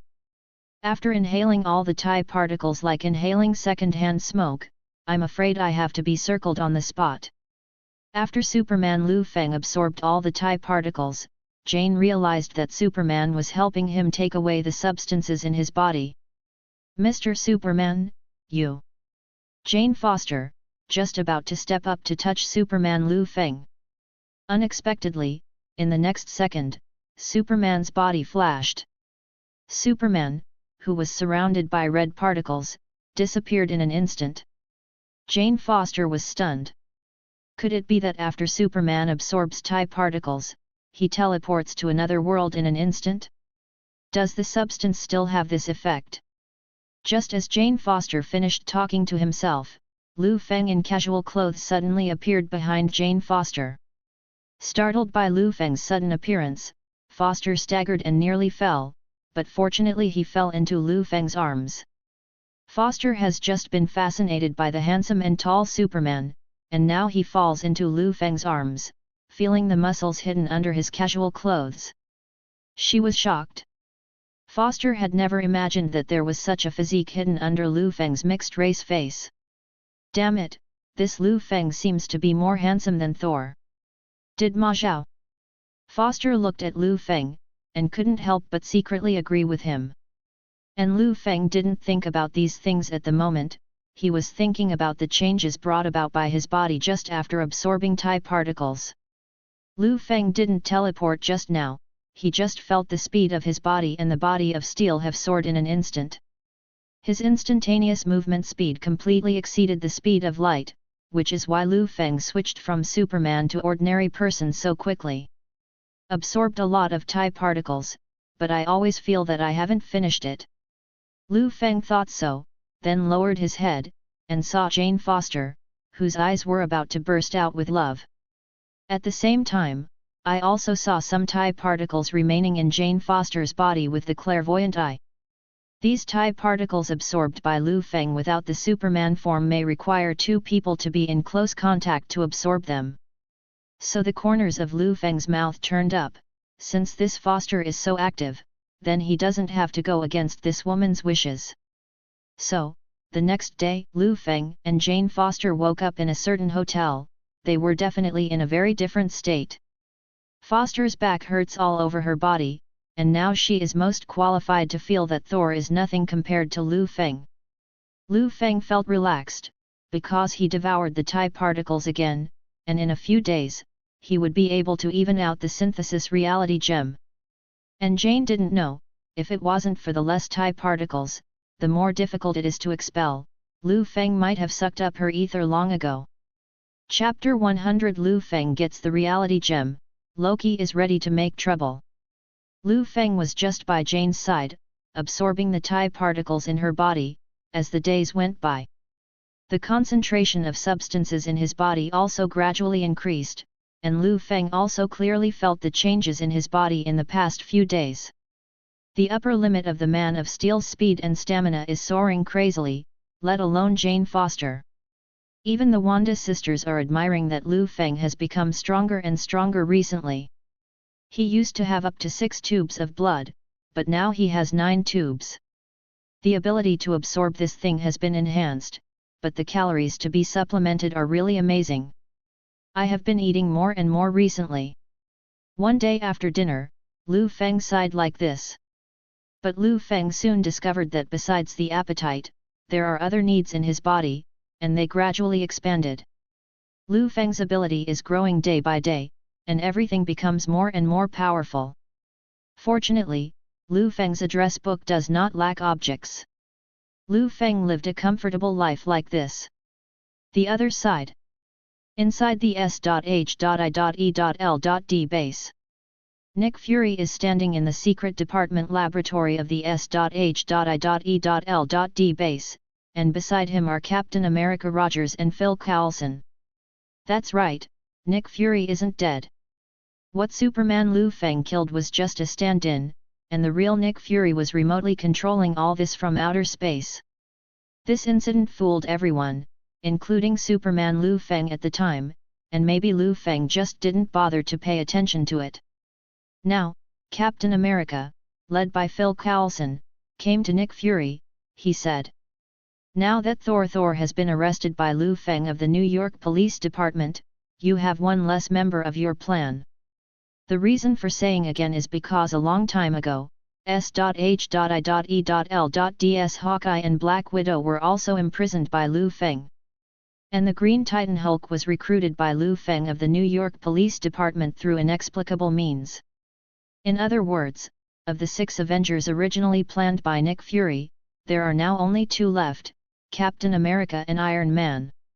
And the most fucking thing, Iron Man is Liu Feng's cousin. How the hell is he going to recruit people to form a team? Let Liu Feng form it." Nick Fury is annoying now too. He didn't expect that the Avengers plan he had planned for so long would lose so completely for no reason. Nick Fury stood with his hands behind his back, was silent for a while, and then asked, "What about Tony Stark? What's going on with Phil Coulson?" "Something went wrong." Phil Coulson next to Captain America scratched his head and said to Nick Fury a little embarrassedly, "Before this, Tony Stark was excited about us forming a superhero team. At that time, he said enthusiastically that he would definitely join and become the greatest superhero on Earth. But these days, Tony doesn't know why, he's crazy about making armor, he doesn't come out, and his secretary ignores him." When Captain America heard the words, the corners of his mouth twitched up with sarcasm, and said, "It seems that I was being euphemistic. It's not that the Alliance has lost another Avenger, it's that I'm the only one left." Nick Fury couldn't refute, so he had to use the mental victory method. "Don't worry, we haven't reached the point of crisis yet. When the crisis comes, I will form a new Avenger." I don't know if it was the crow's mouth or what, just after Nick Fury finished speaking, the machine next to Phil Coulson's ear suddenly rang. Phil Coulson put his hand to his ear, accepting the message from the other party. After listening to the notification, Phil Coulson hurriedly said to Nick Fury, "Something happened, Nick, Tesseract, has become weird. An accident happened to cosmic magic? At this juncture. Hearing this, Nick Fury wanted to slap himself. But Nick Fury had no choice but to say, "Go, take a group of people and go with me to CDBH, to have a look, quickly." Captain America heard the news and wanted to follow, but was stopped by Nick Fury, saying, "I don't know what happened yet, you stay here first, don't let me lose another general." Nick Fury then went to where S.H.I.E.L.D stored the Tesseract. It has just been discovered that the Rubik's Cube is producing strange energy, and researchers are also working hard to calculate it. What's going on? How did the Tesseract release energy by itself? Nick Fury was puzzled, and said, "Isn't Tesseract releasing strange energy only when the portal is opened?" The scientific researcher next to him heard the words and said, "Yes sir, but the door goes both ways. Tesseract received other signals. We're dealing with signal analysis over there, but the source of that signal is really weird. If this continues, Tesseract will open the portal by itself." "What did you say?" Nick Fury was shocked. As he looked over, the Tesseract really emitted a strange light. The light condenses into a mass of elliptical matter energy, and directly forms a teleportation gate. "Meet me, Earthlings." In the next second, Loki with the scepter in his hand appeared in front of everyone, and started fighting without saying a word. The energy released by the scepter's mind gem in Loki's hand is like a laser cannon, aimed at the target, and fired one after another. The S.H.I.E.L.D agents who are attacked by the energy of Mind Gem will fall to the ground instantly. This is the power of Mind Gem. Seeing this, Nick wanted to take Tesseract away, but was discovered by Loki just a few steps away. Loki immediately raised the scepter, pointed it at Nick, and shot energy, directly limping one of Nick Fury's legs. But Loki didn't intend to kill Nick, but directly stepped forward and took the space gem from Nick Fury's hand, saying, "Successful, effortless, the world is full of waste." Taking away the infinite gems, Loki then used the mind gem to give hypnotic ability to a large number of people in S.H.I.E.L.D and became his subordinates. And then Loki just, in front of Nick Fury, took the space gem away, leaving Nick silently clenching his fist. And the third infinite gem, reality gem, also known as TIE particles, has already been synthesized in Liu Feng's body. Liu Feng absorbed the power of the reality gem, and still lived a stronger life. But he also sometimes has annoyance. "Although I know that I have become stronger, but because I am already very strong, I can't compare how much stronger I have become now." Liu Feng was so puzzled, so he began to work hard to train his various physical fitness. Liu Feng has tested various projects, and even tried to see how long it takes for him to get from the Earth to outer space. Liu Feng had probably figured this out before. In the previous heyday, it took Liu Feng 30 seconds to fly out of the atmosphere, but after absorbing TIE particles, he flew faster and faster. From 20 seconds to 10 seconds, and now, the TIE particles absorbed by Liu Feng can synthesize a reality gem in his heart. Liu Feng can fly out of the atmosphere from the Earth in just 3 seconds. In order to test his own strength, Liu Feng even ran to the moon and used 10% of his strength to smash the surface of the moon. The moment Liu Feng's fist hit the moon's surface, huge amounts of sound vibrated and exploded soundlessly in the sky. A huge crater with a radius of 500 meters was punched out directly, but it doesn't matter if there are so many holes on the surface of the moon. Liu Feng's Superman lineage is getting stronger and stronger, and the police station on Liu Feng's side has always had nothing to do. After all, New York is peaceful enough now, and the only gang force in New York City is Jin Bing's subordinates. After Jin Bing was panicked by Liu Feng last time, his forces in New York also stayed obediently. In this way, Liu Feng continued to live his little life. The thing about him eating the reality gem and getting stronger. Nor can anyone know from Liu Feng or Superman. He silently ascended like this, like a sleeping lion. and according to the urine nature of Odin, the supreme conqueror of the 9 realms. Since Liu Feng made a big fuss about Asgard last time, Odin should have been paying attention to everything on Earth. Among them, it is natural to focus on the reality gem that Odin's father had snatched and buried from the Dark Elves. If he wasn't paying attention to the gem, he should be paying attention to the one who nearly made Asgard bleed, Superman. But during this time, Odin has no time to take care of the affairs of the Earth, because he was worrying about his second son Loki. Right now, for example, Odin is standing in front of the prison where Loki was supposed to be held, but the prison is empty. Odin himself, with his eyes slightly closed, is using himself by giving up one eye. With the obtained omniscient ability, he searched for the figure of his son Loki in a large area in the universe. Finally, he saw, in the vast 9 realms, Odin saw his son Loki kneeling to a mysterious person. Then, the mysterious man handed over an item, which was something similar to a scepter. And on the top of the scepter, there is a sparkling gemstone.